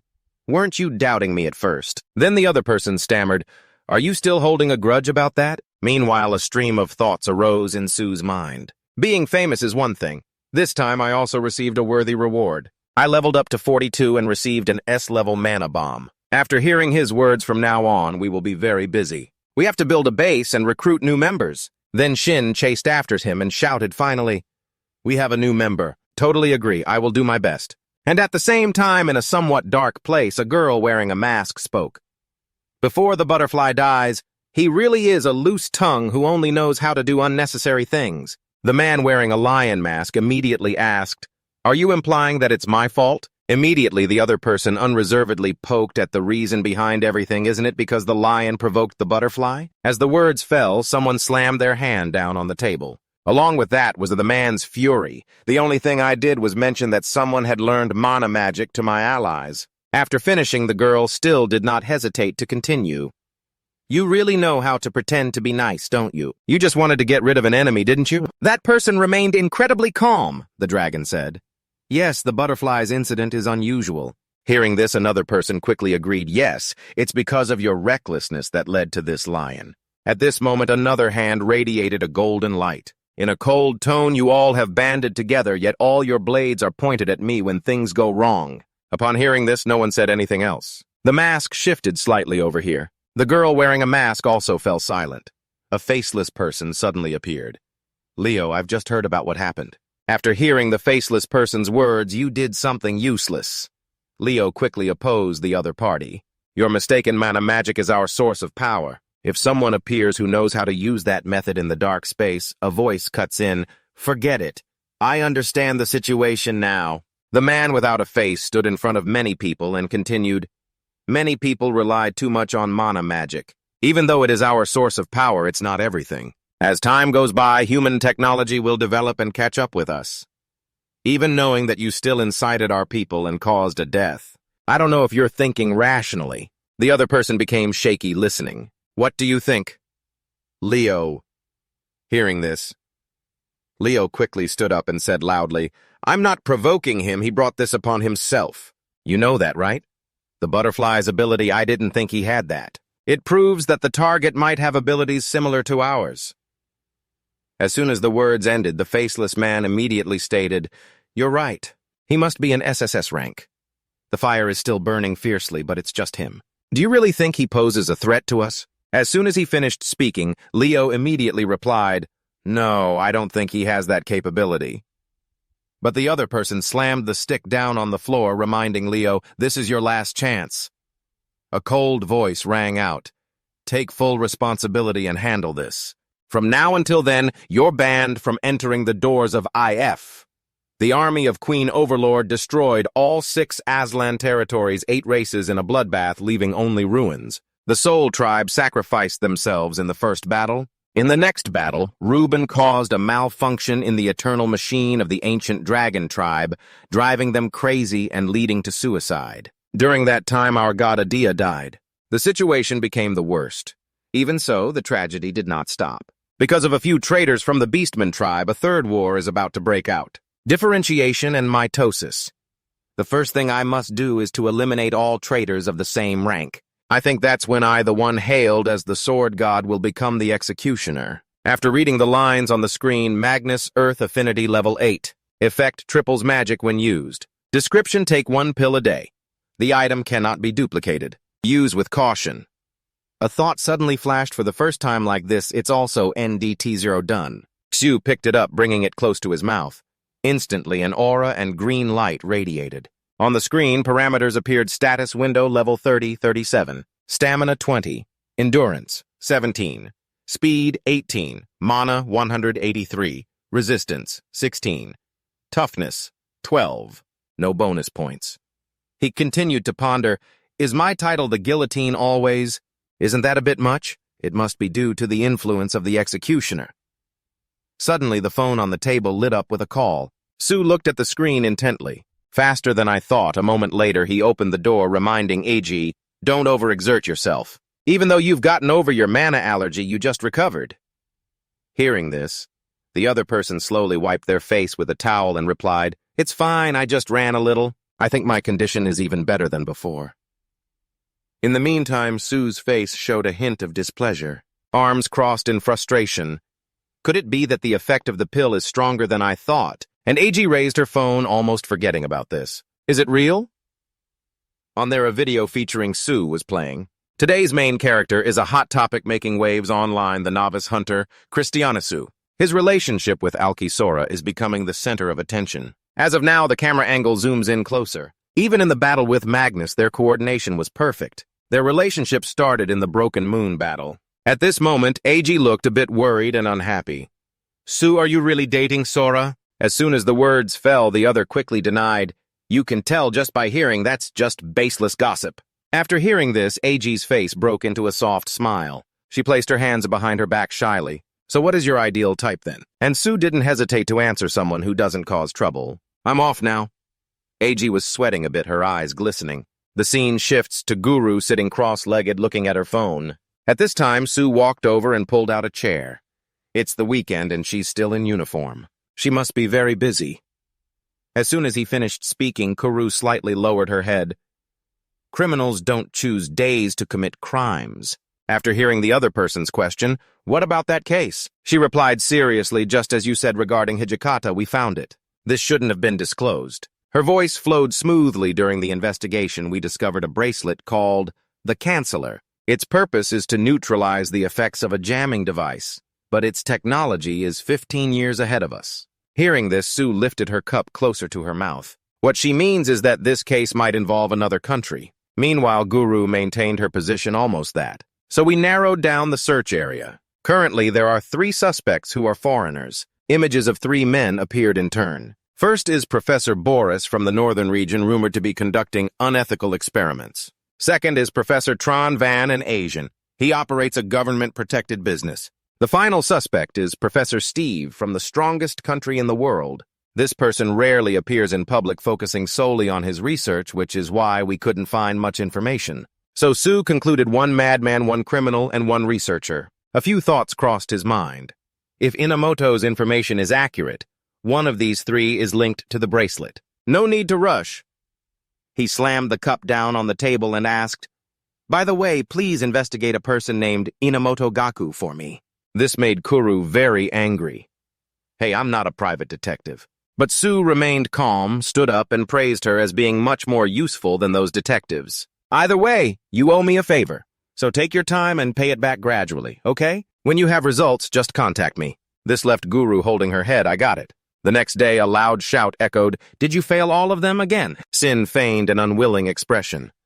Why are you being so harsh? You know how difficult it is to review files and reapply, right? Can't you give a little leeway? However, Xu didn't care at all, refusing, I just need capable people, the rest doesn't matter. But Shin still tried to persuade, I don't want my guild to only have 2 people. When you accepted me, you weren't this strict. After hearing this, Shu's gaze suddenly became solemn. That's because you have the ability to use mana magic. I'm not saying this to make you arrogant. Not many people can use mana magic as I thought. After that, both fell silent. The door was still open. Their voices continued to rise one after another. And the person coming for the interview? No. I think we're out of candidates. Done upon seeing the blonde girl, Shin couldn't help but exclaim, "She's so incredibly beautiful." But Sue kept his cold demeanor. "Sorry, we're not accepting any more applicants today." As soon as the words fell, the other immediately replied, "I know that's why I'm here at this time." She slowly presented a business card. "Nice to meet you, Christine Sue. I'm a hunter from the American Global Governance Organization, Michelle Rochelin." However, Sue pulled up her coat collar and walked right past. "I'm not interested." This left the other person very confused. "What? Wait! Listen to me." The voice drew closer, serious. "I'm not here to recruit you for my guild. I'm here to propose a hunter exchange with you. I want to introduce a few hunters from my organization to the Overload Guild." Immediately, Sue slightly paused her actions. "Is she trying to introduce an American hunter to me?" Cut to a scene, a voice echoes in the room. "Let's assume you researched us before coming here. But is there an American hunter willing to move to a newly established guild?" Hearing this, Michelle explained that a hunter's income depends more on rank than on nationality. The world of hunters is expanding internationally, with some wanting to challenge themselves and others wanting to invest in the future of the guild. So they choose to exchange. While handing over a tablet, she continued, "This means that the guild of the rookie Kiritani-su is very valuable, attracting many who want to invest." Sue took it, her fingers tapping the screen, thinking, "That's right, recruiting foreigners isn't illegal." His eyes narrowed slightly. "This person has quite an impressive resume. Support rank S could also mean being able to attack when needed." Sue Michelle leaned forward and said, "Are you talking about Chandra? So that's it, this person became a hunter right after recovering from mana allergy." After hearing this, Sue's eyes sharpened. "I was also wondering why this list is all support." The image of Edgy lying in a hospital bed appeared. Maybe she knows what our guild needs. After researching, she even mentioned the mana allergy. Her index finger lightly touched her chin. Smart. Then she slowly spoke. "There's one person I find interesting. Can you arrange a meeting for me?" As soon as she finished speaking, the other party replied without hesitation, "That's not necessary." A hand holding a phone was raised, and the voices of the two people echoed one after another. "What do you mean?" "Actually, that person came here with me." At that moment, someone was slowly pulling their luggage. "I am Kiritanisu." Sitting down at the negotiation table with a sharp gaze and a firm voice. "Nice to meet you. I am Kiritanisu from the Overload Guild." Facing them were Chandra and Secretary Michelle. Chandra replied politely, "Pleasure to meet you. I am Chandra." Standing next to Kiritanisu, Kishida expressed his interest. "I think Chandra is a cute girl. Hey, I'm voting in favor of her." As Kiritanisu ignored Kishida's words, his gaze bored deep into Chandra. "You seem to switch guilds often, huh? Your previous guild wasn't bad. Why do you want to move?" Chandra didn't dodge. "I think my old guild isn't on the same level as me anymore, so I want to move to a new guild with more potential for growth." Kiritanisu slammed Chandra's resume on the table. "You are very confident in yourself, but it seems there's another reason, isn't there?" He pointed to his left chest full of implication. "It hurts a lot here, doesn't it?" Chandra reacted to Kiritanisu's previous action. "Why are you—" Before she could finish her sentence, Kiritanisu coldly continued, "The severe chest pain lasts. From what I see, the more stressed you are, the worse the pain gets, right? You've joined so many guilds, yet you still haven't found a solution. It's clear that this condition can't be cured with skills." Chandra was amazed. "I don't understand why Kiritanisu understands his illness so well. Do you know how to cure it?" Kiritanisu quickly confirmed, "Yeah, I do." His gaze scanned Chandra's body. He noticed the strong energy radiating from him. "The reason you're in so much pain is quite obvious. Even right now, your mana is out of control. As a Heller, he should know that being flooded with mana is the real issue. They must be desperate to have traveled all this way to this copper coin." After a few seconds of silence, Chandra made up his mind. "I understand now. I will join Overload. But as soon as he finished speaking, he received a surprisingly unexpected response. "I never said I would accept you."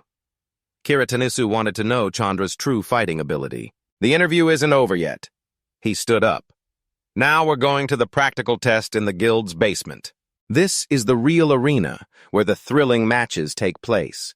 The secretary worried for Chandra before the match. "Is this really okay? Kiritan is a melee attacker. A healer like you will be at a huge disadvantage. Moreover, we can't be sure that this guild will cure your condition. As your manager, I can't let you fight in this state." Chandra was confident in his abilities. "Don't worry, Miss Mitzeo. Thank you for introducing me to a good guild, Kiritanisu. That person will be responsible for his words. Besides, I haven't signed a contract yet." After that, Kiritanisu showed up. Chandra asked, upon seeing Kiritan only carrying a short sword, "Is that the weapon you've chosen?" Kiritanisu calmly replied, "That's right. This will be over quickly, so it's not a problem." But Chandra didn't think so. Not necessarily. He didn't hesitate and suddenly launched the first attack on Kiritan. Facing the lightning-fast attack, Kiritanisu leaned back to dodge the sword. Thus, it fell from his hand to the ground. This left Chandra stunned. Did he just throw away his weapon? Suddenly, a hand tightly gripped his collar with a murderous gaze. Then a powerful strike from Kiritanisu's right arm. Before Chandra could react, he was hurled back, crashing hard into the wall. His body couldn't withstand the pressure and blood flowed from his mouth. "I've never heard of this skill before," Kiritanisu said nonchalantly. "I just pushed you a bit. But what kind of push causes someone to bleed from their mouth and nose like that?" Chandra, furious, activated the super regeneration skill, quickly recovering and counterattacking with a wide area attack. "This time I've got it for sure." A beam of light sliced through the space damp. The noise echoed throughout the basement. Kiritanisu had to tense up to dodge. Are you hunting giant monsters or what? This must be their habit when hunting in high-level dungeons in an attacking role. The way they swing their weapons at a wide angle. He unexpectedly kicked towards Chandra.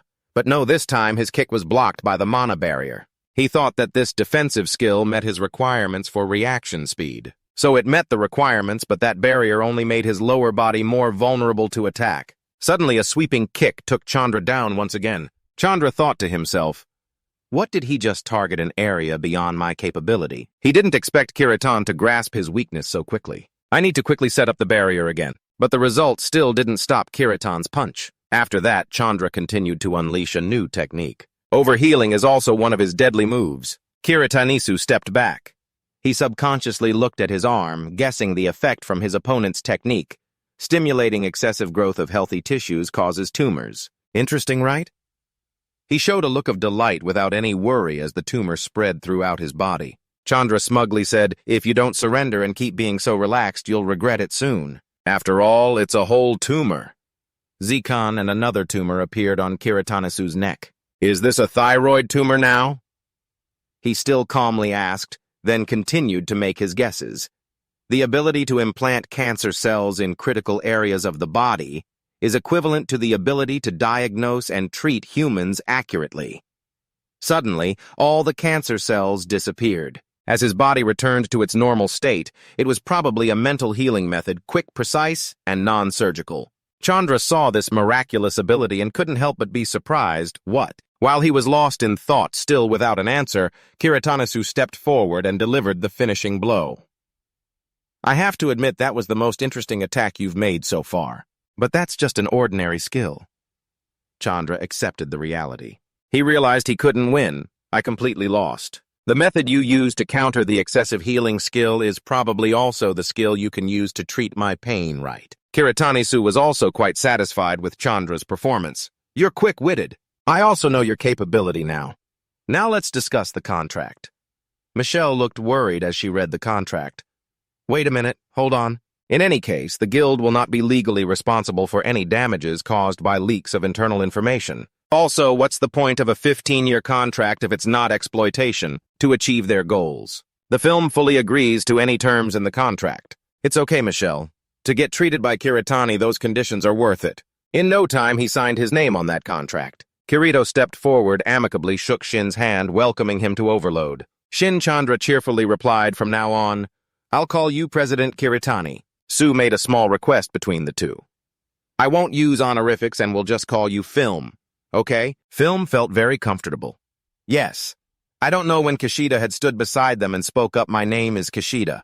"Shin, you can just call me Oni-chan." Film snapped, "Don't make me call you that creepy name. I'm a guy." Kishida's heart felt like it was breaking. He couldn't believe it, "But you look just like a girl. Or are you just shy because our guild is all guys?" In response, the attitude was cold. "Shut the hell up. I'll deal with you if you call me a girl again." Kishida still couldn't believe it. "How can that be? I can't believe it." At this moment, Kiritani was thinking about his team composition: 1 tank, 1 melee, and 1 healer. At least now we have a basic team composition.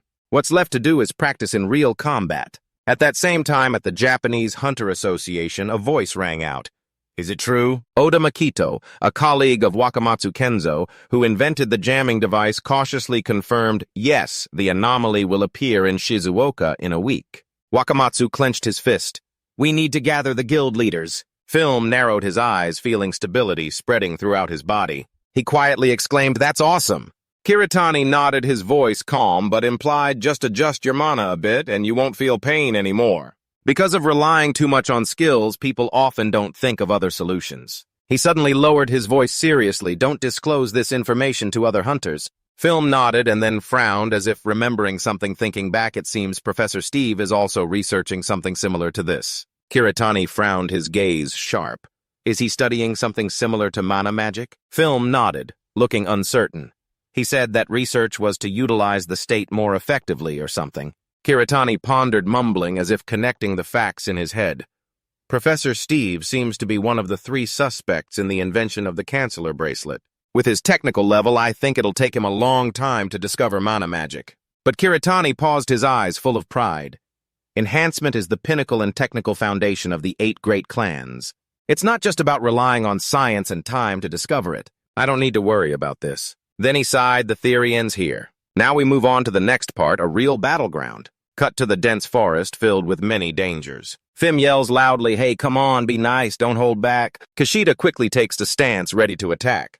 "Now I'm really going for it." The sound of metal clashing, a tremendous burst of energy, the principle of countering a new skill of Kishida. Kiritani observes with a professional eye. It seems Shin is getting used to the new skill. The principle of countering. Shin continuously attacks, but unexpectedly he gets hit by a counterattack from the beast. Reactively, he raises his arm to block, but unfortunately Shin's arm gets injured. Fim at the back moves up. He quickly uses the healing skill he just learned and grumbles, "That stupid name." Right after that, Shin feels something miraculous. The wound heals instantly. Shin calms down, praising Fim while launching a support attack. Awesome. Seeing this, Fim also rushes to attack the beast. His attack is quite strong, instantly finishing it off. Shin excitedly shouts, "That was amazing. You can attack too." "Thanks for the support earlier." Fim frowns, waving his hand. "Stop talking nonsense. Quit causing trouble." Shin pouts back. "I'm not causing any trouble." As a result, he only receives a glare from Fim. "Shut the hell up. Next time I won't heal you again." Just a little facepalm and it feels like we're outside the dungeon. Kiritani stands at the exit, looking back at the S-class dungeon, usually reserved for top guilds that are fully prepared. However, since we coordinated so well, we were able to conquer it successfully with just 3 people. I think the training for our formation is enough for now. Theme looks around, squinting. The small monsters have all been dealt with, President. But this dungeon is a bit strange, Kiritani asks. "What do you mean?" Fim slowly replies. "The A-class dungeons I usually participate in back in the US don't have monsters this strong."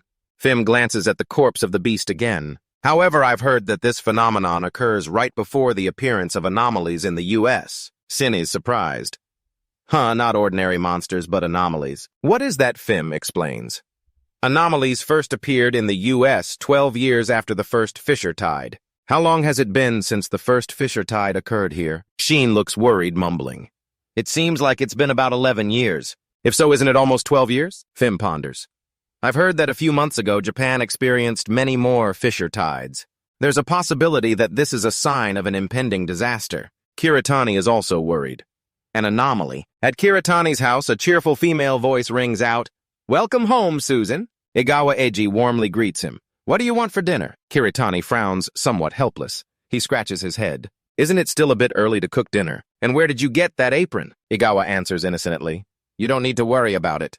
Oh, by the way, you have a guest?" Kiritani notices something unusual. A guest. Who is it? A cold female voice echoes from inside the house. It's me. Soroshin is enjoying a cup of tea and continues speaking. Since you didn't keep your promise, I had to come find you first. Igawa happily leaves the living room to give them space. Soroshin, Mr. Su, you two talk, I'll go make dinner. Soroshin feels shy. Yeah, thanks. Kiritani sighs. She ran away. When did those two get so close? He turns to the girl. Miss Aoki, I didn't know you were so sociable. Aoki returns with an annoyed expression. She looks young, but we're the same age. Your sister is very warm and approachable, so we became close right away, not as hard as someone else. Kiritani is silent for a moment before speaking. She's not my biological sister. She's a close relative of an old friend of mine. He passed away in an accident at work. Aoki frowns, surprised. It's one thing that you used to be a cleaner, but I didn't think you were still so kind. Suddenly, Aoki stands up. She raises her hand, casting a skill while saying, Change owners to go. I came here today for this. A beam of light from her finger descends to the teacup. Kiritani nods. I see you've learned it. She lifts her head proudly. By learning from the Magnus battle, I succeeded in doing it. Only after understanding this method, I found it strange why I couldn't do it before. Kiritani claps in appreciation. You truly deserve to be among the top in the country. Your standards are indeed on a different level. Aoki shyly looks away. Don't tease me. I hope you keep your promise in the Magnus match. Kiritani nods, placing a book on the table. Following the steps written in this book, you will reach a new level. Of course, this is still not on par with a corner of the mana manipulation method. This is just the basic foundation. Aoki ponders. I think it would be more beneficial if I could practice in real life rather than just learning basic theory. I want to learn directly from you. She refused to accept the book, and Kiritani smiled slightly. Okay, I do have a personal training room anyway. Then let's leave it at that for today. Aoki acknowledged, pulling out her phone, reading the messages with a worried expression. Kiritani noticed and immediately asked, Is something wrong? A series of messages from the Hunter News related to the aberration. She hesitated to respond. This.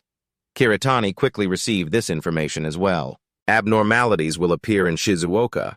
I didn't think it would be this soon. Aoki hurriedly left. I have to go to my guild now. See you in Shizuoka, Ezi-chan. Thanks for the tea. Igawa felt confused. I know, come by again next time. Kiritani immediately called Shin. Shin, where are you? Shin hurriedly replied while moving. I'm running to the base now. Have you read the association's announcement? Kiritani quickly responded, I've seen it. All guild leaders are required to be present. What's going on? It seems like there isn't much time left. I'm heading to Shizuoka right now. Get ready and wait for the announcement. Let's go, girl. Igawa Eiji worriedly said, Susan, take care. Kiritani could only reply, I'm off. A car sped down the road. A voice rang out, The abnormal beast is predicted to appear in Shizuoka. Max 5. The boy with black hair was on his phone and said, Why bother naming those abnormal beasts? Is there a deeper reason? Film frowned and replied, Just like how people name storms. To identify them, and also to distinguish them from monsters. Upon hearing this, the black-haired boy suddenly exclaimed in fear, Just hearing about it is already scary. Sue, who was driving in front, said, By the way, Film, I heard you're no longer allergic to mana after the waterway overflow incident. Film's expression turned serious as he responded, Yes, I recovered after surviving that battle. Sue looked at him through the rearview mirror and asked, How long after that did you become a hunter? That Film replied, I fully recovered a month after being discharged and immediately registered. Hearing that, Shu thought to himself, almost exactly like Easy. Images of his little sister lying in a hospital bed appeared in his mind. Her mana allergy improved after she got through the waterway overflow. If that's the case, she Easy with her determination wants to be a hunter. Coming back to reality, Film continued. I've heard about the girl who had a condition like mine. You seem worried about her, huh? Me replied. Yeah, I guess so. Does that experience relate to you having more mana than normal? Film frowned and spoke. I can't deny that. I received the core skill mana reaction after awakening. The SS class mana reaction core allows the user to triple their mana instantly with jobs that require a lot of mana like mages. That's a special ability that compensates for their weaknesses. Shu added, You're better than I thought. Didn't the old guild stop you when you left? This question from him made the film hesitate. The guy with black hair suddenly saw something outside and shouted, "Big brother, look!" Military helicopters. Just as he said, 2 large helicopters appeared in the night sky. The film still didn't answer the main character's earlier question. He looked at the film through the rear-view mirror, lost in thought. Then Sue spoke up, "We should hurry!" With that, he sped off like lightning.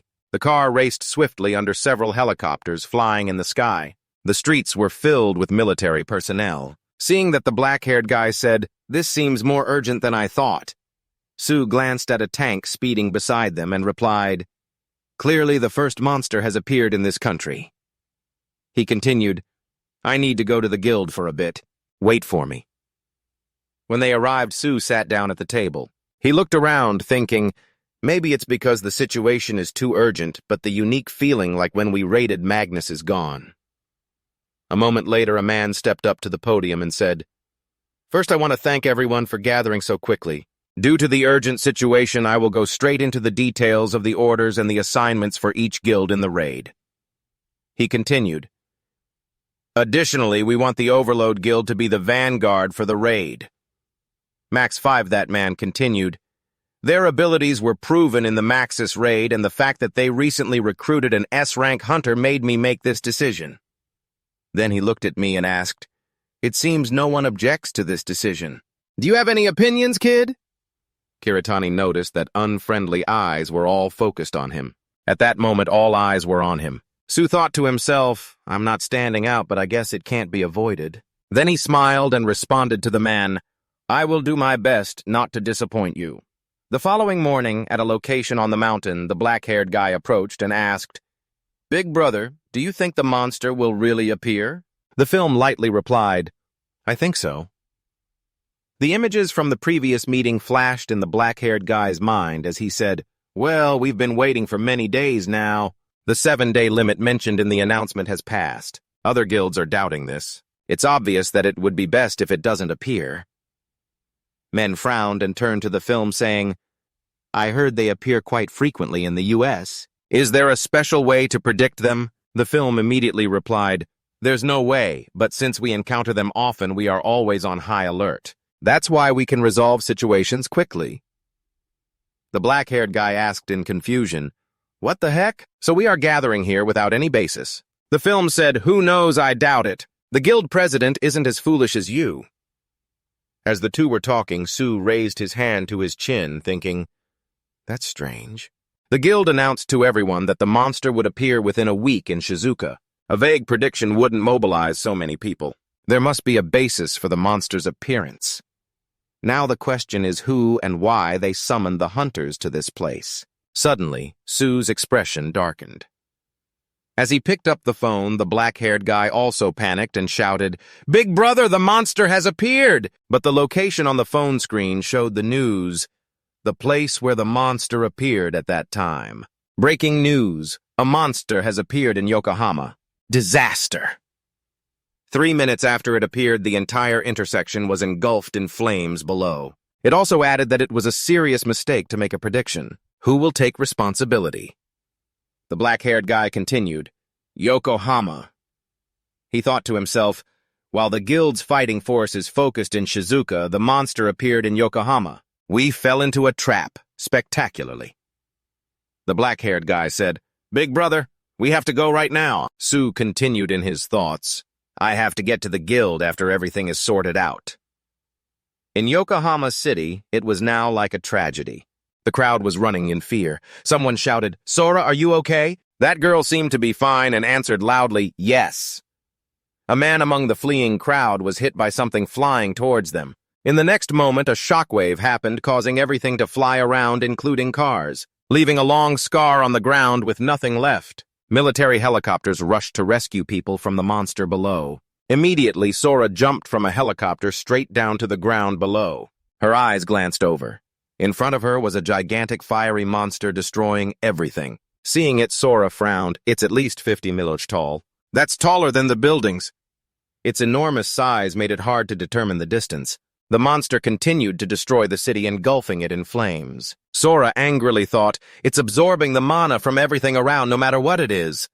Her hands were now trembling with fear. For the first time, she experienced this abnormality. Suddenly, a voice sounded reassuringly, "Sora, calm down." She quickly replied, "Oh, yes." The person continued to instruct, "Its size is unusual. Then Sora, use your strongest attack." Sora immediately complied and shouted, "Understood!" The next moment, she slammed her spear down to the ground. It emitted extremely powerful lightning bolts. Thus, from the spear, more and more lightning bolts radiated. Lightning abilities, thunder skills, storm skills, divine thunder, punch. Such techniques gathered around the spear. Then Sora launched an attack, a powerful lightning strike flying straight towards it, hitting it head-on. However, the lightning dispersed, and the strange beast was completely unharmed. Seeing this, Sora was stunned. How can this be? It can take all the attacks. She looked at it standing tall in front of her, still in shock. Why is it not harmed at all?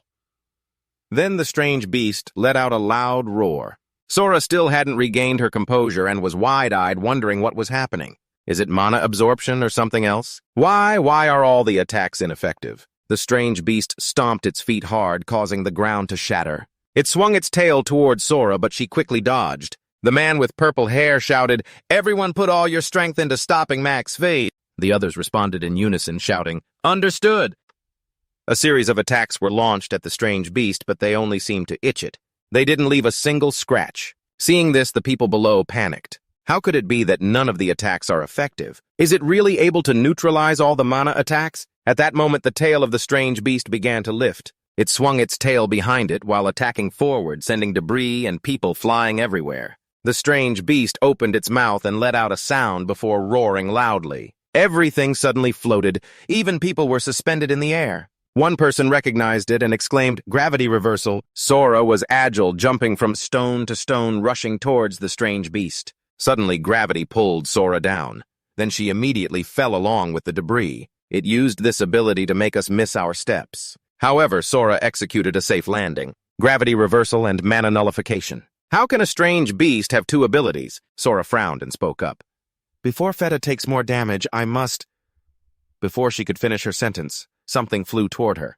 It was the strange beast's hand preparing to strike down. Sora, with a determined look, shouted, "This time I will face you head-on." Then she launched an attack close to the beast's fist. Both attacks collided, creating a powerful force that shattered everything around them. Debris flew everywhere along with the lightning. Sora looked like she couldn't hold out much longer. However, she still tried, believing she could keep fighting. In her mind, she thought, as long as I can buy some time, the reinforcements will arrive in time. Just hold on as long as you can. The monster was about to launch an attack. Sora immediately sensed the danger, but still took the full brunt of its attack a moment later. Blood poured from her eyes and mouth. Moments later, the monster kicked her again, sending Sora flying. The man with purple hair appeared and asked, "Sora, are you okay?" Despite her serious injuries, she replied yes, and struggled to get back up to fight again. "I have to hold on at all costs. I need to buy more time." Sora's eyes now gleamed with determination, undeterred by fear. Suddenly, the monster opened its mouth and turned in another direction. It seemed Sora realized and exclaimed, "That's—" Then she glanced in the direction it was targeting. In front of the monster were a crowd of people trying to escape. Don't tell me it's targeting the civilians. Sora accelerated towards the people. The leader, the man with purple hair, understood and said, "Got it." Then he quickly activated a psychic link with Sora. She darted forward like lightning. From the monster's mouth, an attack was about to be unleashed. Sora executed her technique while feeling anxious. If she couldn't stop it here, the consequences would be dire. Moments later, a blast shot from the monster's mouth, seemingly aimed to obliterate everything. Sora stood there, preparing her technique to block the incoming attack. Her figure blurred within that attack. It was so powerful that it pierced through everything, throwing Sora far away, crashing straight into the wall, and she cried out in pain. At this moment, Sora was heavily injured. She struggled to hold her remaining arm, standing up to face the giant monster before her. Her heart couldn't help but stir with thoughts. So this is what a monster is like. At that moment, a beam of light shot out from somewhere, piercing through the monster's foot. It turned out that the beam earlier was from this powerful sword. Sora recognized it immediately and exclaimed within her heart, "The Ruin Blade." For the hell of it, her face lit up as she turned. "So that's what it means." Sora shouted, "Susan." Maine was descending from above and didn't forget to compliment, "You were amazing back there, Alki-san." Sora, exhausted, leaned against Main. "I'm sorry, I just thought so," he replied. "I know, let's talk later." Then Sue handed Sora over to Shin, saying, "Shin, take Alki-san to the film area. She's worried." He asked, "What about the big guy?" Sue responded, "Let me deal with it. After Alki-san recovers, you and Shin evacuate the civilians." "Understood," Alki replied while being carried, not forgetting to remind, "Got it, big guy, be careful."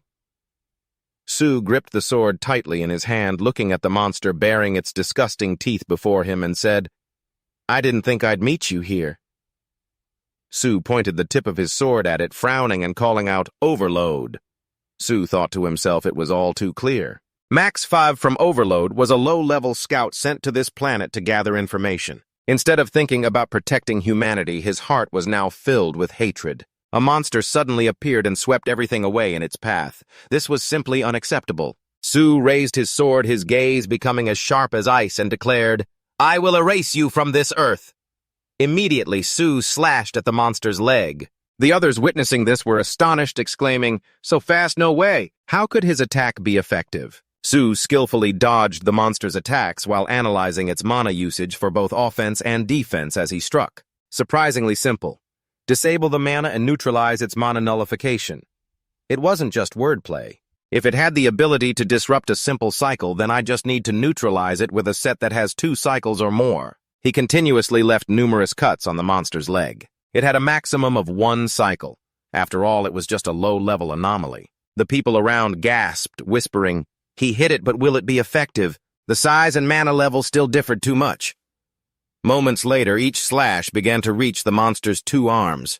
In anger, it threw a punch at Sue, but he used its arm as a springboard, leaping up and slicing a long cut on the monster's arm. Fighting against Overload was always a long battle. There was no need to rush, just do what I did in my past life. The monster let out a pained howl after taking that hit. Moments later, it shot its tentacles forward. Sue's agility allowed him to dodge those tentacles. At this point, the monster was truly furious, roaring loudly. As a result, Sue was also thrown back along with the debris. Immediately, he flipped over, raising his sword. It blew him away over 1,000 meters, but this worked to his advantage. Suddenly, the system displayed a notification, "New psychic ability, acquired growth X."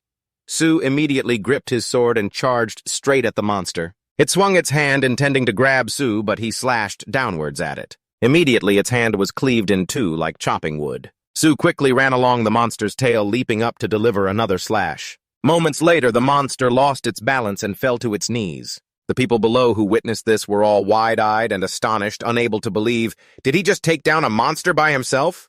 The man with purple hair was equally surprised, thinking to himself, even witnessing it firsthand, this is hard to believe. Do hunters really exist who can take down monsters alone? The monster is resisting, preparing to strike from its mouth, just like before. Sue quickly realized it's about to unleash the attack it used to take down Alki-san.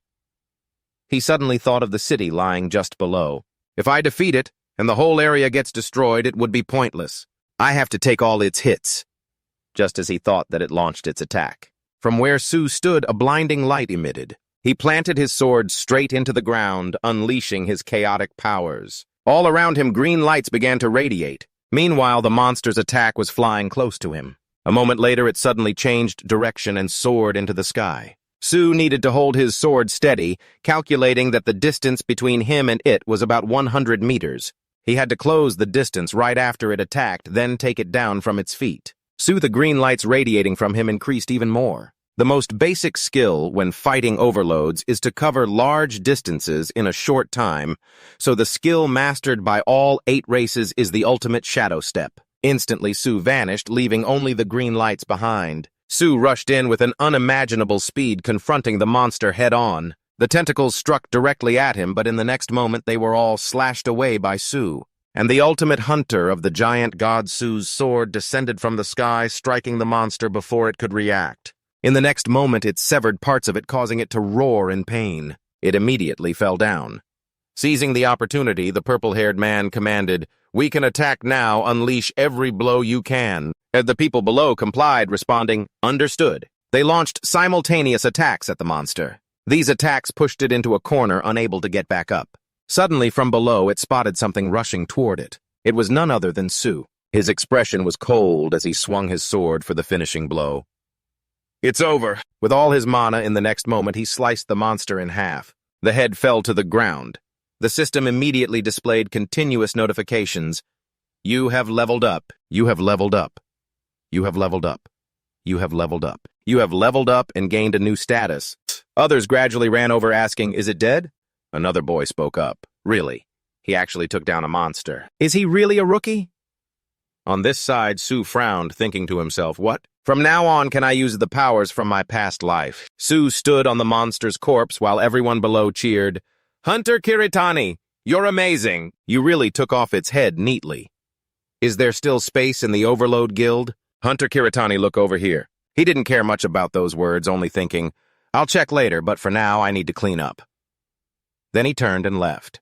In the morning at Alki-Sora Hospital, congratulations. I've recently heard a lot of good news about you. The members of your guild are also getting a lot of media attention. Kiritani-Sue is no slouch either. You too, your face is all over the news. About the news of Hunter Aoki being severely injured, she felt a bit embarrassed, biting her lips while sitting on the hospital bed with her arm bandaged. He rubbed his forehead, sighing because that news made Edgy panic. That girl wants to visit you too.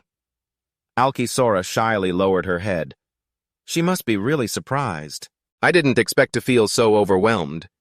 She adjusted her sitting position, thinking back, I have to thank you for your help. Kiritani-Sue stood up, smiling at him. Thank you so much for your help. If Susan hadn't arrived in time, I don't know what would have happened. He calmly accepted Alki-Sora's gratitude. I understand how you feel when you have to push yourself beyond your limits, but I hope you take care of your health. There were many people passing outside the hospital. They all care about your health. He gently looked at her. Because there are many people out there waiting for you to return. Alki-Sora's cheeks were redder than before. She placed her fist near her mouth. Thank you so much. I didn't expect someone like Susan could say these words. Kiritani-Sue walked to the entrance, meeting her. Then Alki-Sora hesitated, looking at him, asking, Are you leaving right away? Is there something you need to do? Kiritani looked at her and replied, I have to attend the memorial service. Currently, his name was appearing on news sites and in newspapers with sensational headlines. Japan's second SS-level hunter Kiritani-Sue. The story of his successful life. Is this the birth of the first SSS-level hunter in Japan? The paper featured a picture of him wielding a sword to defeat monsters. Outside, Kisida was scrolling through his phone, mumbling, It's been several days and the news is still all about us. Finally, I'm a celebrity now. On his phone was news about hunters. A newcomer named Kim Kim-si.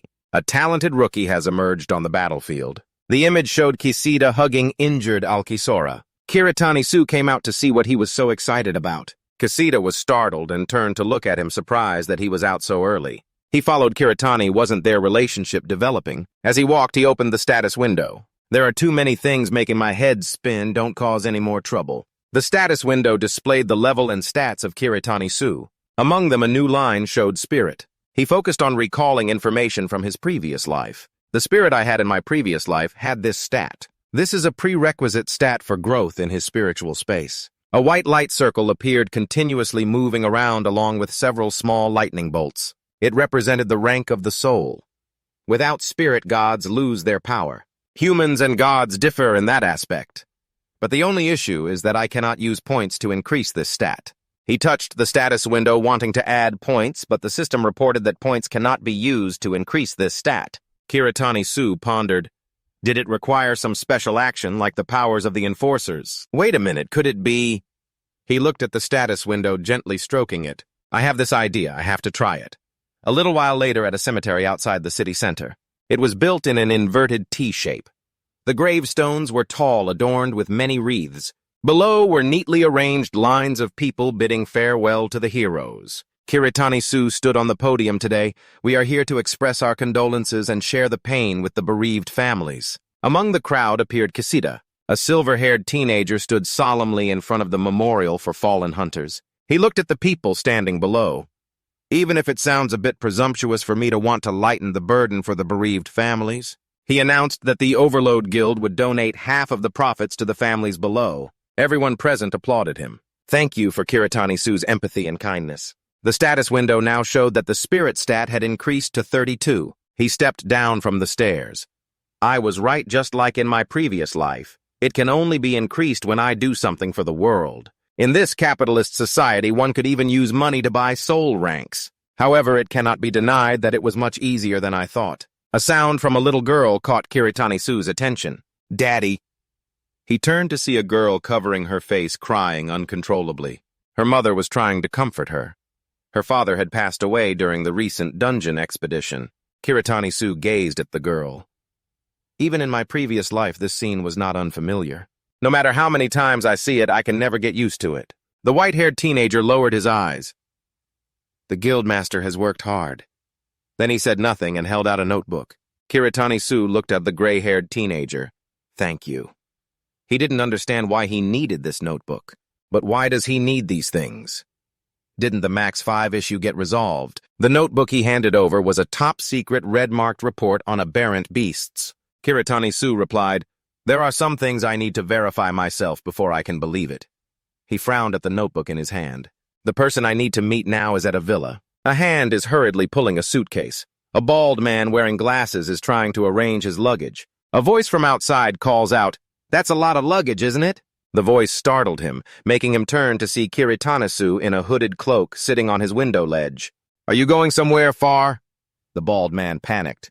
"Hunter Kiritani-su, why are you here?" He dashed forward to stand in front of him, no matter how much he thought he couldn't understand. Kiritani-su leaned in close to his face. "The one who developed the device that can accurately predict the appearance of anomalies, something that even Americans can't do. How could someone like that get the location wrong?" Hearing him say that, his face turned pale. His eyes widened, mouth agape.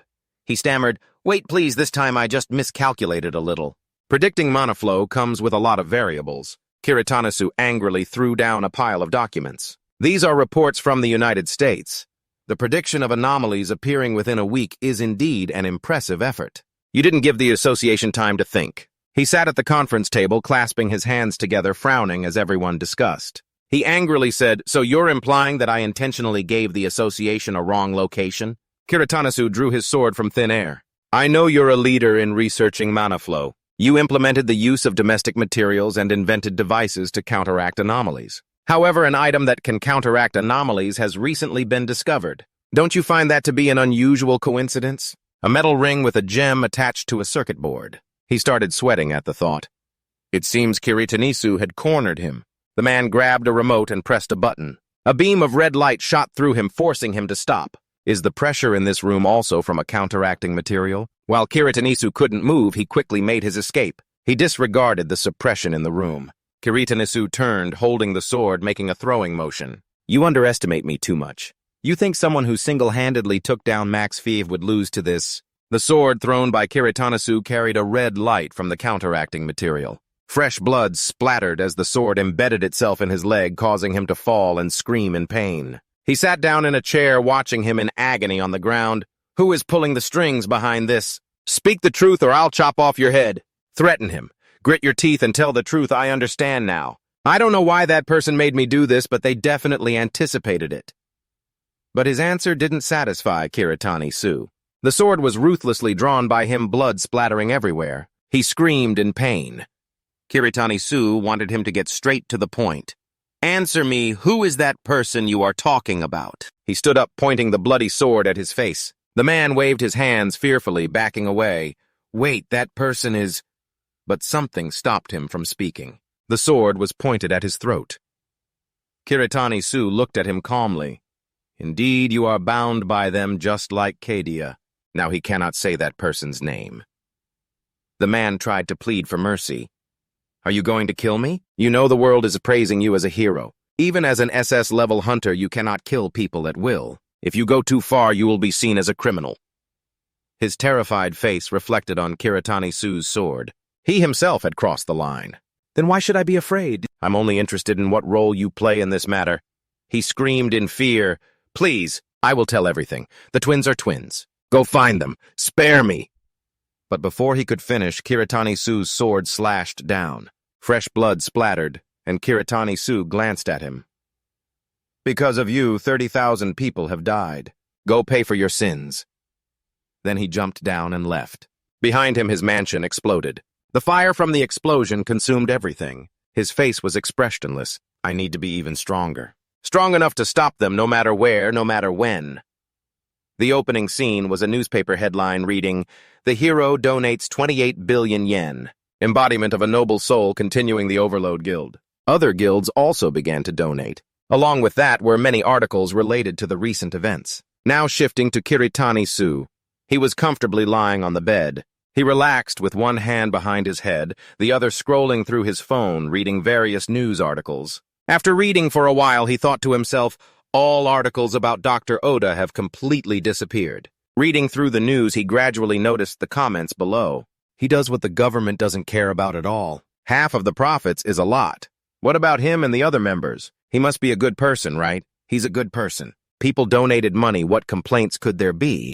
You have to have a heart to do that. You guys probably have never donated a dime. Don't just type nonsense.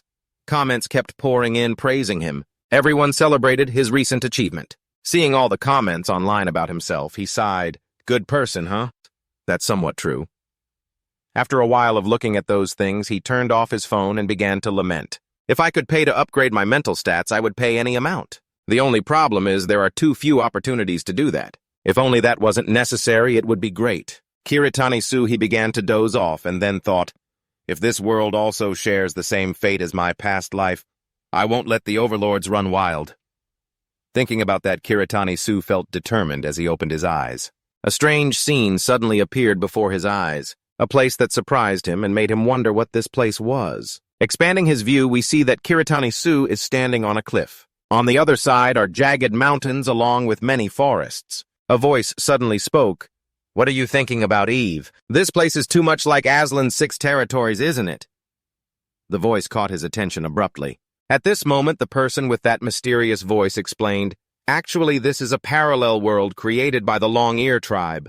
It can also be called another dimension. It is known that the person who just spoke is Kusuzu Flankak, one of the 8 heroes and also a member of the Long Ear tribe. Seeing that figure, Kiritani-su thought to himself, Kusuzu, if she's here, then that means... Suddenly, another voice broke his train of thought. Awesome, if we're here, then the 5 of us can fight the Demon Queen without any hindrances. Along with that sentence were the figures of old comrades gathering around Kiritani-su. Seeing everything just now, he thought this was a dream about his past life. A loud sound emerged, causing the scene to begin to change. Now in Kiritani-su's arms was Kusuzu, who was in a dying state with weak breaths. She whispered, I'm sorry, I should have known where my place was and lived a humble life. Do you think so?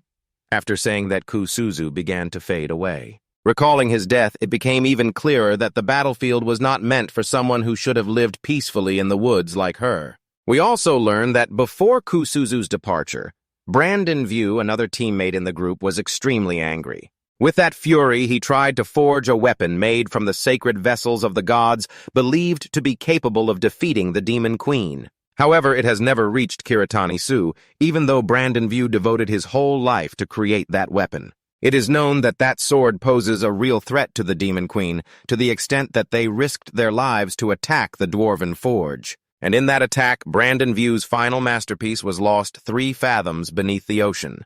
With the disappearance of that weapon, the last hope that Randall View had sacrificed his life for vanished as well. This caused him to disappear without a trace, along with his immense disappointment. After some time, Randall View was found on a battlefield in the snowy mountains, and the cause of death was ruled a suicide. One by one, he witnessed the departure of each person as Kruger Cruiser, one of the 8 heroes, went insane and sought a way to the Wraith Queen's base to end everything. But ultimately, what awaited him was only death. Recalling Kruger Cruiser's last words on the edge of the abyss across the deep chasm between the starry sea and the endless ocean, the Wraith Queen stood on those 6 terrains. In the end, he pleaded, Aiden, please eliminate the Wraith Queen and put an end to this war. Then, with those final words spoken, his body gradually faded away. Suddenly, Kiritani-su opened his eyes abruptly, freeing himself from the nightmare. He wondered, is this what dreaming is like after encountering a beast? Kiritani-su sat up, holding his head and reflecting on everything when he was still Aiden. I didn't understand Cruiser's dying words, but now, as Kiritani-su, I finally get it. The place Cruiser spoke of is the galaxy. The beasts I often call Overload are monsters from outer space. Thinking about that, he jolted and realized he had to prepare himself. At that moment in the blacksmith shop, Kiritani-Su and the old craftsman looked at each other in surprise and then asked, "What is this?" Kiritani-Su replied, "This is the beast that has recently appeared. I played the biggest role in taking it down, so I also get the most parts of its body." As he spoke, they saw the massive monster carcasses behind him, and with a sigh, the old man brushed his hands and said, "I'm sorry, but I can't afford to buy this material." After the old man's refusal, Kiritani-Su turned to him and said, "I remember you said you would handle any materials I brought in." Hearing that from him, anger flashed across the old man's face, and he replied, "So now you mean this old man should just shut up and take care of it, huh?" Kiritani-Su suddenly said, "I'll give you half." After hearing this, the old man jumped in surprise and turned to look at him with a confused expression. At this moment, Kiritani-Su added, "Please use it to create the best weapons for me and my guild members." Upon hearing his request, the old man slowly looked up at the gigantic carcass and turned to ask, "Hey, young man, do you think giving me such precious material is a bit too kind? Even though I promised, don't you think this is exploiting the elderly?" As he asked, the old man turned to look at Kiritani-Su, but he had disappeared without a trace. Seeing the scene like this, the old man sighed and said, "I will handle this very carefully." After sorting out the equipment issue, Kiritani-Su was now striding down the street. As he walked, he thought, if Max 5 is here, then the other overloads will definitely show up too. In the previous life, we were defeated before we could prepare anything. Now we have to show them that this time is different. Thinking about this, he became even more determined. Right now at home, Igawa Eiji is shouting his sister's name, Susan. Hearing his sister's voice so loud, he felt confused. At this moment, Igawa Eiji swung the door open, and seeing his sister like that, he asked, "What's wrong? Why are you so panicked?" While panicking, she raised her hand for him to see. Hand. She noticed that Igawa Eiji's hand suddenly had lines of magic moving chaotically. Seeing that, he mumbled, "That's..." At this moment, Kiritani-Su realized that it was Mana. He even wondered if Igawa Eiji had awakened just like the movie said. Recalling their previous conversation about the movie, he had anticipated this when he heard it. But when he noticed Igawa Eiji, he began to see everything was unusual. Yes, witnessing himself like this, Igawa Eiji loudly asked, "So does that mean you've awakened now?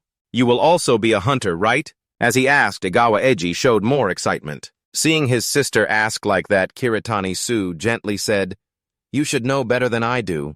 Try opening the status window." Hearing her brother's instruction, she began to try to regulate the power within her body. Then she stretched her hand forward and shouted loudly, "Open the status window!"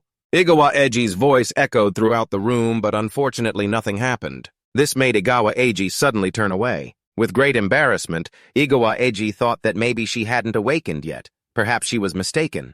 At this moment, Kiritani-Su pondered, "Is she still not awakened? So this is different from the movie's case." Thinking this, he gently requested, "Sit down, Eiji. Sit down here, try to breathe slowly, and focus on your soul."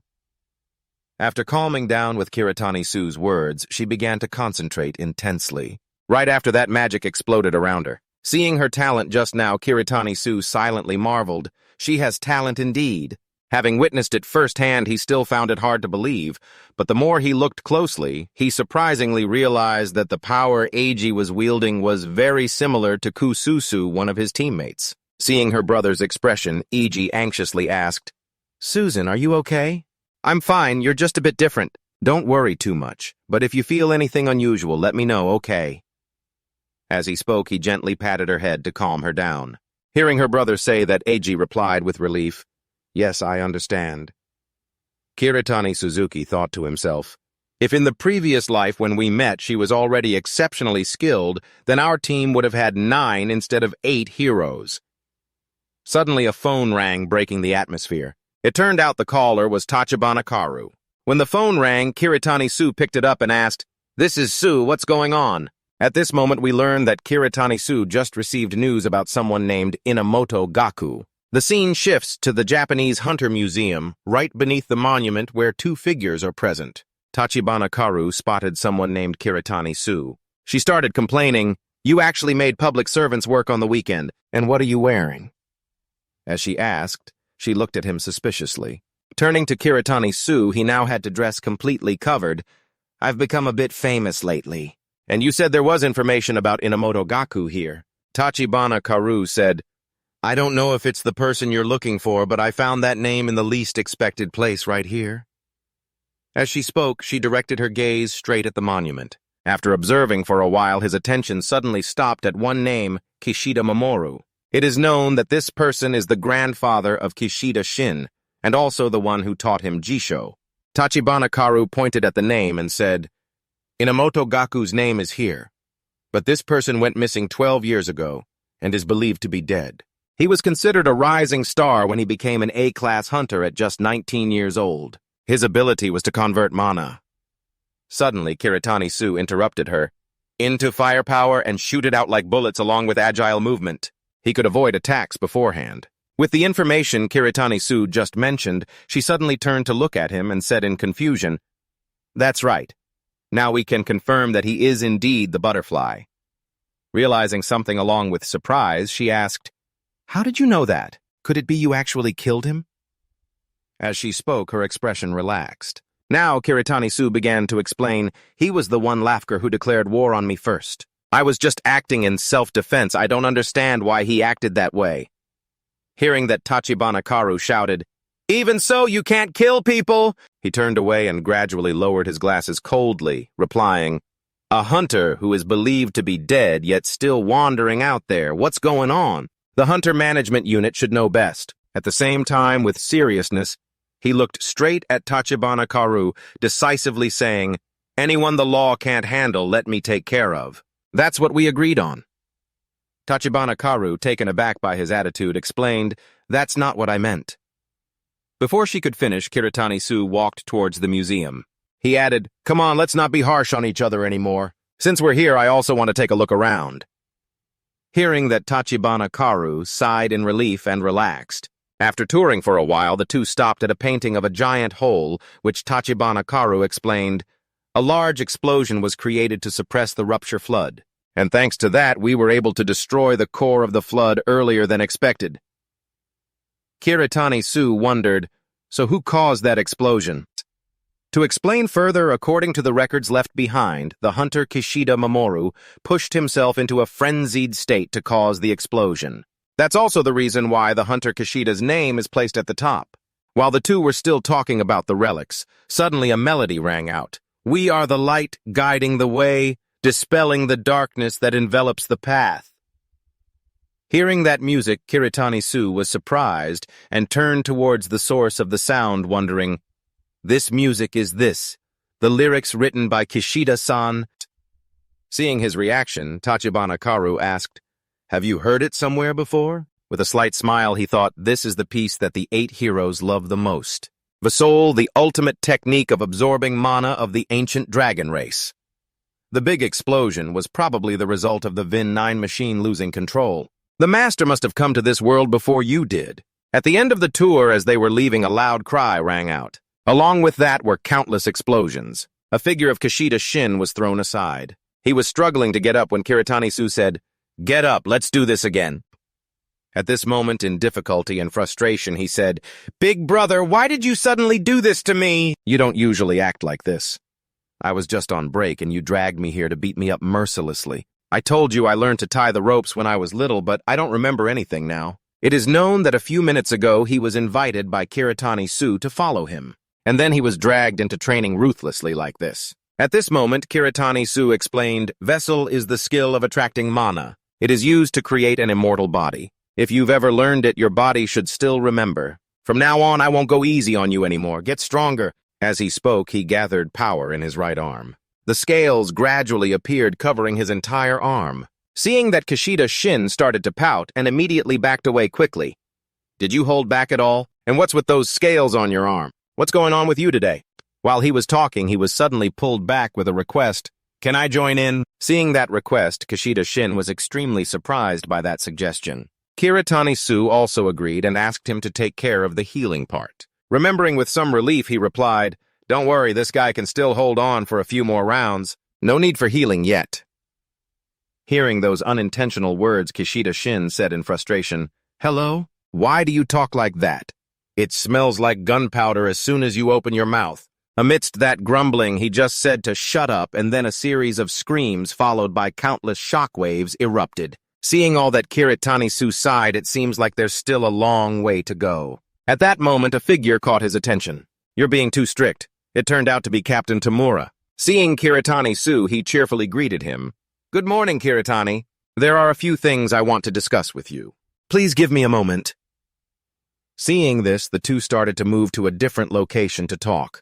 At this point, we learn that Tamura approached him regarding the MES conference. It is known that this is an international conference on new technology researching issues related to mana, one of the biggest global events. As reported, the MIDE conference is a major international conference to present findings on mana technology, where all scholars and researchers in this field will participate. At this moment, Kiritani-Su suddenly thought, if it's a conference focused on mana, he turned to ask, so Professor Steve will be there too, right? Hearing his question, Tamura immediately replied, of course. He is one of the founders of the MID conference, so he always attends. Tamura added, not only Professor Steve, but Professor Boris and Professor Chen will also be participating. Hearing this, he thought that the guys he suspected were involved with the nullification device would all be present.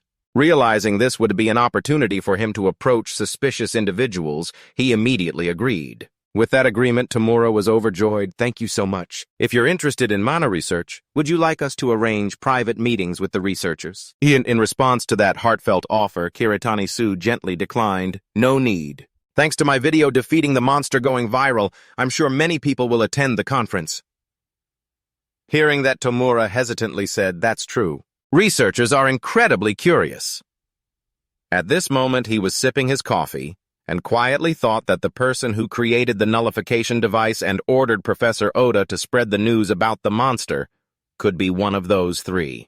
I will wait for that person to appear and catch them red-handed. Tamura also added, thank you for agreeing to participate in the proposal. To be honest, the one escorting Professor Steve this time is a top-level hunter, so it's a bit complicated for us. Hearing Tamura say that, he wondered, by top level you mean? In response, Tamura added, right, just like you, Kiritani-Su. A SSS-level hunter has been hired to escort him. Hearing that, Kiritani-Su began to fall into deep thought. At this moment in the sky over the Pacific Ocean, a flight was underway. Inside the passenger cabin, we hear someone's coughing continuously. Suddenly, a girl spoke up. What do you want? You've been making noise like a barking dog. Do you need me to bring you a female dog? Hearing her complaints, an old man with a purple face spoke up. You were the one who agreed to escort me, yet you're getting upset over something completely normal. What do you want? It is known that this person is a mana researcher and Dr. Steve Robert. Hearing the old man say that, the girl reminded him, I don't know and I don't want to know. Stop rambling, just go to sleep. Sleep now. Now we learn that this woman is named Karina Wayne. She is an SSS-ranked hunter from the United States and ranked second in the world, and she is also the old man's bodyguard for this conference. Hearing those words, the old man angrily turned away, saying, look in the mirror and see how you really look. Seeing that, the girl immediately replied, you should be grateful that I even let you live. I'm not even done with you, for when you touched my butt, back when I was a rookie. Hearing that, the old man jumped in shock and fear and explained, I said it was unintentional. I almost fell, so I just grabbed onto it accidentally. With that response, the girl began to stand up and slowly moved closer to him. You old perv, you really look down on us hunters. I wonder how long you can keep that arrogant attitude, or should I poke a hole in your proud genius brain, she said while raising her finger filled with magic in front of him. Seeing that, the old doctor panicked and quickly admitted his mistake. Okay, I admit I was wrong. Is that enough? Don't point your finger at me. Receiving the apology, Karina Wayne slowly calmed down and returned to her seat, witnessing the earlier aggression. The doctor nervously said, with that kind of talk, how will you ever have a boyfriend? Miss Luong ignored his words and continued to focus on watching the video of Kiritani-Su's battle with the monster earlier. Seeing that, the old doctor understood, I get it. The reason why a hunter known as the cheerful gunner who never listens to anyone like her is participating in this escort mission is right here. The old man said, stop talking nonsense. Do you know what that is on the hunter's head? By his guess, it looked like the halo of an angel. It must be some kind of special ability, right? Didn't you know this stuff better than I do? As he spoke, he casually handed her the tablet. Receiving the tablet back, she sarcastically replied, I was just asking. I thought someone with the title of professor like you would know. Seeing his friend being sarcastic, he got angry and shouted, Do you have any respect for others at all? Forget it, I'm going to sleep now. Wake me up when we get there. Ending the conversation, Karina Wayne remained focused on researching the video as they headed to the mid-conference. At this moment, in the middle of the conference, a crowd was gathering around Kiritani Sue with many greetings and questions. How many special abilities did you use while fighting Max Phi? I hope you'll visit the research center in Switzerland in the future. Don't forget to stop by the research center in China as well. Along with that were countless similar questions from those around, making Kiritani Sue feel very annoyed standing at the center. Suddenly a voice called out, Hunter Kiritani! That was the call of Captain Tamura. Quickly help clear the crowd for Kiritani to get over to the other side. Kiritani was happily thanking Tamura. Thanks to you, I finally got away from those people. People seem more interested in me than I thought. Tamura simply replied, It's because I invited you here, I have to support you in some way. Just as he finished speaking, many prominent figures began to walk in from outside. It is known that among them are Professor Chen and Professor Boris. Looking at Professor Chen, he thought to himself, he doesn't look like someone who runs the largest corporation in the world. The other person stood still, observing for a while. When Professor Boris walked by, he noticed that although it was faint, he could still smell the scent of death on him. Now he understood where the malicious rumors about him came from. He had to keep an eye on this one. At that moment, another figure appeared, attracting all eyes. That was Professor Steve. Seeing him appear, Tamura asked, Oh, he finally arrived. That's Professor Steve. I remember you were very interested in him. Why don't you go over there and say hi? Kiritani Sue was both surprised and confused, asking, No, what I care more about is who the woman accompanying him is. Tamura explained again, That's the SSS-Ranked hunter from the United States that I told you about. She has participated in 41 rift breaches and has taken down 2 monsters, ranking second on the World Hunter leaderboard. She holds a long-range attack position and is an immortal idol in the community. The mobile fortress, Karina Wayne, suddenly caught his attention with the magical aura surrounding her. He thought to himself, even though she tried to hide it, I can still feel it very clearly. Knowing she's an SSS-ranked hunter, what is this terrifying amount of mana? Maybe she is like Shin, and if not, whatever it is, I must not be careless. As he looked toward her, he remained highly vigilant. In the auditorium, where discussions were constantly taking place, the sound in the hall grew louder. It's a pleasure to meet you. Our next speaker, please welcome Professor Chen. Please give him a round of applause. One after another, the discussions continued. After a long while, noticing that Kiritani Sue's gaze was always on the woman named Karina Wayne, he asked, Kiritani, you haven't taken your eyes off Karina-san. Have you met her before? Hearing that question, his gaze remained fixed on the woman. Seeing that gaze, the woman also gradually directed her gaze toward him. At this moment, Kiritani replied, You're overthinking it. I'm paying attention to her because I'm also in charge of escorting, and besides, we are all SSS ranked. After hearing that response, Tamura nodded. I see it must be because I am still inexperienced. I need to try harder to catch up with my younger sister, your teammate. Kiritani Sue felt confused by what he just heard. Younger sister. At this point, Tamura explained, I thought you two were close, so you should know. I am Alcasora's older brother. Kiritani Sue was stunned by what he just heard. I didn't know Alcasan had an older brother. Upon saying this, Kiritani Sue began to piece things together. The two of them also radiated a similar energy. Tamura added, Well, I guess that girl hasn't told you anything about me. There's not much I can do about it. Please take care of her for me later, okay? Seeing Tamura say that, Kiritani Sue replied, Well, we help each other out, so we just try our best together. Seemingly thinking he heard wrong, Tamura asked again, Wait, work together. Seeing his surprised expression, Kiritani Sue asked back, Yeah, is there a problem? Tamura immediately denied, Oh no, I must have misunderstood. I trust you to take care of Sora. Kiritani-san, feeling confused, asked back, You want to entrust her to me? What do you mean? But suddenly Kiritani Sue noticed something appear in front of him. It was a pair of children playing in the hall, and filled with curiosity, he wondered, Children? Why are they dressed like that here? He suddenly froze, as if remembering something. That's right, they are the twins. What that old man had once told him, twins, go find the twins and you'll understand.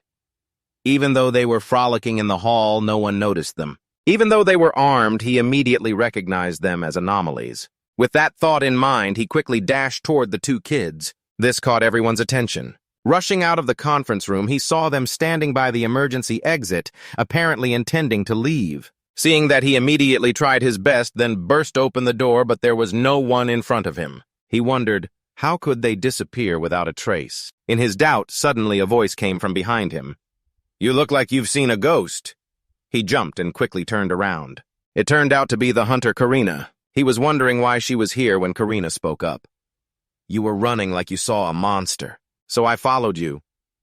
"Is there something interesting going on?" As she asked, she looked at him with a suspicious gaze. Seeing that he had missed the chance to track them, he immediately felt discouraged and turned to leave. As he walked away, he said, "No, I must have just misseen. There have been a lot of strange things to worry about lately, so I must be imagining things." At that moment, Karina made a suggestion. "I can help with those worries." Not having mentioned that, Kiritani-Su immediately turned to look at her with a sharp gaze. She further added, "I traveled a long way to get here, not just to protect some old geezers. You know that." As she spoke, she looked at him with a meaningful glance. After sharing information with each other, she understood the reason for his earlier actions. Kiritani-Su added, "Anyway, I will try to track them down, so you really don't need to worry." Hunter Karina thought he misunderstood. Karina explained, "No, I came here because I have some questions that need answers. A dangerous organization that the CIA is keeping an eye on has started to act. I'm sure you've heard of Aziz al-Malik." Mentioning this name, he immediately recognized he is the leader of the Bloodshot Eyes. At this moment, we learned that he is the one who has occupied the rogue nations when his powers were awakened. Let me add more about this guy's powers. Thanks to his abilities, he is known as the Corpse Eater. He can control the corpses of those who try to kill him. The more people he kills, the stronger his army becomes. The Bloodshot Eyes organization was formed out of admiration for his powers. Kiritani-Su thought to herself, "So they started acting right when we were pursuing the mastermind. What a coincidence." It can't be a coincidence. Right after passing by at the conference, Tamura softly asked, "Is something wrong?" Seeing that Kishida Shin replied, "No, I'm fine." At this moment, Kishida Shin began to fall into deep thoughts. The activities of this terrorist organization and the date of the conference coincided. Surely one of the leading professors at the conference is related to the mastermind. The evidence is the twins who suddenly appeared during the speech. According to Kishida Shin's reasoning, he began to eliminate each person one by one. First was Chen, he was speaking when the twins appeared. Next was Dr. Steve. When the twins appeared, Karina was always by his side. Just as he was thinking about the last person, a voice called out, "Are you okay? You rushed out earlier.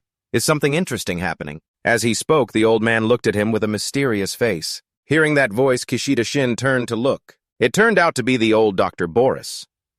Seeing his concerned interest, he suddenly thought, "A notorious figure like Professor Boris, the smell of death on him, and there's no way he would show kindness to others like that." Not to mention, it seems he realized something. He jumped in surprise. Before he could understand what was happening, suddenly a loud noise rang out. Along with it was an explosion. Under the pressure of the recent explosion, everything was nearly destroyed. The auditorium was also wrecked. Surrounding were rubble and debris from the explosion. At this moment, from the pile of rubble, Kishida Shin slowly emerged. As he stood up, he brushed off the dust from his clothes. After standing up, he began to observe the surroundings. From behind, a familiar figure suddenly called out, "Kiritani-san, I'm so glad you're okay." Hearing someone call him so loudly, Kishida Shin immediately asked for silence. Seemingly understanding that Tamura was extremely startled, "Don't tell me we're in a dungeon." This was immediately confirmed by Kishida Shin. According to Kishida Shin's judgment, this place was not a dungeon but just a cheap replica of Eve, a jumbled mess.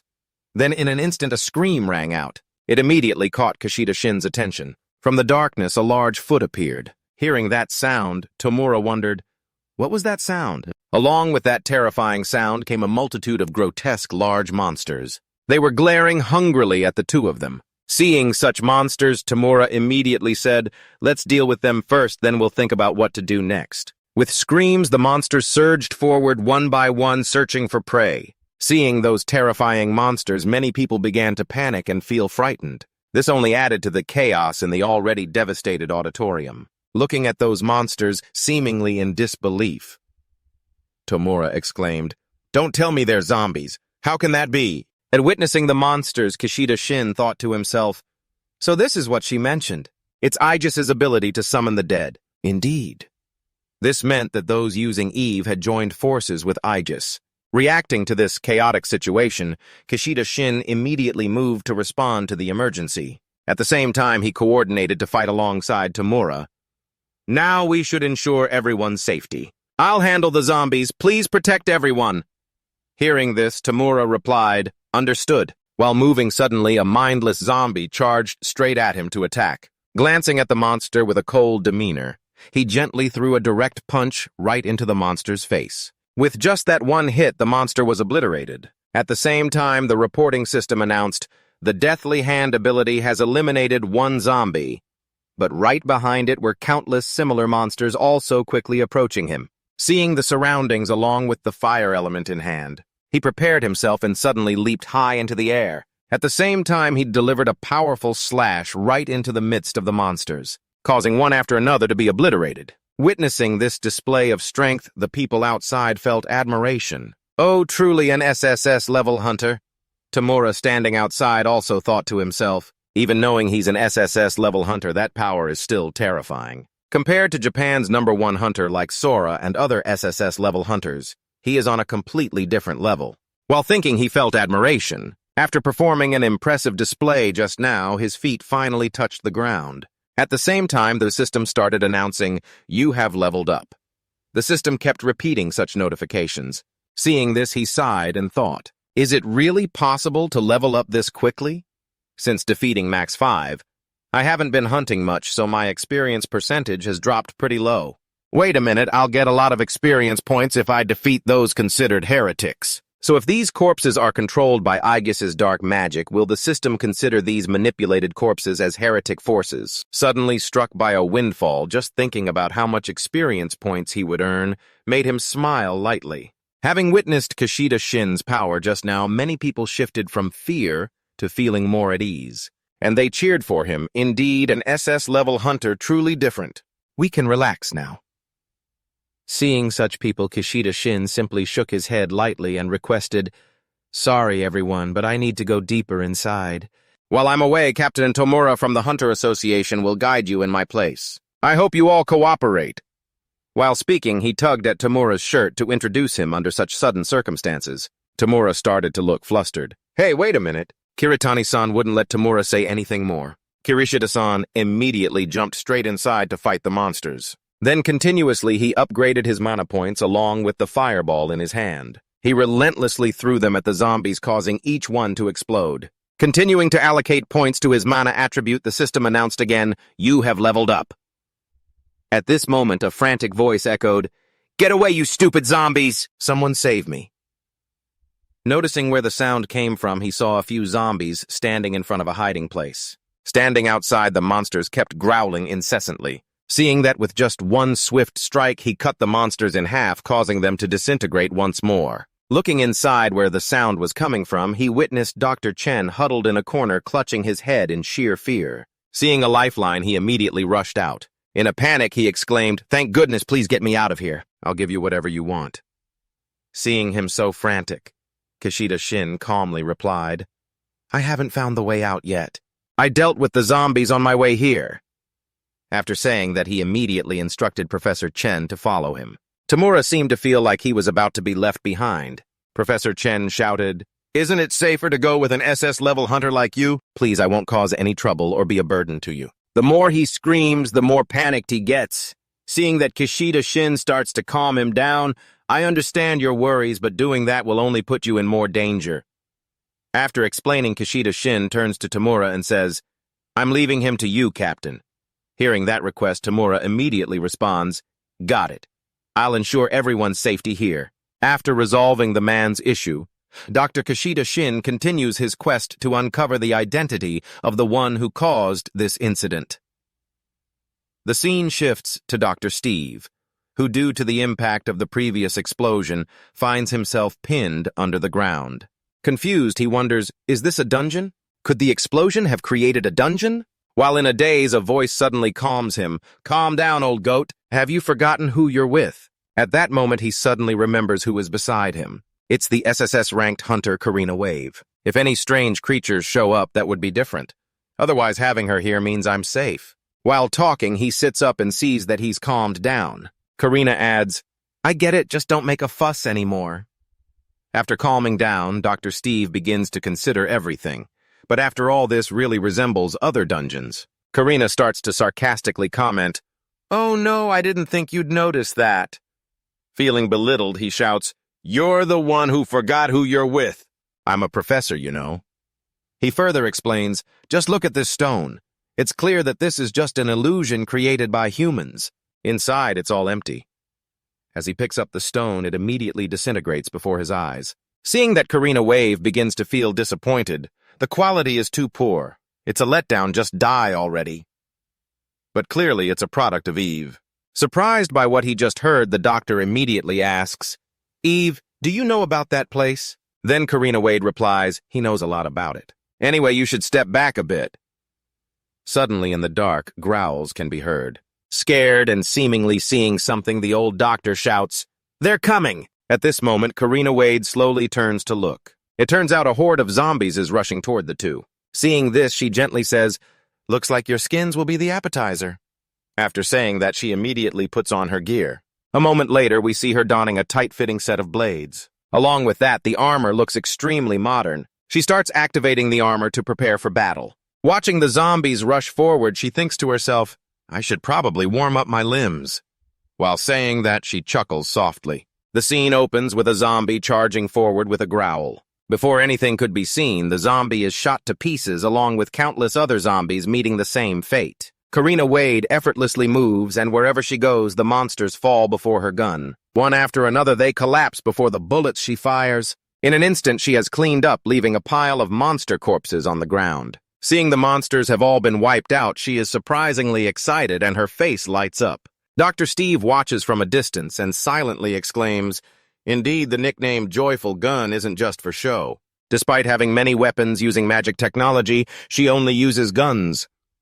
Just as he finishes his thought, he realizes that all the zombies have been drawn here because of the gunfire. The next wave of monsters begins to appear. This time they are more numerous and stronger than the previous ones. Seeing this, Karina chuckles lightly. A monster charges forward. It leaps into the air, causing the ground beneath to crumble, but as always, with just one shot, it is blown to pieces. Filled with excitement, Karina Wade charges toward the zombies.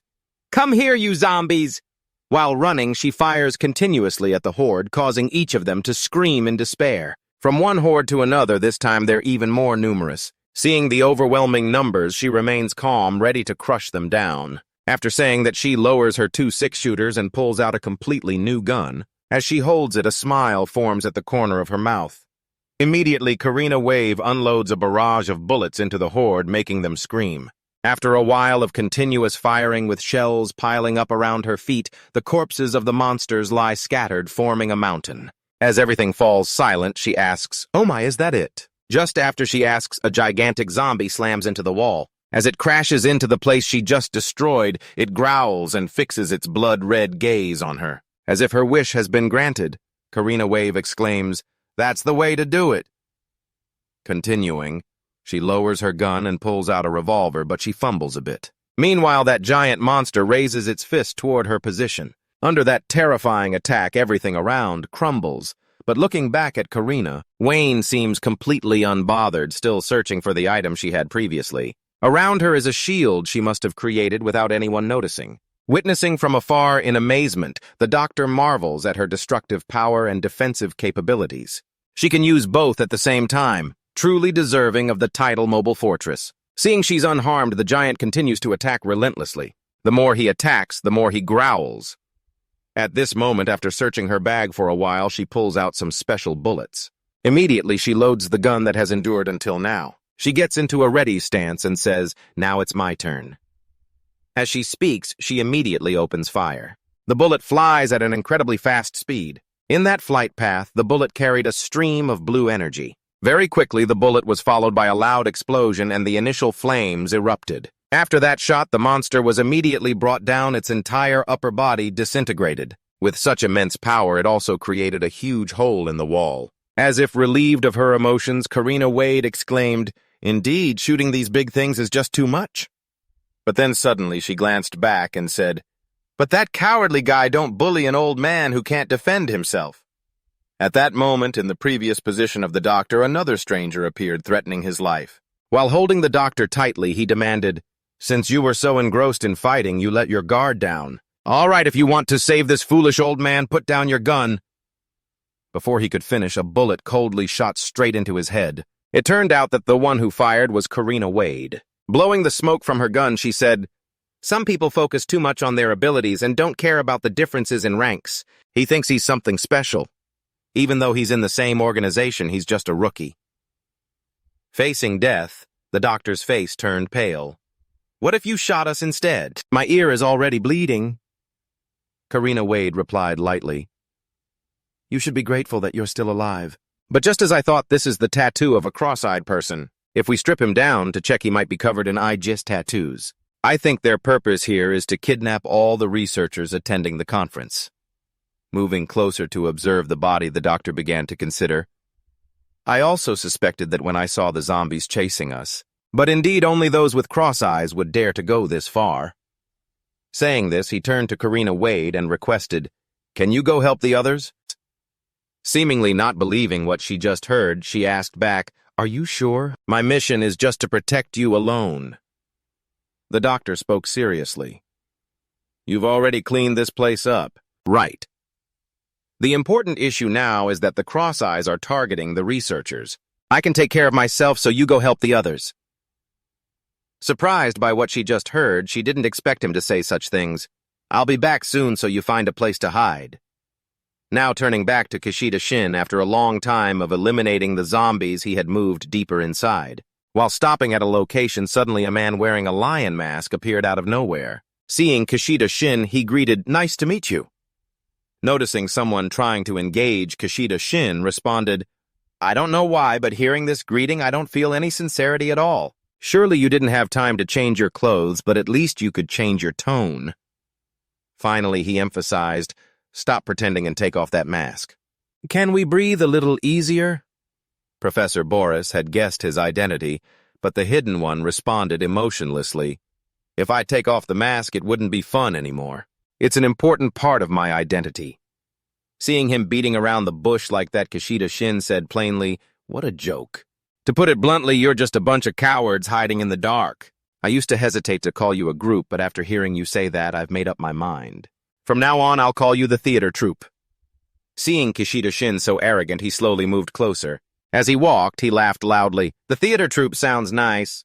You've just killed Zedia, and you're already this cocky." He was just a level 7 guy who didn't understand the principles of power circles. With sarcasm, Kishida Shin asked again, "So you mean you're stronger than him?" With confidence, he replied, "If I weren't sure of my victory, I wouldn't be here." As soon as he finished speaking, he unleashed his power, causing debris to fly everywhere. Around him, gusts of wind and lightning seemed to sense his momentum. Kishida Shin thought he seemed to possess at least 2 levels of power. Even though they were from the same organization, could the differences in abilities among them be this vast? But that's good. It means that their whole organization doesn't have the same skills and abilities. He was gathering energy in his palm as he said, "For the sake of the organization, your existence must be erased." Hearing such a strong affirmation, Kishida Shin immediately mocked, "Do I look like I care?" As soon as he finished his sentence, he lightly launched an attack towards Kishida Shin. He added, "If that's the case, let me show you what politeness looks like." Seeing the attack coming, Kishida Shin also quickly turned to dodge. At the same time, he activated his growth skill. Immediately, a halo appeared above his head. Seeing him dodge his attack, he reminded, "You've only dodged 1 blow. Don't get too cocky." After a while of interacting with the mysterious man, Kishida Shin realized this guy did not even notice the halo above his head. He realized that this mysterious one was just an ordinary guy who knew nothing about growth. He even thought this would wrap up sooner than expected. Now he fiercely unleashed flames across the surrounding area. With that, he moved quickly towards the masked man. With the blazing sword in his hand, he launched a direct attack on him. Facing the sword right in front of him, he easily deflected it. Witnessing that made Kishida Shin extremely surprised. Not stopping there, the moment he let his guard down, the guy launched a direct attack right at him. Under that last attack, Kishida Shin was immediately knocked back. While resisting, he held on to his sword. Not content with that, he activated his mana cannon ability and launched it straight at him. To his dread, the guy easily controlled his attack with his own ability, directing it upwards. Seeing his superior ability just now, he silently wondered what this unusual power was all about. It felt like he was fighting multiple enemies at once. But it wasn't just a typical stat increase, was it? The more he thought about it, the more confused he became. The mysterious figure spoke up, "Kishida Shin, now I will show you why you cannot defeat me." After saying that, he shouted, "Activate the core! Activate!" After that call, a ball of red energy appeared in his palm. Seeing that made Kishida Shin extremely surprised. While speaking, he expressed his excitement. "Behold the ultimate invention that I have devoted my life to researching the supercore." It was known that this bizarre thing he just summoned was called a supercore, a thing classified as SSS-Rank, described as formed from the combination of 179 brains and having the effect of simultaneously using various abilities. Seeing that with his own eyes, he thought this guy was really insane. Collecting the brains of hunters and combining their abilities, he created 3 rings of power out of that. He explained, "I researched the system and came up with this idea. Instead of studying the system, why not study the hunters who created this system? Fortunately, I received support from the government and abundant resources."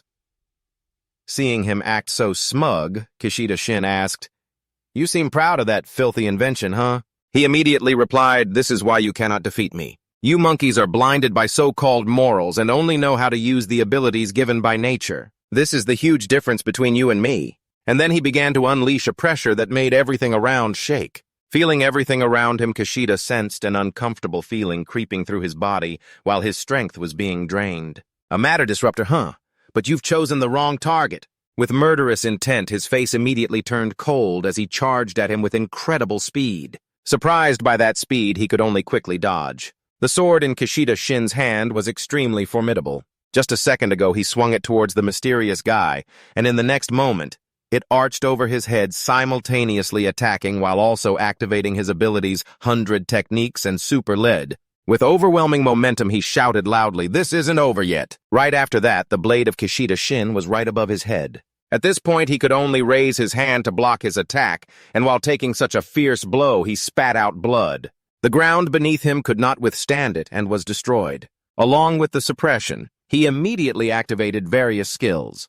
Parallel connection, simultaneous calculation mana, fortress mana, barrier, solid stance, firm defense. Filled with anger, he shouted, "This damn monkey won't give up."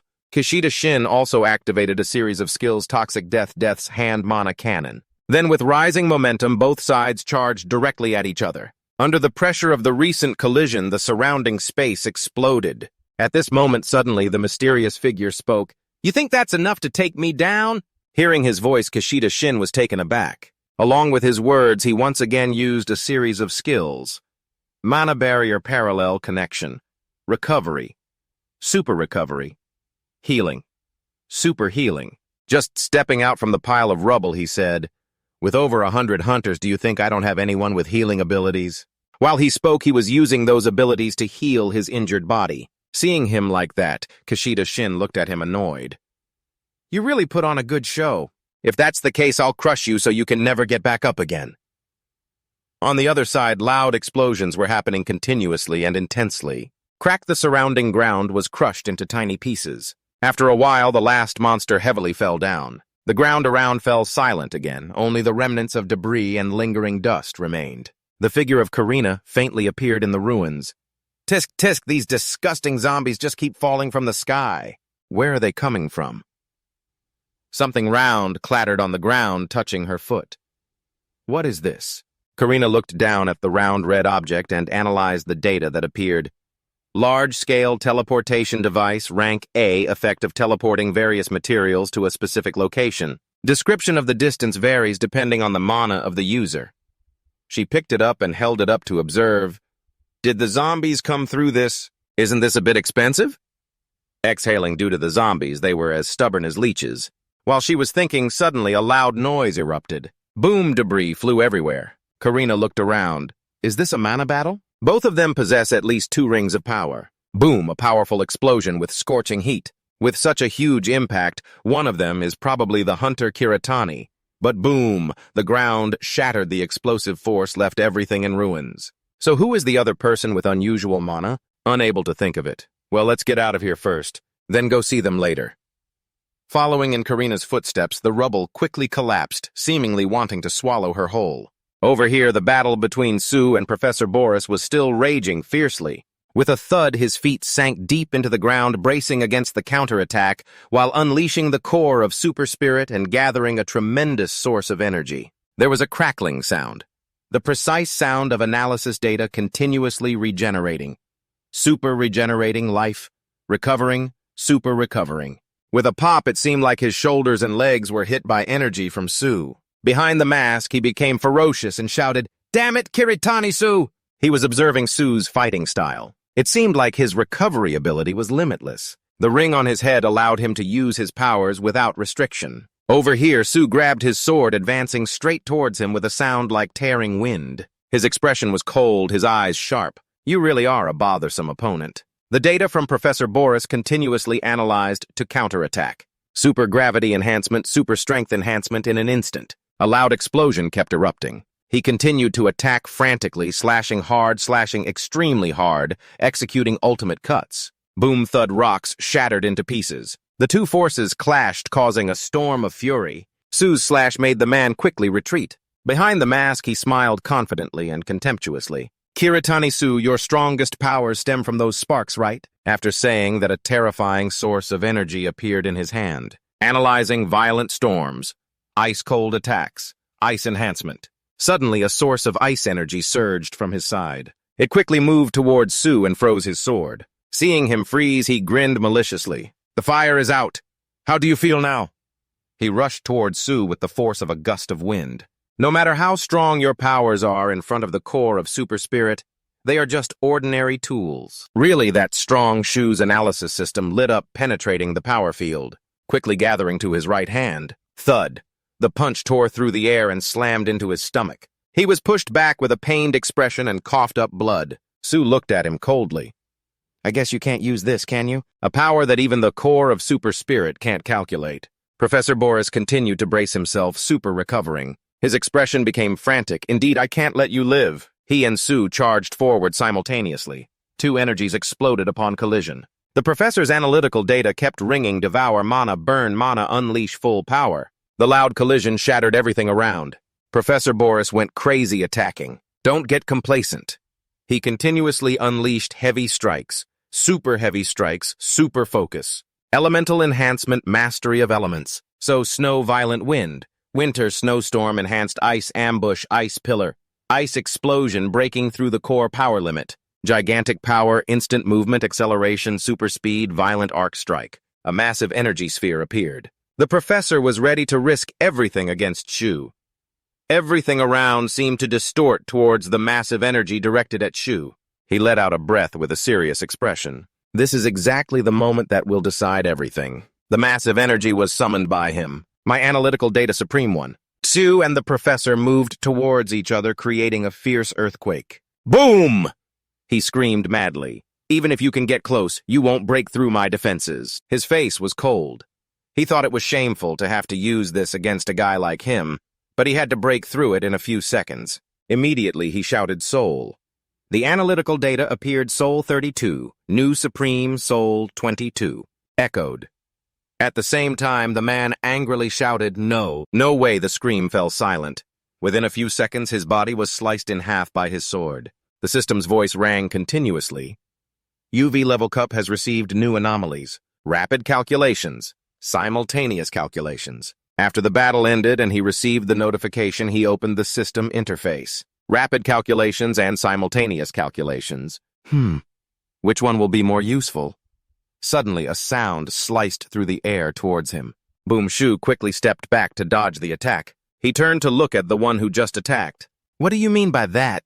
It turned out to be Karina."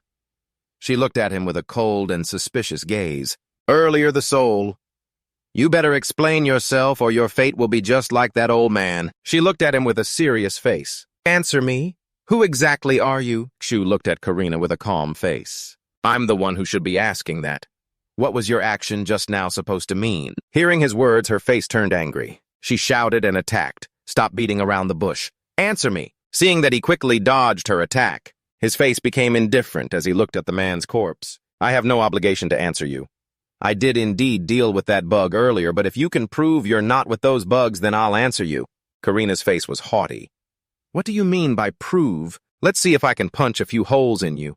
Then you can still keep your mouth shut. Boom! After saying that, she began to attack him. The situation grew tense between the two sides. He continued to evade Karina's strikes. The ground and rocks exploded into holes from the energy of Karina's gun, leaving devastation. After dodging her attack, Shu's eyes turned cold and he began to counterattack at extreme speed. After attacking, he saw that Karina was still fine and suddenly hesitated. On Karina's side, she was looking at him with a cold gaze for the next strike. The sound of gunfire raced towards him.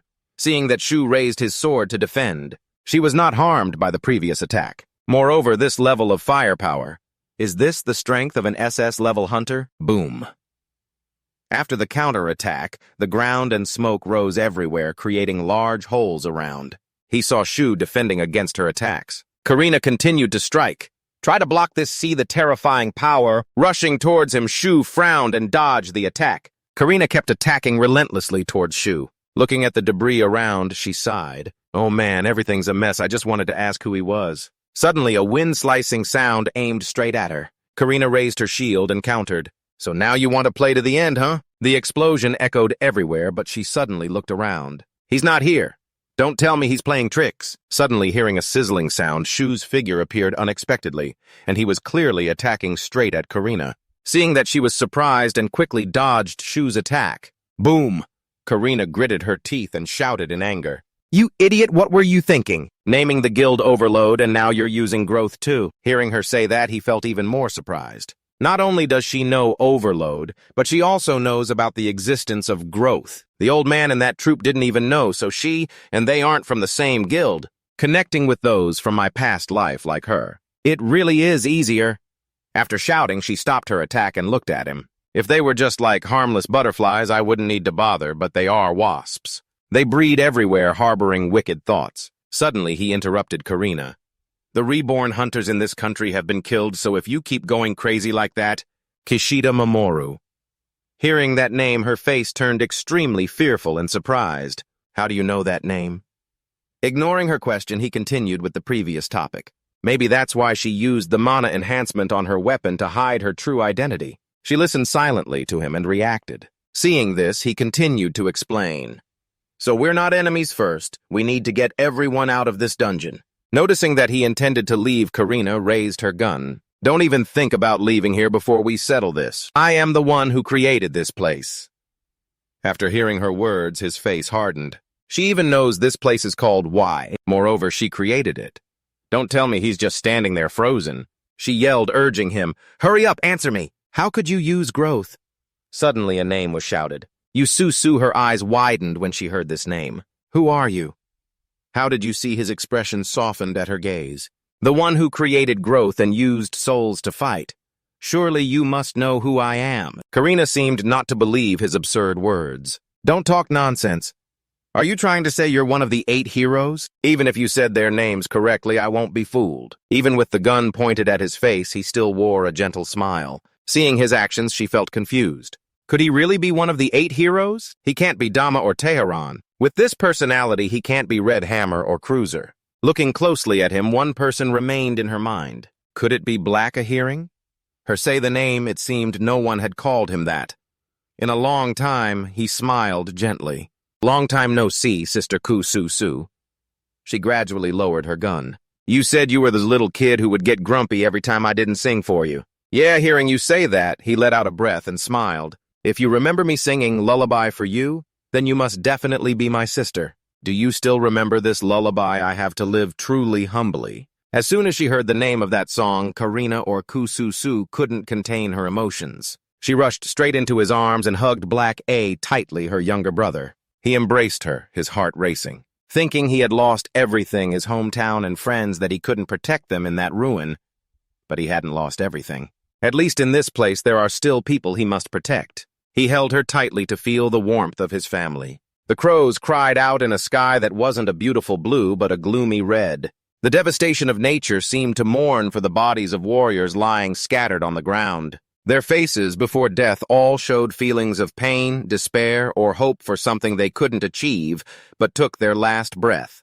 The stench of blood filled the air. This is a sign of a fierce battle that has just ended. Standing in the middle of the battlefield is a man with an empty, indifferent expression towards everything. The pile of corpses includes both enemies and comrades who fought alongside him. So standing among the mixed bodies, none of his brothers are left. Then what does it mean for him to live alone? At that moment, as the battle neared its end, a mournful scream rang out, Aiden. A weak, bloodied hand reached out to his face. Aiden's face was now filled with emptiness and helplessness. Elena, with her weak face, looked at him. Stay with me, Aiden. He could only stand still looking at her, because a strong warrior like him had become weak at this moment.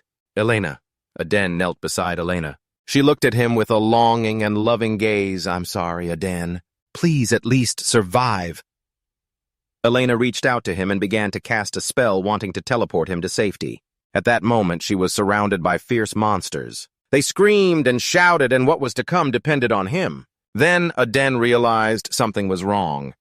He quickly reached out to Elena, but before he could finish his sentence, he was teleported outside of a forest, his screams still echoing. Elena, once taken out of danger and surviving, his body still existed, but his soul had sunk into an abyss of darkness. It's a pity. Why is he the only one left alive? Aiden's body gradually sank down the steps of the abyss. Everything he risked his life to protect has vanished. Is it really going to end this easily? In the endless darkness, his soul was being devoured by them, and the monsters without a trace left. Should he give up everything and seek some peace? Just as Aiden was about to abandon everything to reunite with his brothers, a strange light appeared. He glanced over there.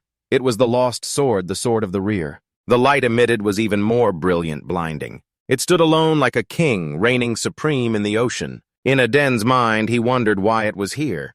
It had sunk to the bottom of the sea. Then suddenly an image of Elena flashed in his mind. Survive.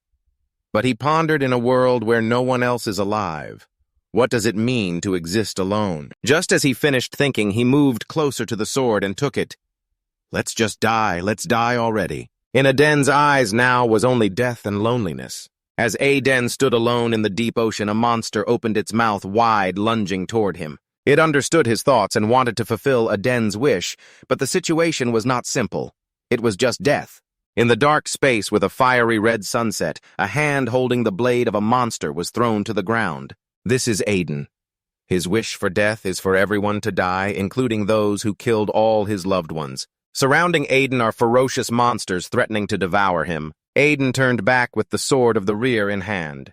Now his eyes held only indifference and combat spirit. The monsters are just mindless beings, unable to sense the coldness around them. They only have fierce faces and rush forward like moths to a flame. They and Aiden charged together.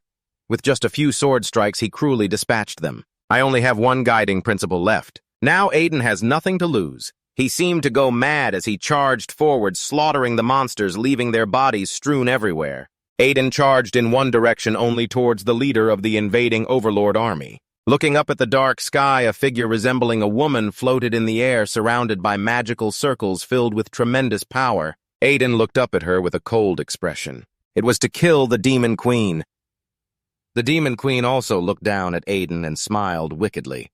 In Aiden's heart, he thought of a way to kill her. She is surely very strong, but at the same time very arrogant and overly confident. I will pour all my mind into this fight. Aiden slowly summoned his magic, moving towards the Demon Queen. Always with tremendous power, he charged madly towards her. She disregarded Aiden, remaining smugly still. And then she fell prey to Aiden's strike, standing frozen in midair, showing no further movement. Aiden stood below, looking up with a tired expression, having exhausted all his strength on that last blow.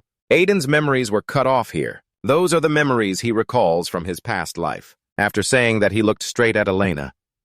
Do you believe me now? Elena was emotional, speechless, looking at him with tears and snot running down her face. She quickly ran to Aiden. You've suffered. After calming down, she smiled joyfully.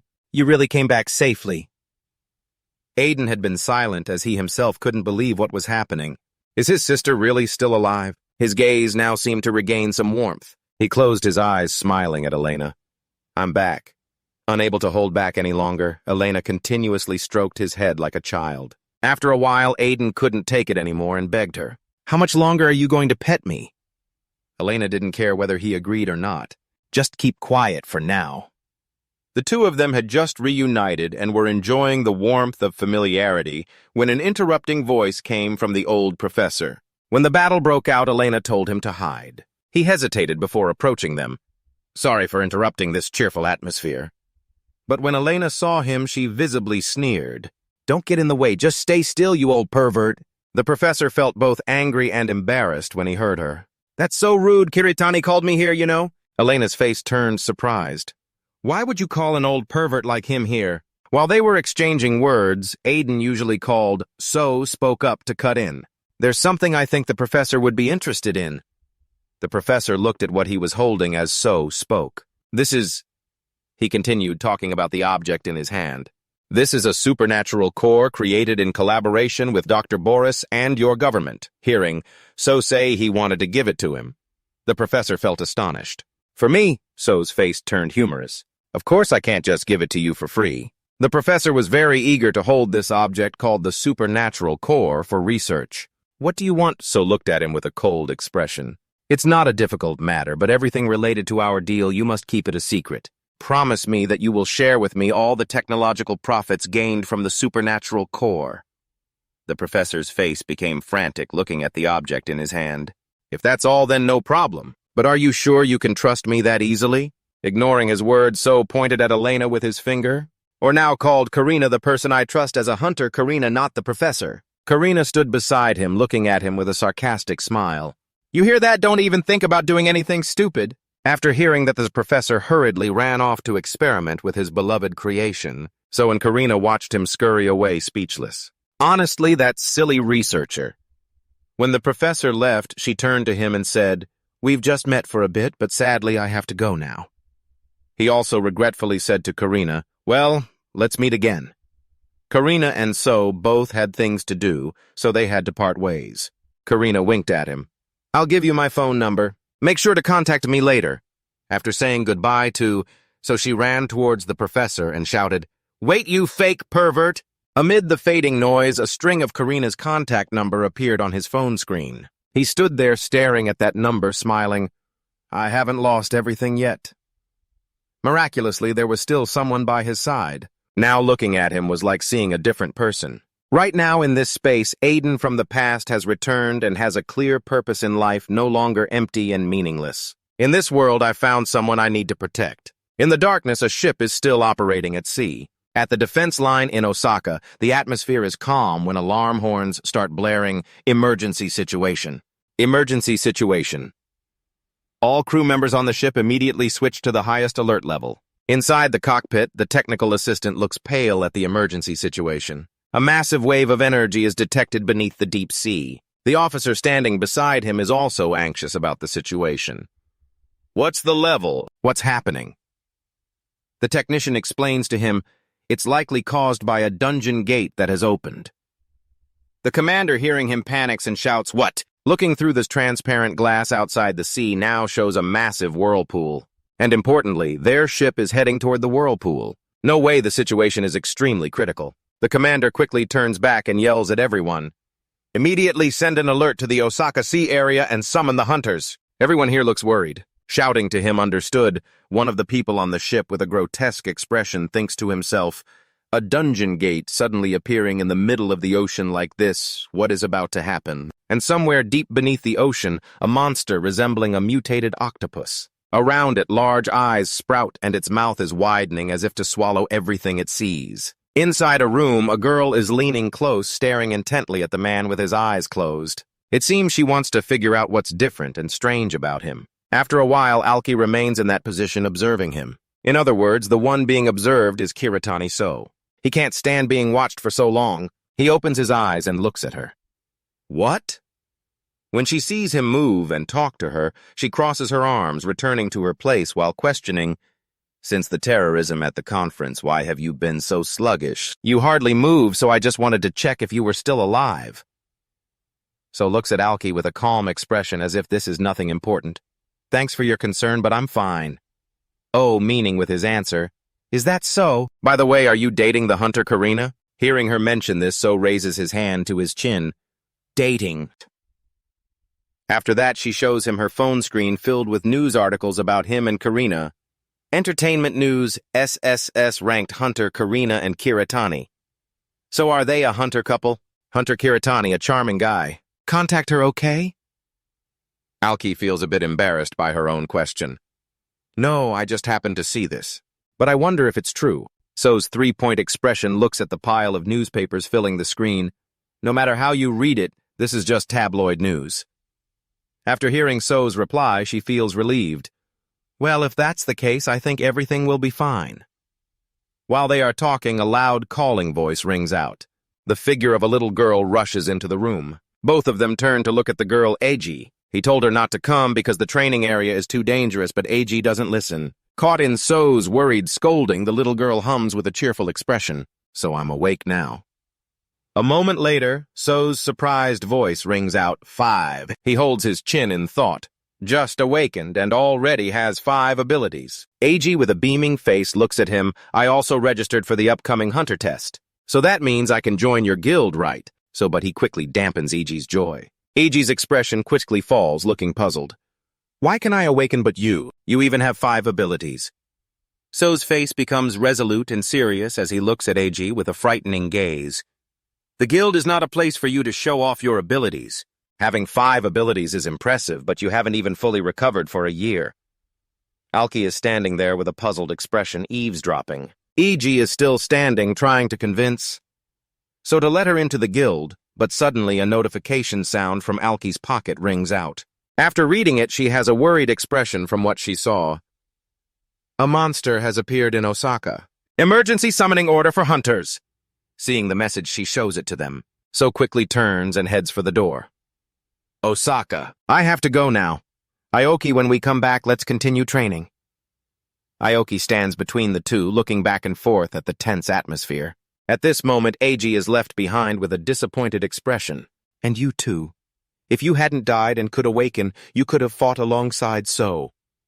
As he walks away, So suddenly halts at Eiji's words. He turns to look at the little girl, his gaze resembling Zen, the one with a strong will. After a moment of thought, he raises his hand to his forehead helplessly at Eiji's persistence.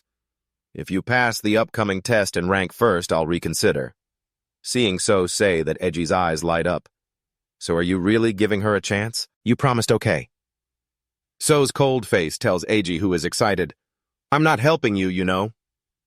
Eiji confidently replies, Of course I'll handle it myself. Alki stands beside them, amused by the back and forth between the siblings. After settling Eiji's situation, So turns back to say goodbye to the two. Well then, I'm off. The little girl watches him go and smiles adorably. Safe travels, returning to the situation at sea in Osaka. At this moment, the ship is just a few meters away from encountering that massive whirlpool. Around them, the wind howls, shaking the ship back and forth. At Osaka port, everyone on the ship is now in chaos, frantically seeking a way out. Just when everyone was unsure how to handle the situation, the rescue night team arrived. The commander saw the group approaching and shouted, This way! The Overload Guild. So's group arrived just in time. The situation is critical. The commander briefly informed So about the situation. Including the guild on the other side, the hunters have been fighting for over 6 hours. Then he pointed towards the swirling tornadoes raging over there. The monsters moving in the tornadoes are already hard to reach with battleships and military vessels, and yet the number of monsters is increasing at an alarming rate. Inside the swirling mass, armored creatures continuously jumped out to attack. Seeing the tough situation, he continued. They also confirmed that there are many more monsters beneath those tornadoes. We've got a good grasp of the basic situation here. So's expression suddenly sharpened as he turned to the commander. Is it possible to get to the guild's ship over there? The commander was surprised and worried by his request. What? But what about the vortex? He turned his back and spoke to his members. Kishida and Finn go help the guild over there. Head straight for the ship, kill those aberrant beasts. I'll take care of the vortex. Hearing his assignment, the two of them seriously shouted the orders to the others. Done, he turned to Alki. Come deal with that vortex with me. Alki, standing next to him, was surprised. The vortex. While speaking, suddenly a commander turned to him worried and said, Hunter Kiritani, even underwater bombs and torpedoes can't do anything about that vortex. He turned back to the man and said, It's fine, we have stronger weapons. Saying that, he turned to Alki, a special weapon used against water called lightning. On this side, the guild members were anxiously fighting. One member of the guild grimaced, grinding his teeth. Those damn fishermen, damn it, when will it end? Another was also getting ready to hold on. Worriedly said, Haven't the reinforcements arrived yet? The two were worried because the situation was about to spiral out of control, and they could barely hold on. Suddenly, a spinning spear shot towards the monsters and killed them. A man appeared and introduced himself to the two, Kishida Kokoro from Overlord. I'm here to assist. Suddenly, one of them yelled at Kishida, Watch out! Suddenly startled, he looked up at the sky. At this moment, a swarm of monsters like a broken nest gathered and charged at him. But Kishida remained calm, gathering anomalous energy into his arms. As a monster was about to crush his head, Kishida raised his energy-filled arms, shielding his face but with fierce veins bulging. A loud noise erupted. Kishida moved with lightning speed, continuously slashing at the sea monsters, leaving their corpses scattered everywhere. After eliminating a group, Kishida stood there smiling happily. Where there's a will, there's a way. Seeing the tense situation and Kishida still joking around confidently, Finn turned and shouted, Focus up, idiot! After yelling at Kishida, he turned back, raised his hammer, recited a spell, and an enchanting power surrounded him with a healing golden light. As soon as he finished the spell, the golden light emitted and spread to everyone around. Everyone was amazed by this miracle. My wounds are disappearing. Another person was equally surprised. After healing many people at once, the area healing skill, the aberrant beasts were able to board the ship. Most of them had been dealt with. Though the scale was still small, the power of this new guild was unimaginable. So Sora was right to see their potential. He looked at the two newcomers who had nearly wiped out the monsters. These guys, each of them is a monster. They on this side, Kishida shyly said to Finn. They seem surprised by our anomalous powers. Finn didn't care.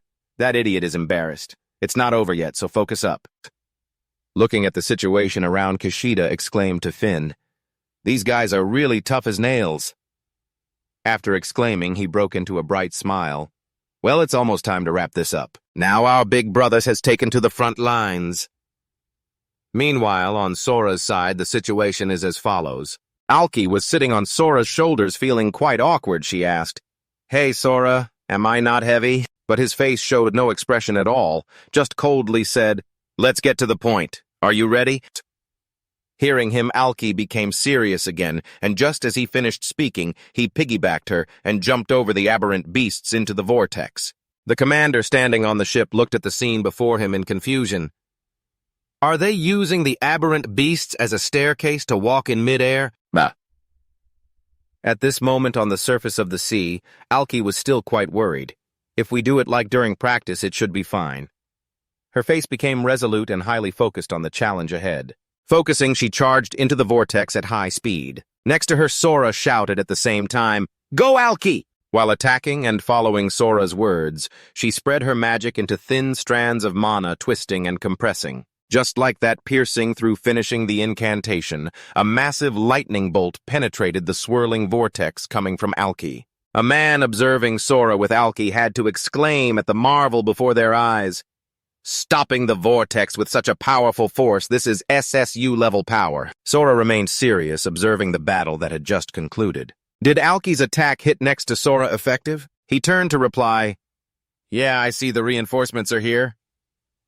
On Kishida and Finn's side, they had also killed the last monsters, but at this moment, Sora's expression grew even more serious. But there's still one more right. Just after he finished speaking, a gigantic tentacle emerged from the ocean, drowning out Sora's voice. The enormous tentacled aberrant beast rose up, striking continuously towards Sora and Alki. She dodged the attacks while anxiously thinking, Just one leg, and it's that big. Just how big is its whole body? Suddenly, Sora yelled, Alki below, interrupting another leg shot up, aiming at Alki. But thanks to So's warning, she managed to dodge. Gradually, the eerie tentacles kept rising, striking at So and her. All these legs are tentacles. It's trying to hide its body underwater until the end of the battle. A loud shout rang out. So shouted loudly to Alki, "Get out of the way!" A tentacle attacked the people on the ship. Fortunately, So noticed in time to intervene. He turned to her and said, Alki prioritized protecting everyone. Hearing him, she hesitated, but So didn't have time to care about what she was saying anymore. Enough, I can handle it. Seeing his determination, she replied, Understood. So ran toward the tentacles, chopping them off one by one. You're running out of tentacles, huh? It's time for you to show your face.